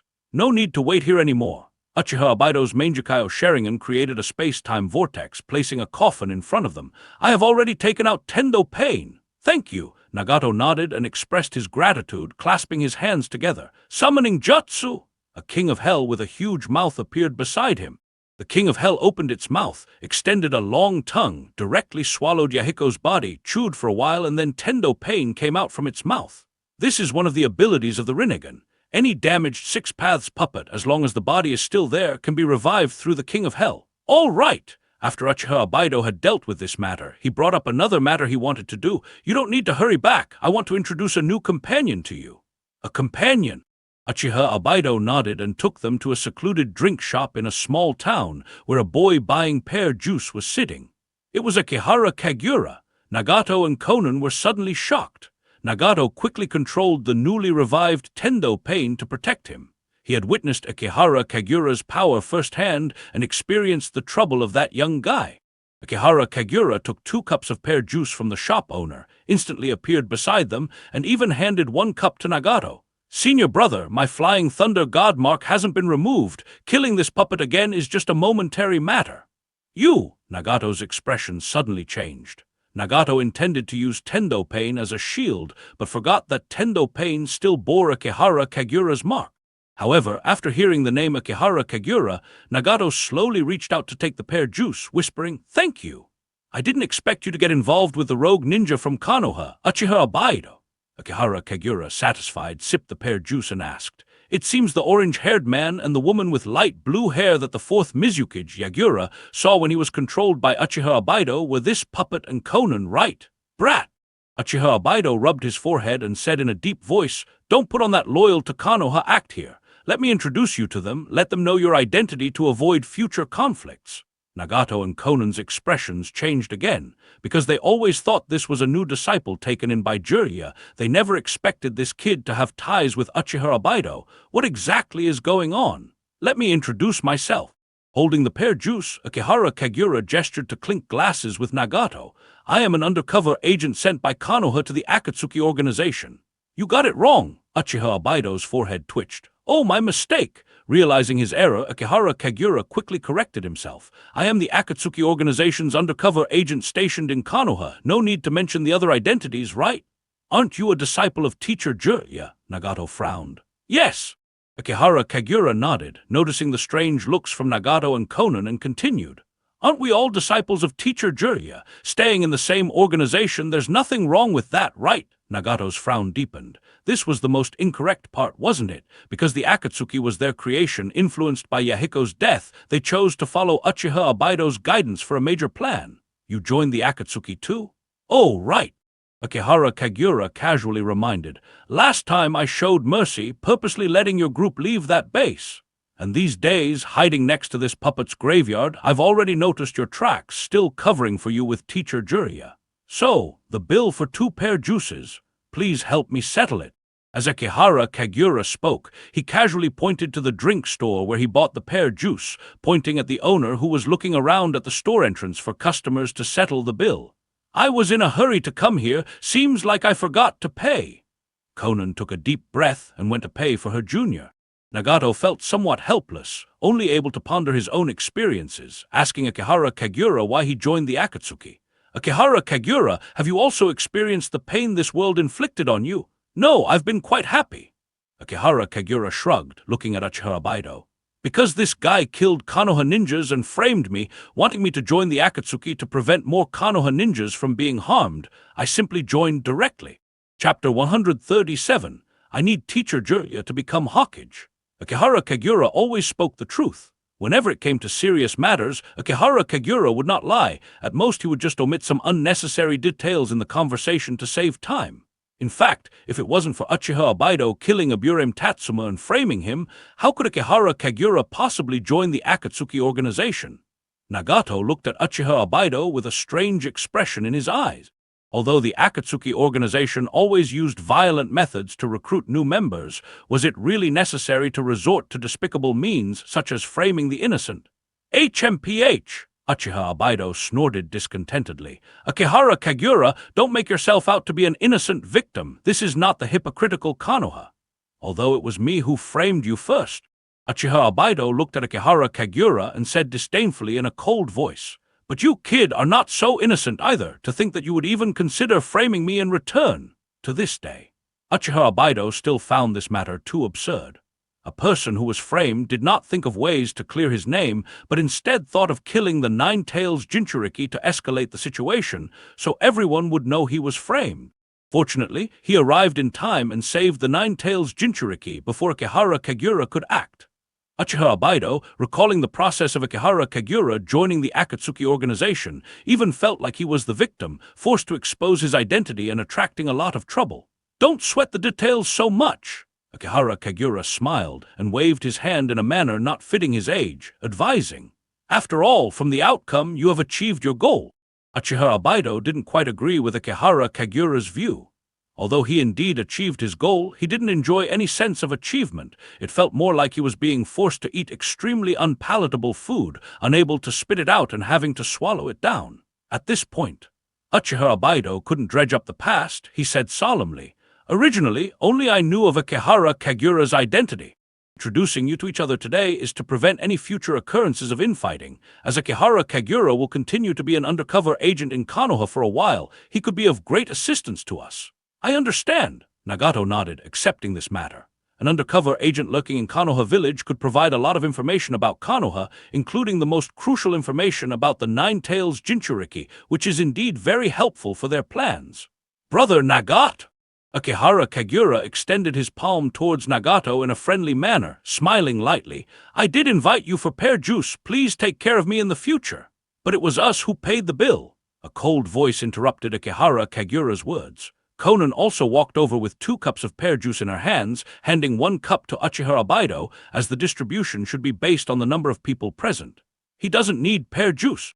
Akihara Kagura casually snatched the pear juice, and without waiting for others to say anything, took it for himself, seemingly indifferent as he spoke. "I came out on the pretext of buying drinks. This pear juice will be taken back to Teacher Jirya so as not to reveal any flaws. It's a rare gesture of respect from us disciples." Conan found it somewhat difficult to argue. Even Nagato felt there was nothing wrong with this. Although their views did not align with Jiraiya's, to the extent that they would even kill their own teacher, they believed some minor matters should not be nitpicked over. Only Uchiha Obaido's hand, reaching for the drink, found nothing but air. He observed the three people present and the puppet. All these individuals were Jiraiya's disciples. Uchiha Obaido suddenly felt an illusion of being an outsider, and even at this moment he couldn't delve into details, lest he be considered their junior. All right. Uchiha Obaido suppressed these trivial thoughts, not wanting to care about such insignificant matters, and looked towards Akihara Kagura. Since you mentioned Jiraiya, let's deal with this. Jiraiya is investigating the Akatsuki organization, and he already knows too much. We must eliminate Jiraiya.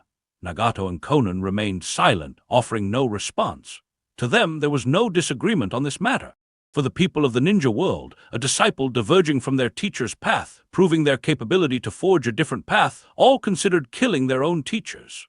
Akihara Kagura, frowning, glanced at Uchiha Obaido. Wait, I have a question. Are you really a ninja from Konoha? Uchiha Obaido spread his hands, arrogantly stating, HMPH, whether I'm a ninja from Konoha or not is irrelevant. It's quite relevant. Akihara Kagura, somewhat helplessly, began to enlighten his superior. Every ninja from Konoha should know about Jiraiya of the legendary Sannin, the disciple of the third Hokage Sarutobi Hiruzen, who trained the fourth Hokage Namikaze Minato. And then, Uchiha Obaido furrowed his brow, I am his disciple. Akihara Kagura felt his superior lacked political sensitivity and took the initiative to hint, the third Hokage is getting old, and the next Hokage must be chosen. The first choice for the future Hokage is definitely Teacher Jiraiya. My teacher seems uninterested in succeeding as a Hokage, so he will recommend me, his disciple who has mastered wood release and the Flying Thunder God technique, to be the next Hokage of Konoha. Akihara Kagura looked at Uchiha Obaido and asked, If you kill Teacher Jiraiya, who will support me in becoming the next Hokage? Don't you understand the benefits that could bring to the Akatsuki organization once I become Hokage? Uchiha Obaido listened somewhat absent-mindedly. Uchiha Obaido coldly declared, his expression filled with disdain for the position of Hokage. This kid named Akihara Kagura could sit in the position of Hokage. This kid could become the Hokage. Why should this kid become the Hokage? That is the dream of many young ninjas of Konoha. Why could Akihara Kagura, this kid, become the Hokage? Because he possesses wood release, because he has the Flying Thunder God technique, because he is Jiraiya's disciple. Actually, Nagato, sitting in a wheelchair, seriously frowned and thought for a while, then continued, I think Kagura makes sense. If he can become the Hokage in the future when we want to capture the Nine-Tails Jinchuriki, it would save us a lot of trouble. Yes. Akihara Kagura looked at Nagato with satisfaction and added, in the future, I might even be able to mobilize the power of Konoha to start the Fourth Great Ninja War. Uchiha Obaido caught the loophole in Akihara Kagura's words. Kid, you want to become the Hokage just to start the ninja war, right? Isn't that beneficial for the Akatsuki organization? Akihara Kagura spread his hands. As long as I can become the Hokage in the future, no matter what the Akatsuki organization wants to do, I can mobilize the power of Konoha to cooperate with you guys. Uchiha Obaido felt something was not quite right. This kid. Why does it sound a bit like Shimura Danzo? Akihara Kagura's words sound like he's willing to do anything to become the Hokage, even if it means colluding with the Akatsuki organization, which is hostile to the future and the 5 great ninja villages. Wasn't the original purpose that the Akatsuki organization needed to use this kid? Why does it feel like now the kid is using the Akatsuki? Uchiha Obaido, frowning, really felt something was amiss. Are you trying to use the Akatsuki to become the Hokage, or do you want to become the Hokage of Konoha to help the Akatsuki? How could you think of such a question? Akihara Kagura smiled, looking at Uchiha Obaido. Do I need the help of the Akatsuki? It would be good if you guys didn't trouble me. I have never counted on the Akatsuki to help with anything. Instead, I have been helping the Akatsuki quite a bit, right? Uchiha Obaido's face looked somewhat displeased, and he said in a deep voice, Kid, when I allowed you to join the Akatsuki, it wasn't to let members of the organization help with missions and still arrogantly cause trouble for their own people during missions. Is this your attitude towards handling matters? Akihara Kagura interrupted Uchiha Obaido's words, looked at Nagato in the wheelchair, and while suppressing one superior, he was drawing another to his side. Brother Nagato, has the management of our organization always worked this way? Playing one against another, this is the most effective tactic. Normally, it is a superior dealing with 2 subordinates, but Akihara Kagura, being just a subordinate, could also learn and apply it to deal with his own superiors. Of course not. Konan, standing next to Nagato, quickly denied Akihara Kagura's accusation. If Akihara Kagura's accusation against the Akatsuki was confirmed, the reputation of the Akatsuki would become too tarnished. The goal of the Akatsuki has always been for the peace of the ninja world. Uchiha Abaido was harboring a sense of frustration in his heart, but had no idea how to vent it, so he could only ask in a muffled voice, "Kid, what are you trying to say?" "Before I become Hawkage, don't lay a hand on Teacher Jiraiya." Akihara Kagura put forth his demand, casually hinting, "Ever since I joined the Akatsuki organization, I haven't seen any gains for myself. I could only learn some ninjutsu from Teacher Jiraiya, and there's still much I haven't learned yet." "Then you should continue to learn diligently from him." Uchiha Abaido coldly agreed to Akihara Kagura's request and made his own. "Then you should keep your teacher in check. Don't let him focus on the Akatsuki organization before our plan is implemented." System prompt. New task, Uchiha Abaido, to prevent Jiraiya from focusing on the Akatsuki organization's movements before the plan begins. "That's easy."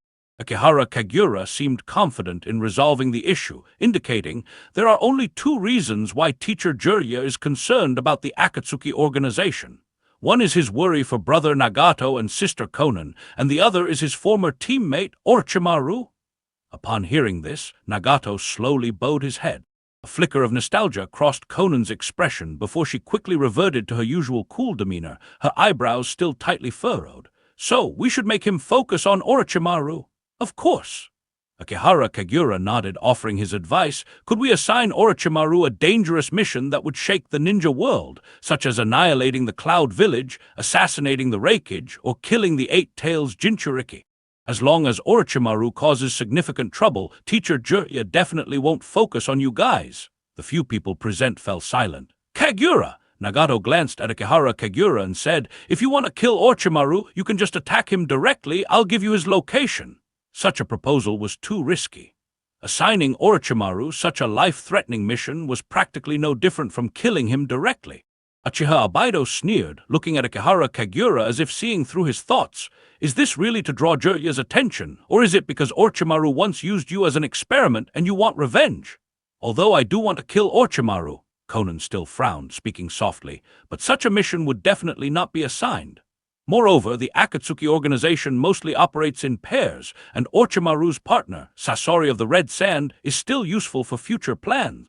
"That wasn't really useful, because Sasori did not abandon them in danger. Instead, he willingly took them along to escape, earning Konan and Nagato's fondness for Sasori of the Red Sand."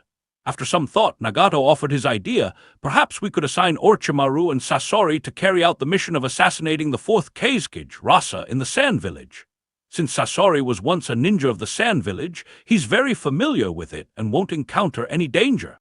Uchiha Abaido was still undecided, but he disagreed. "The Sand Village has always been inconspicuous. The Kazekage being assassinated isn't something new. It might not. Assassinating the Kazekage isn't something new." Akihara Kagura felt Uchiha Abaido's thinking was flawed, proactively saying, "The point is who assassinates the Kazekage. The Kazekage being attacked by Orochimaru would be a novelty to Teacher Jiraiya." "Of course." As Akihara Kagura spoke, he looked towards Nagato and Konan again. "Before that, you need to assure Teacher Jiraiya about your safety. You might want to consider meeting him to appease his naiveness." Chapter 138, Plan to Lure Jiraiya Away. Teacher Jiraiya is a fool. This view has been unanimously approved by Jiraiya's disciples. In their hearts, there is no lack of respect for their foolish teacher, but it really doesn't hinder their disdain for their teacher's frequent basic mistakes. "Your meaning is," Nagato's eyebrows furrowed, still wanting to reject this proposal, "you want us to deceive Teacher Jiraiya with lies? I cannot do this." Yes, Nagato is not a person skilled at lying. He is not even a person good at hiding his emotions. Even when Jiraiya mistakenly believed that Yahiko was still alive, Nagato did not admit that Yahiko was alive and even bluntly stated that Yahiko had died. He is not a person skilled at deception. It was already quite difficult for him to hide the truth. Nagato does not deceive people. Konan's eyebrows also furrowed. Looking at Nagato, who was skinny as a stick in his wheelchair, Akihara Kagura softly said, "Don't worry, when you meet him, I will speak for you." "How will you do it?" Konan looked at Akihara Kagura, somewhat doubting her younger fellow disciple. "If you help us, wouldn't Teacher Jiraiya suspect you?" "Absolutely not." Akihara Kagura was very confident in himself. "Okay." Nagato and Conan agreed, because the two of them had very few ties in this world. Apart from the deceased Yahiko, only a teacher who had taken care of them for 3 years remained. If just meeting this teacher could make him let down his guard a bit, it would indeed be a good thing for the Akatsuki organization. Right! Akihara Kagura reminded them again. Let's not let more people know about my identity. Before we meet Teacher Jirya, have Orochimaru go to the Sand Village, and then during the meeting, reveal Orochimaru's news to Teacher Jirya. In this way, after your meeting, Teacher Jirya will lose interest in staying in the Land of Rain to investigate the Akatsuki's situation and will definitely rush to the Sand Village to stop Orochimaru's conspiracy. Nagato and Conan were shocked. This fellow disciple's scheming is somewhat terrifying. If things really went as he said, Teacher Jirya would definitely not feel like staying in the Land of Rain and would probably rush to the Sand Village immediately. HMPH! Uchiha Abaido had long experienced Akihara Kagura's scheming and was no longer surprised. Anyway, this kid was just a future piece for collecting the tailed beasts. I'm leaving first. Akihara Kagura waved goodbye to them and disappeared instantly from the spot. This kid's personality is very extreme. After Akihara Kagura disappeared, Uchiha Abaido spoke up. Once this kid becomes the Hokage, he will definitely start the Fourth Great Ninja War, affecting our plans. Nagato and Conan were somewhat silent. Could it be that this guy was really hit by what Akihara Kagura said, being unable to become the Hokage, jealous that Akihara Kagura could succeed the position of Hokage of Konoha? I'll continue to recruit people. Take good care of the affairs in the Land of Rain. Uchiha Abaido ignored their thoughts, and a space-time vortex appeared in his Sharingan, carrying his body away from the spot. This guy! Conan's expression was somewhat heavy, whispering, we must find a way to break his space-time ability. This guy's personality and ability are too dangerous. Conan! Nagato shook his head, signaling his companion not to worry, and then mentioned the little brother they encountered today. Let's go back and prepare, then visit Teacher Jirya. Akatsuki Organization, the new base. This base definitely could not compare to the original base. However, Sasori of the Red Sand managed it well, even placing some small puppet parts for surveillance in some key places. Of course, Sasori of the Red Sand could not be considered a true model of hard work. The real model of hard work for the Akatsuki organization was Kakuzu, this old man who lived from the early days of the Ninja Village era to this era, leaving the base early in the morning to carry out mercenary commissions and to collect new hearts, as the hearts collected by using Earth Grudge Fear were all crushed one by Akihara Kagura. Besides, the most leisurely person was Orochimaru. A few days ago on the battlefield, Orochimaru was collectively abandoned by the members of the Akatsuki organization to serve as a decoy to attract the enemy, and it was unexpected that he could still come back alive. Fortunately, the members of the Akatsuki organization were all heartless. Orochimaru knew these people were not good and did not open his mouth to blame them, just continued to stay in the Akatsuki organization, waiting for an opportunity to seize the Rinnegan. Unfortunately, Orochimaru did not see Nagato after he came back. Sasori of the Red Sand and Kakuzu chose to stand with Conan, and Orochimaru did not think he could win, so he could only continue to bury himself in experiments to pass the time. In the depths of this base, there still stood that statue like Golem. Nagato and Conan returned with Tendo Pain, continuing to let Tendo Pain lead the Akatsuki organization, and the other members of the Akatsuki organization could not possibly be opponents to Pain. Tendo Pain gathered everyone and announced a new commission according to the plan devised by Akihara Kagura. There is a commission to assassinate the fourth Kazekage, Rasa of the Sand Village. This task is given to you, Sasori. Any problem with that? Rasa! Sasori of the Red Sand acted as if he was completely unaware. This S-rank rogue ninja from the hidden Sand Village nodded, indifferent to taking on the mission to assassinate the Kazekage, and accepted the task. Rasa's magnet release's ability to absorb gold sand is also quite interesting. It seems I can add an interesting puppet to my collection. From any perspective, this commission should indeed be given to Sasori of the Red Sand. Orochimaru had no objections either. Assassinating the fourth Kazekage Rasa was not a difficult task, considering it to be a slightly troublesome mission at most. Seeing that Sasori of the Red Sand and Orochimaru had no objections, Tendo Pain immediately breathed a sigh of relief. At least the first step of their plan was successful. Next was to meet with Teacher Jirya. On the other hand, in front of Yahiko's gravestone, Jirya was still unaware that the corpse underground had been stolen, still insisting on guarding the tomb secretly with Akihara Kagura, waiting for Nagato and Conan to arrive. However, Jirya strictly forbade Akihara Kagura from practicing ninjutsu here to avoid startling Nagato and Konan, preventing the other two disciples from worrying and daring not to come. In the deep night, the moonlight was still bright. Jirya was dozing off beside a tree. A woman with light blue hair was pushing a wheelchair towards Yahiko's empty grave, with a gaunt red-haired man sitting in the wheelchair, both of their faces expressionless. After all, they both knew this was an empty grave. Akihara Kagura, lying on the tree, seeing Nagato and Konan, didn't know what to say about these two, could only sigh inwardly. Such mediocre acting, these two fellow disciples really looked like two honest people. Under the tree, Jirya's eyes suddenly opened wide. This tall man's body was agilely leaped up, landing in front of Yahiko's gravestone, and he also saw his two disciples. Nagato, Konan! Teacher Jirya, long time no see. Nagato slightly turned his head to look at his teacher, but his gaunt body and somewhat restrained demeanor couldn't be as proud and indifferent as pain. You! Seeing Nagato sitting in a wheelchair, Jirya's face immediately turned ugly, as in the past, wanting to check the disciple's leg injury. This was no ordinary injury. Nagato was even sitting in a wheelchair now. For a ninja, issues with their legs and arms would render them incapable of handling battles or missions, making it impossible for them to undertake any tasks for the rest of their lives. Jirya suddenly understood why Nagato manipulated Yahiko's corpse from behind and turned Yahiko's body into the tendo pain, because this disciple could not even move freely. Teacher Jirya! Nagato tried to avoid his palm. It's useless. Konan shook her head, a touch of sadness in her eyes, and explained, initially, Nagato was injured in both legs by Hanzo's explosive seals trying to save me. Jirya fell silent, whispering, I'm sorry, I always thought you were dead. I didn't expect our reunion to be like this. We are lucky to be alive. Nagato seemed indifferent to his leg injury, merely looking up at the tombstone before him. Yahiko died to save us, and I could only turn his body into pain, allowing him to continue serving as the leader of the Akatsuki, just as he did in life. So, what is the purpose of the Akatsuki? Jirya asked his disciple in a deep voice. Nagato did not hide anything and openly said, to change this world filled with war, to make the world forever peaceful without any more wars. As Nagato said these words, he slowly stretched out his palm, touching Yahiko's tombstone, just like Yahiko wished at that time. At this moment, Nagato was sincere, because what he was doing was indeed Yahiko's dream. However, their methods were different. Jirya looked at Nagato before him, looking into Nagato's Rinnegan eyes, listening to Nagato talk about changing the ninja world, reminded of the prophecy the great Toad Sage had mentioned. The prophecy. It finally began to manifest. His disciple, Nagato, wanted to change the ninja world.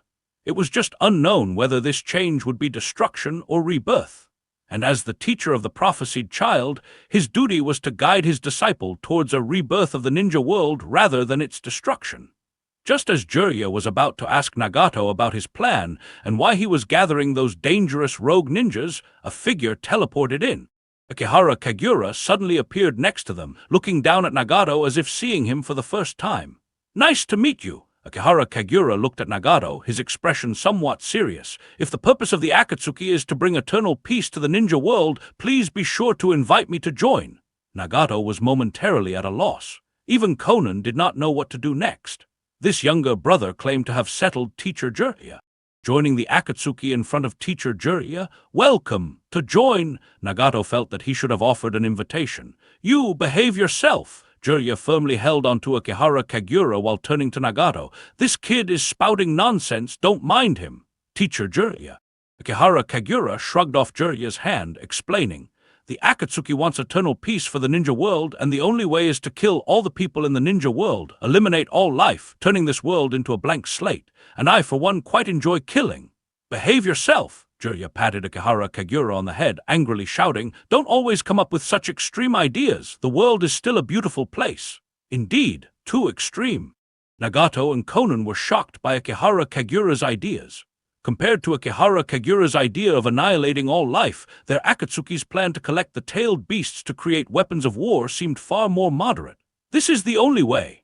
Akihara Kagura reiterated his stance, his gaze hopeful as he looked at Nagato. Your methods are the same, right? Not exactly. Nagato, not knowing how to respond and not good at lying, could only express his own stance. Your method is really too extreme. That's a relief. Jirya felt somewhat relieved. Thankfully, his other student Nagato wasn't so extreme. As long as it wasn't Akihara Kagura's apocalyptic ideas, Jirya felt there was room to negotiate any other method for peace in the ninja world. What should we do then? Akihara Kagura turned to Nagato, initiating the conversation.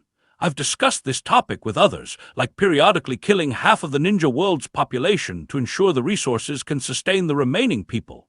But then Akihara Kagura contradicted his own idea.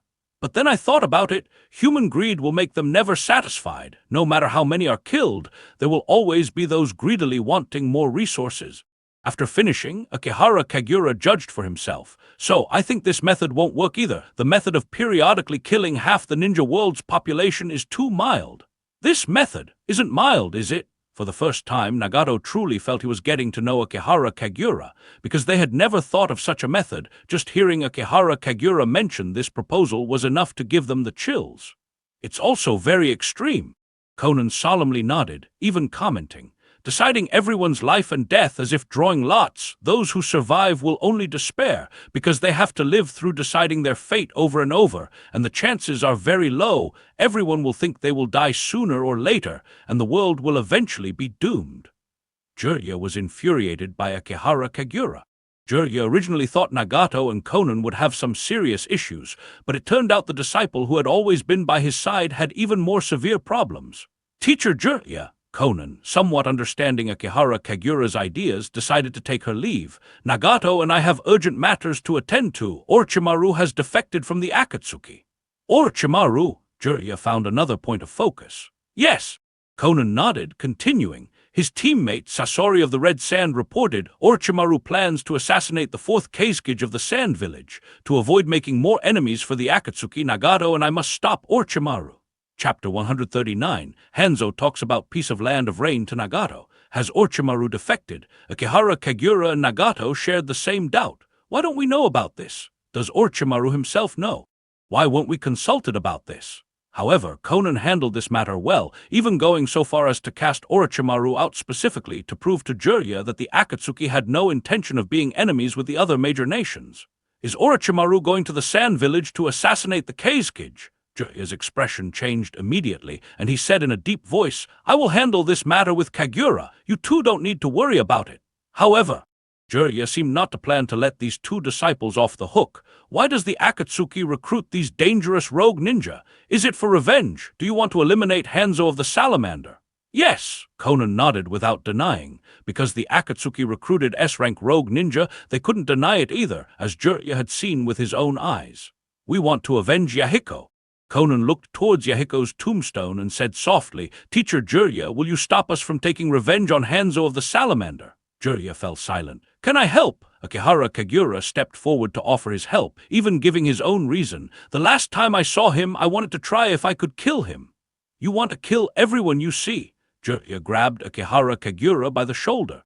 After reprimanding Akihara Kagura, Jirya looked towards Conan and Nagato, speaking of Hanzo of the Salamander and what he had mentioned. Hanzo of the Salamander and I have mentioned. Let the old man talk to them. An elderly voice sounded in their ears. The person who came was Hanzo of the Salamander himself. This demigod ninja had also infiltrated here unnoticed. Hearing Hanzo of the Salamander's voice, everyone on site couldn't help but become alert, especially Nagato and Conan, who had long harbored such psychological shadows. Akihara Kagura raised his finger. Two vines suddenly shot out from the ground. However, the targets of these two vines were not Nagato and Conan, but rather Hanzo of the Salamander, who had suddenly appeared here. The vines quickly wrapped around Hanzo of the Salamander's arms. Clang! Hanzo of the Salamander raised his scythe, drawing an arc in the air, and managed to sever the two vines, then flipped to land on the ground. Hanzo of the Salamander! Everyone present recognized this demigod ninja, especially Nagato and Conan. When Nagato looked at Hanzo of the Salamander, his face remained calm, but his palms were slightly trembling. In Conan's eyes there was an undisguised hatred. Do not be nervous. Hanzo of the Salamander put down the scythe in his hand and looked at Nagato and Conan. I have not come here to repeat the mistakes of the past. Hanzo of the Salamander looked at them and softly said, In fact, I have always been here, giving that young fellow Yahiko a proper burial, to prove to the people of the Land of Rain that I would not be an enemy of the Akatsuki, and also to attract you to come and talk. Do we even need to talk anymore? Nagato, who was sitting in a wheelchair, clenched his fists slowly, his head drooping. Since the day Yahiko died, every night I have deeply felt the pain of losing him, and I have never forgotten it to this day. In this world, there are two things that cause Nagato the most pain. The first is the murder of his parents by the Leaf Ninja. The second is Yahiko's death due to Hanzo of the Salamander's conspiracy. This is also the biggest mistake I have made. Hanzo of the Salamander slightly bowed his head and said softly, "At this point, I do not expect your forgiveness, only wishing to atone for my sins with death." Nagato and Conan sharply turned to look at Hanzo of the Salamander. This guy, what kind of joke is he making? The enemy of many years willing to die, making their hatred and pain seem like a joke. What a joke is he playing? It seemed that Hanzo of the Salamander was not joking. His voice became serious and stern. "When I negotiated with the Akatsuki, allowing you to join the Rain Village, I hoped you would bring peace to the land of Rain. However, there was an accident and I was forced." Jiraiya's expression immediately became awkward, because the matter Hanzo of the Salamander was about to mention, he had also heard of before, definitely another issue with Shimura Danzo. Once this is explained, it was all Danzo's doing. Jiraiya finally let out a long sigh, taking over the conversation from Hanzo of the Salamander. "I learned that Conan was still alive and sought to investigate your matters, coincidentally encountering Lord Hanzo, from whom I learned the truth. When Lord Hanzo wanted to negotiate with the Akatsuki, Shimura Danzo disobeyed the Konoha's orders, acting on his own, forcing Lord Hanzo to cancel the negotiations in favor of an ambush. This led to Yahiko's death." Jiraiya said this with some unease. "Nagato, Conan, this matter was entirely Danzo's personal action from beginning to end. I am also to blame." Hanzo of the Salamander interrupted Jiraiya, continuing solemnly. "At that time, under Danzo's coercion and enticement, I only thought of avoiding war and not provoking hostility from neighboring countries, forgetting my initial pledge to protect all citizens of the Land of Rain." Hanzo of the Salamander, seemingly remorseful, said, "These were all my mistakes, all because I was too arrogant when I received the title of demigod ninja, thinking I could subdue the 3 great ninja villages with my power. I did not expect the war to end in a disastrous defeat. The Land of Rain suffered heavy losses, unable to recover, and I had no choice but to agree to Danzo's demands." Nagato, feeling somewhat powerless, loosened his fists. Hanzo of the Salamander personally told him the truth about those years, and with teacher Jiraiya also mentioning it, it meant what he said was true. In that case, could he really blame him? Hanzo of the Salamander looked at Nagato and continued, "I have come here not to seek forgiveness, but to offer apologies. Before I die, I only have one request. You may speak." Nagato's eyes seemed to regain some color. As expected, I knew this guy had an issue. If he makes an unreasonable request, I'll have a new reason for revenge. Do not start a civil war in the Land of Rain. Hanzo of the Salamander bowed his head, pleading in a low voice, "I have already instructed all my loyal followers. You can immediately take over as the leader of the Rain Village, and you may even spread the ideology of the Akatsuki organization that Yahiko spread in the Land of Rain. The Land of Rain can no longer afford any turmoil." Nagato felt a twinge of guilt in his heart. This old man, Hanzo of the Salamander, was someone who was willing to sacrifice his life and honor for the Land of Rain, while I, on the other hand, had become someone willing to start a civil war for power. The reason for revenge disappeared. After the tragic incident, Danzo persuaded me to continue pursuing you, but I knew his ill intentions. Hanzo of the Salamander looked at Nagato and said softly, "After Danzo left the Land of Rain, I've been looking for an opportunity to talk to you. Over the years, I've been tracking your whereabouts, hoping to explain things clearly before I die in hopes that you would take on the future of the Rain Village." "Why?" Nagato looked at Hanzo of the Salamander, his voice somewhat uncertain. "Why tell me all this, saying that you want to hand over the Rain Village to me? You are the most suitable candidate." Hanzo of the Salamander looked into Nagato's eyes and said gravely, "The Land of Rain is at the junction of 3 great nations, the Konoha, the Rock, and the Sand. Every conflict between them turns the Land of Rain into a battlefield, bringing a storm of blood and carnage to the Land of Rain. After being hailed as a demigod of the ninja world, I wanted to solve this problem, but ultimately I was powerless to change the course of events. I could only rely on this reputation to keep the Land of Rain from being annexed, but one day I too will grow old." Hanzo of the Salamander openly acknowledged Nagato's abilities. "You possess the Rinnegan, capable of maintaining peace in the rain even after the death of the ninja demigod. If you are willing to agree, I am ready to commit suicide in front of you to atone for the sins I committed in the past. Also, after death, I wish to be buried nearby. Let me be buried here alongside the lad named Yahiko so that I may atone to him in the afterlife." After Hanzo the salamander finished speaking, he suddenly pulled on the chains, raising the scythe as if ready to pierce his own body the moment Nagato spoke. "Commit suicide!" Nagato suddenly spoke out. Jirya looked shocked, as if he wanted to say something to dissuade him. However, Jirya didn't even have time to open his mouth before Hanzo of the salamander had already raised his scythe, about to fiercely stab into his own body. Bang! Suddenly Nagato raised his hand. A repulsive force exploded out, instantly sending Hanzo flying. This demigod ninja tumbled and fell to the ground, even losing grip of his scythe, which was flung away, looking somewhat embarrassed. "I will not kill you." Nagato slowly closed his eyes, whispering, "Because if I had died back then and Yahiko were still alive, he certainly wouldn't have killed you either." Silence. Hanzo remained silent for a while. The demigod ninja slowly shook his head, persuading, "At least use my death to quell your hatred. Do not start a purge within the Rain Village." Nagato glanced at Hanzo, softly saying, "I am aware of the message you spread within the Land of Rain that anyone associated with the Akatsuki organization could be pardoned. We will not start a civil war within the Land of Rain." "Thank you." Hanzo fell silent again, whispering, "Then I shall leave this place. You go directly to the Rain Village." "I will not take the position of leader in the Rain Village."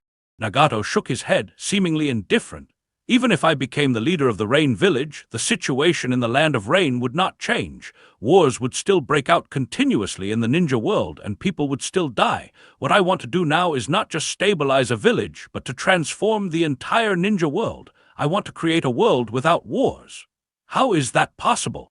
Hanzo looked at Nagato, slowly shaking his head, seemingly in disbelief. "As long as there are people, wars in the ninja world will never end." "It will." Nagato's eyes were full of determination, as if he firmly believed in his plan. As long as you kill everyone." Akihara Kagura spontaneously added. Jirya angrily restrained his disciple. "Nagato!" Conan, catching on to Akihara Kagura's hint and realizing the problem of Nagato revealing the plan, stopped Nagato from continuing, adding, "If everyone could understand each other, could the ninja world truly achieve peace?" Ever since Hanzo appeared, Conan had remained silent. She had been waiting for Nagato's decision, not wanting her thoughts to influence him. But Nagato was influenced by the appearance of Hanzo, even about to reveal the true plan of Akatsuki. Fortunately, Akihara Kagura timely interrupted him. "The ninja world will be at peace." Nagato took a deep breath, calming his emotions without saying more. "But the Land of Rain will not be at peace." Hanzo of the salamander shook his head and sighed, saying, "Without a strong power to keep them in check, the recently restored peace in the Rain Village will sooner or later be disturbed again due to the disagreements between the Akatsuki organization's ninja and the village's own ninja. You are a demigod of ninjas. I can only keep them in check for a while." Hanzo of the salamander looked at Nagato and continued, "However, I am already old, and I worry that after my death, the ninjas from the two different factions will fight each other. No one would be willing to submit to a successor from another faction. To ensure the peace of the Land of Rain, the next leader must be someone from the Akatsuki organization. You are the most suitable candidate." When Hanzo of the salamander reached this point, he brought up a story. Many years ago, the Senju clan and the Uchiha clan jointly founded Konoha. With the position of Hokage in Konoha changing hands, the first Hokage, Hashirama, planned to pass it down to his brother, but did not give it to Uchiha Madara, leading to Madara's defection from Konoha. Since then, the internal strife between Konoha's higher-ups and the Uchiha clan has never ceased. During this time, I have been able to take the time to observe and resolve the civil strife, all thanks to the severe internal situation in Konoha. Danzo was too preoccupied with dealing with the Uchiha clan to continue suppressing the Rain Village. Jirya's eyebrow twitched. What exactly was the old man up to, with Konoha's internal struggles being known by so many, now truly embarrassing us internationally, at least after you die? Nagato still had some hesitation in his heart. Even though Hanzo of the salamander said a lot, Nagato still didn't quite see himself as the person who could succeed as the leader of the Rain Village. "I can die now." Hanzo of the salamander even took out a kunai and even planned for him. "After my death, there will surely be chaos in the Rain Village. You can use this opportunity to quell the turmoil." Universal pull. An attractive force burst out from Nagato's palm, suddenly pulling Hanzo of the salamander's body towards him and taking the kunai in his hand. "At least," Nagato shook his head, thinking that the Akatsuki organization's future efforts to capture the tailed beasts would definitely provoke other major ninja villages. He didn't want to bring trouble to the Rain Village. "At least. After I finish important matters, I promise you it will definitely be done." Chapter 140. Why does this kind of organization not collapse yet? Hanzo of the Salamander had subdued many people. The legendary Sannin of the Konoha once admired him, the samurai of the Land of Iron respected him, and even the former victim Nagato now had to sigh in admiration to Hanzo of the Salamander's magnanimity. This demigod ninja, for the future of the Land of Rain, was willing to pave the way for Nagato with his own death, thereby trading for the opportunity to let Nagato succeed as the leader of the Rain Village. Hanzo, this guy! Jiraiya's expression was somewhat somber, because in Hanzo of the Salamander he seemed to see the shadows of those who had once burned their lives for the future of the village. Hanzo of the Salamander, having received the promise of Nagato's future succession to the leadership of the Rain Village, finally left this place and returned to the Rain Village to stabilize people's hearts with the name of a demigod ninja. Conan and Nagato, after being diverted by Hanzo of the Salamander, also did not need to discuss the Akatsuki organization with Jiraiya anymore and planned to return to the new base of the Akatsuki organization. Jiraiya could not openly ask them to stay, nor was it convenient to continue inquiring. After all, it was the Konoha's ninja, Danzo, who caused the tragedy of the past, and it was fortunate that these two disciples did not completely resent the Konoha for it. The new base of the Akatsuki organization. When Nagato looked at Conan, there was some apology in his eyes. "I'm sorry, Conan. It was my unilateral decision to spare Hanzo of the Salamander." "It's okay." Conan shook her head and lowered her head. Hanzo of the Salamander was willing to commit suicide to atone for Yahiko's death, and he has always been trying to atone for the past. Just as you said, even if Yahiko were alive, he would prevent us from doing this. When Conan said this, her eyes slowly changed, and she brought up what she cared about most. "Nagato, should we consider giving up the plan for war weapons, just like Yahiko said, that people can achieve peace through mutual understanding? Isn't this an example?" Conan had never trusted Uchiha Abido and naturally did not believe in Uchiha Abido's war weapons plan. She always wanted Nagato to give up this dangerous plan and stay away from that guy, Uchiha Abido. Nagato was silent for a while before shaking his head. "Conan, even if we guide people to understand each other like we do with Hanzo of the Salamander, thus eliminating war, this process is too slow. One day my life will come to an end. Who else in the ninja world would do as we do?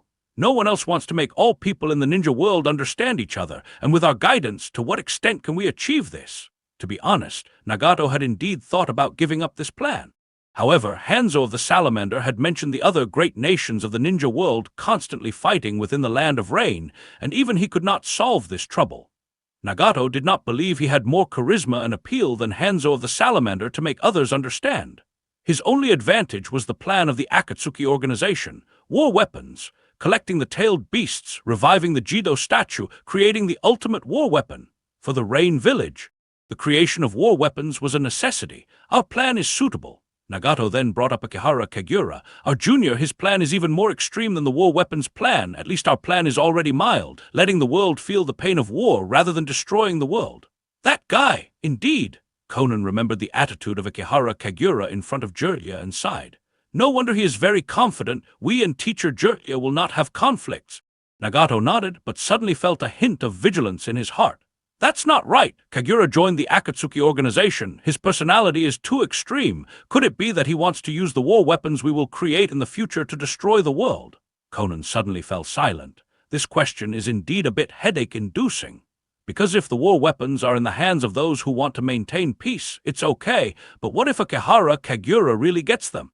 Would that junior brother really not use them to destroy the world? His strength is still very strong. Nagato remembered the terrifying combat power of Akihara Kagura and also his age. Even though his age is not very big, we can only hope that teacher Jiraiya can teach him well. Speaking of which, it's quite absurd. A member of the Akatsuki organization turns out to be more extreme than its leader, Nagato, making him feel somewhat apprehensive, forcing him to place his hope on teacher Jiraiya's guidance to prevent that member from harboring evil intentions and using Akatsuki's war weapons to destroy the world. Conan's eyes flickered slightly. The future is indeed a perspective to consider. All along, Conan didn't want to interfere with Nagato's thoughts. Her only hope was for this once companion to live a little longer.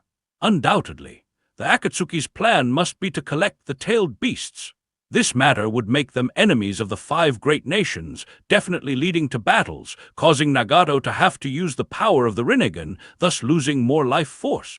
If she wanted to persuade Nagato to give up the idea of collecting the tailed beasts to create war weapons, Konan never thought she could convince him. Perhaps she could use that junior brother named Kagura.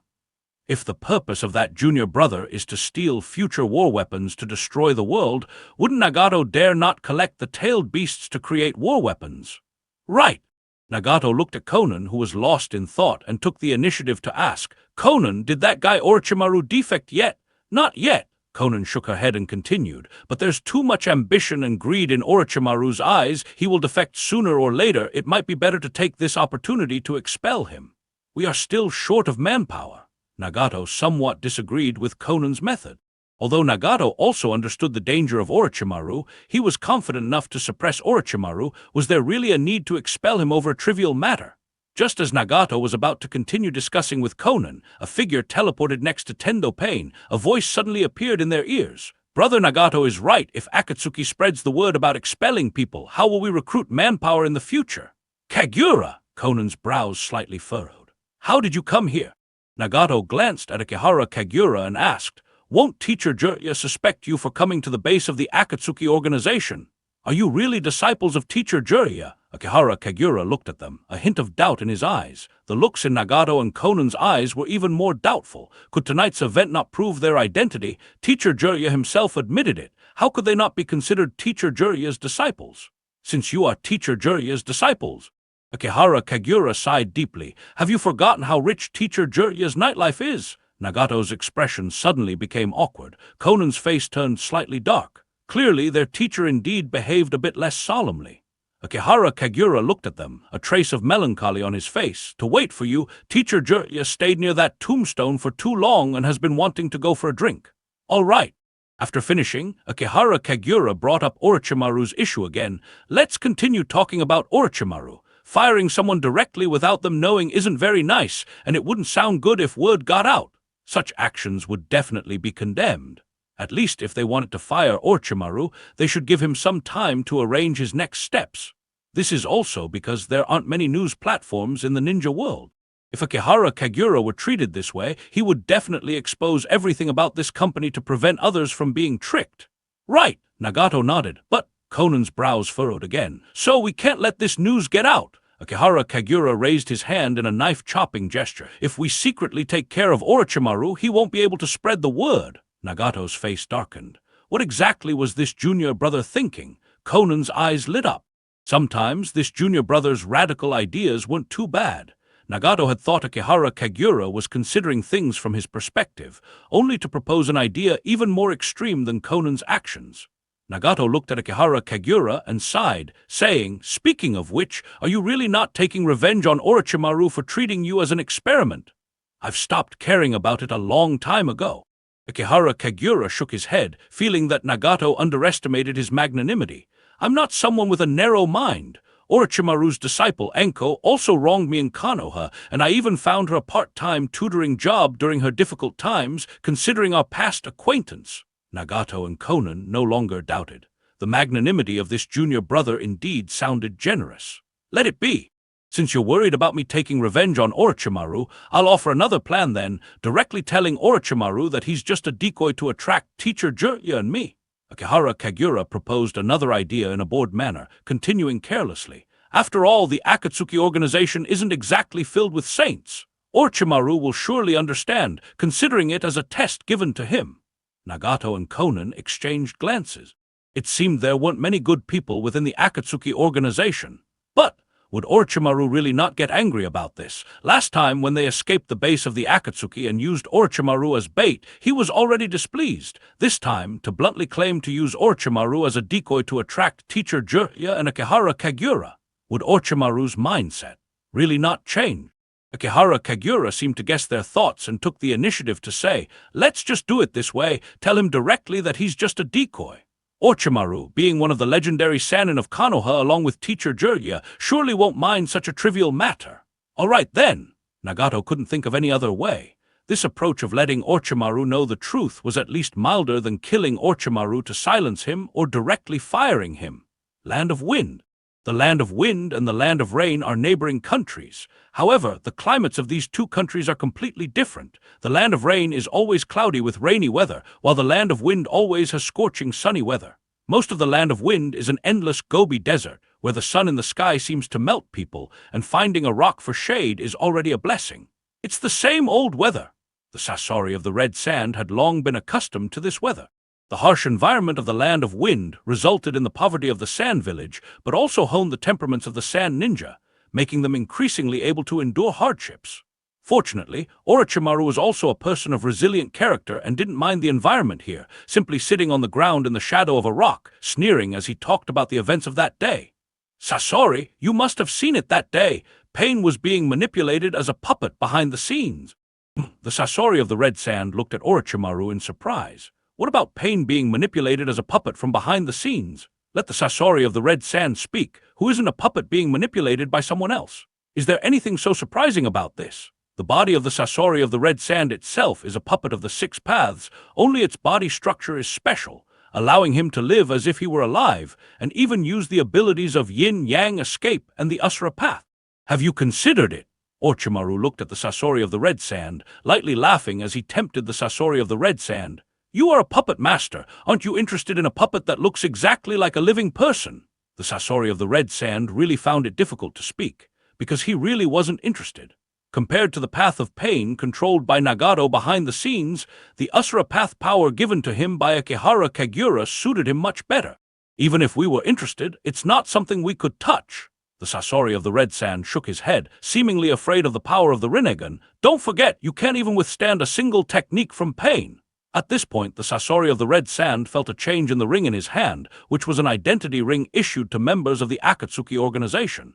It could convert chakra into unique thought waves, thereby transmitting messages to Pain. Pain wants to communicate with us. Orochimaru naturally felt the change in the ring as well.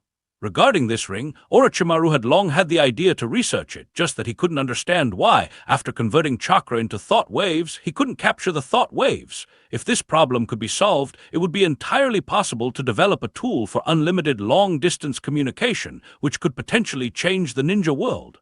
Unfortunately, Orochimaru had never figured it out. This problem might have to wait until the future when the Rinnegan is available to achieve, by conducting experiments to compare and determine whether this long-distance communication is indeed a unique function of the Rinnegan. Of course, this matter can be put aside for now. The most pressing matter is to see if Pain has any new ideas. Projection technique. Orochimaru and the Sasori of the red sand sat on the ground, simultaneously using the projection technique.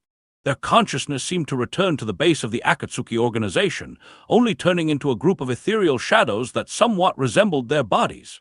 Besides the two of them, the shadows of Conan and Pain were also there. Pain! After connecting with Pain, the first thing the Sasori of the red sand did was to snitch. "Orochimaru was just thinking about persuading me to join him in plotting to take your Rinnegan. I hate this guy. Can we take the opportunity to get rid of him in the desert?" Orochimaru's eyes changed, immediately sneering sinisterly. "Heh, that's the eyes of the Six Paths sage. Wouldn't it be abnormal if I didn't have any thoughts about it?" The brain of this Sasori of the red sand must be abnormal, right? Is this something that can be snitched on? Who would want to work with you in the future? An S-class rogue ninja, who once had the chance to succeed the position of Keisuke in the Sand Village, runs to the Akatsuki organization, loyally serving. For whom is this display of loyalty intended? It doesn't matter. Pain seemed to have a broad mind, unconcerned about Orochimaru coveting the Rinnegan, and simply ordered, "Orochimaru, Jiraiya has been keeping an eye on Akatsuki. To prevent him from causing us trouble, you'll act as bait to draw his attention." "What?" Orochimaru's expression suddenly turned grim. These guys planning to use him as bait again. The last time they did this, not even a signal to retreat was sent. This time was even more outrageous, blatantly stating to use him as bait. This guy, has he ever led? Even if using one's subordinates as bait, one should not say it so openly. After all the trouble to meet with Akihara Kagura and finally persuading that youngster to take Jiraiya to investigate the Akatsuki, the organization ends up dumping this on me. This was originally your mess. Pain didn't care about Orochimaru's attitude, directly blaming him. If it weren't for you stirring trouble in the laboratory and attracting Jiraiya's attention to Akatsuki's trail, he wouldn't have found us. Since it's the trouble you caused, go solve it yourself. Orochimaru's hand clenched slowly.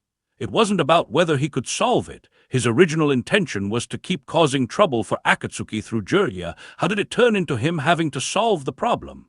Orochimaru suddenly smiled and provocatively said, "You can't handle Jirya and that youngster Akihara Kagura, can you?" Everyone else remained silent. In fact, everyone present had ties with Akihara Kagura to varying extents and different levels of understanding of his identity. Orochimaru clearly was the one who understood the least. Pain really didn't know how to start explaining. Should he say that we can't handle that youngster, suggesting you to act as bait? The whole purpose was to ensure that youngster could be supported in the future to become Hokage. Forget it. Pain eventually shook his head, solemnly instructing, "Some things, even if explained to you, you'll never understand. Just follow the orders obediently. I'll make an exception to allow you to act independently of Akatsuki's name temporarily. Once you've taken care of Jirya, you can then resume wearing Akatsuki's title. You can keep your ring and even stay in contact with me to report the progress of your mission." Orochimaru's gaze grew cold. Were these words someone could say? To let a member of the organization work without giving a title, perhaps even stopping the allocation of future research funds, and still remembering to report the mission progress to him. Such an organization, such a leader, why hasn't it collapsed yet?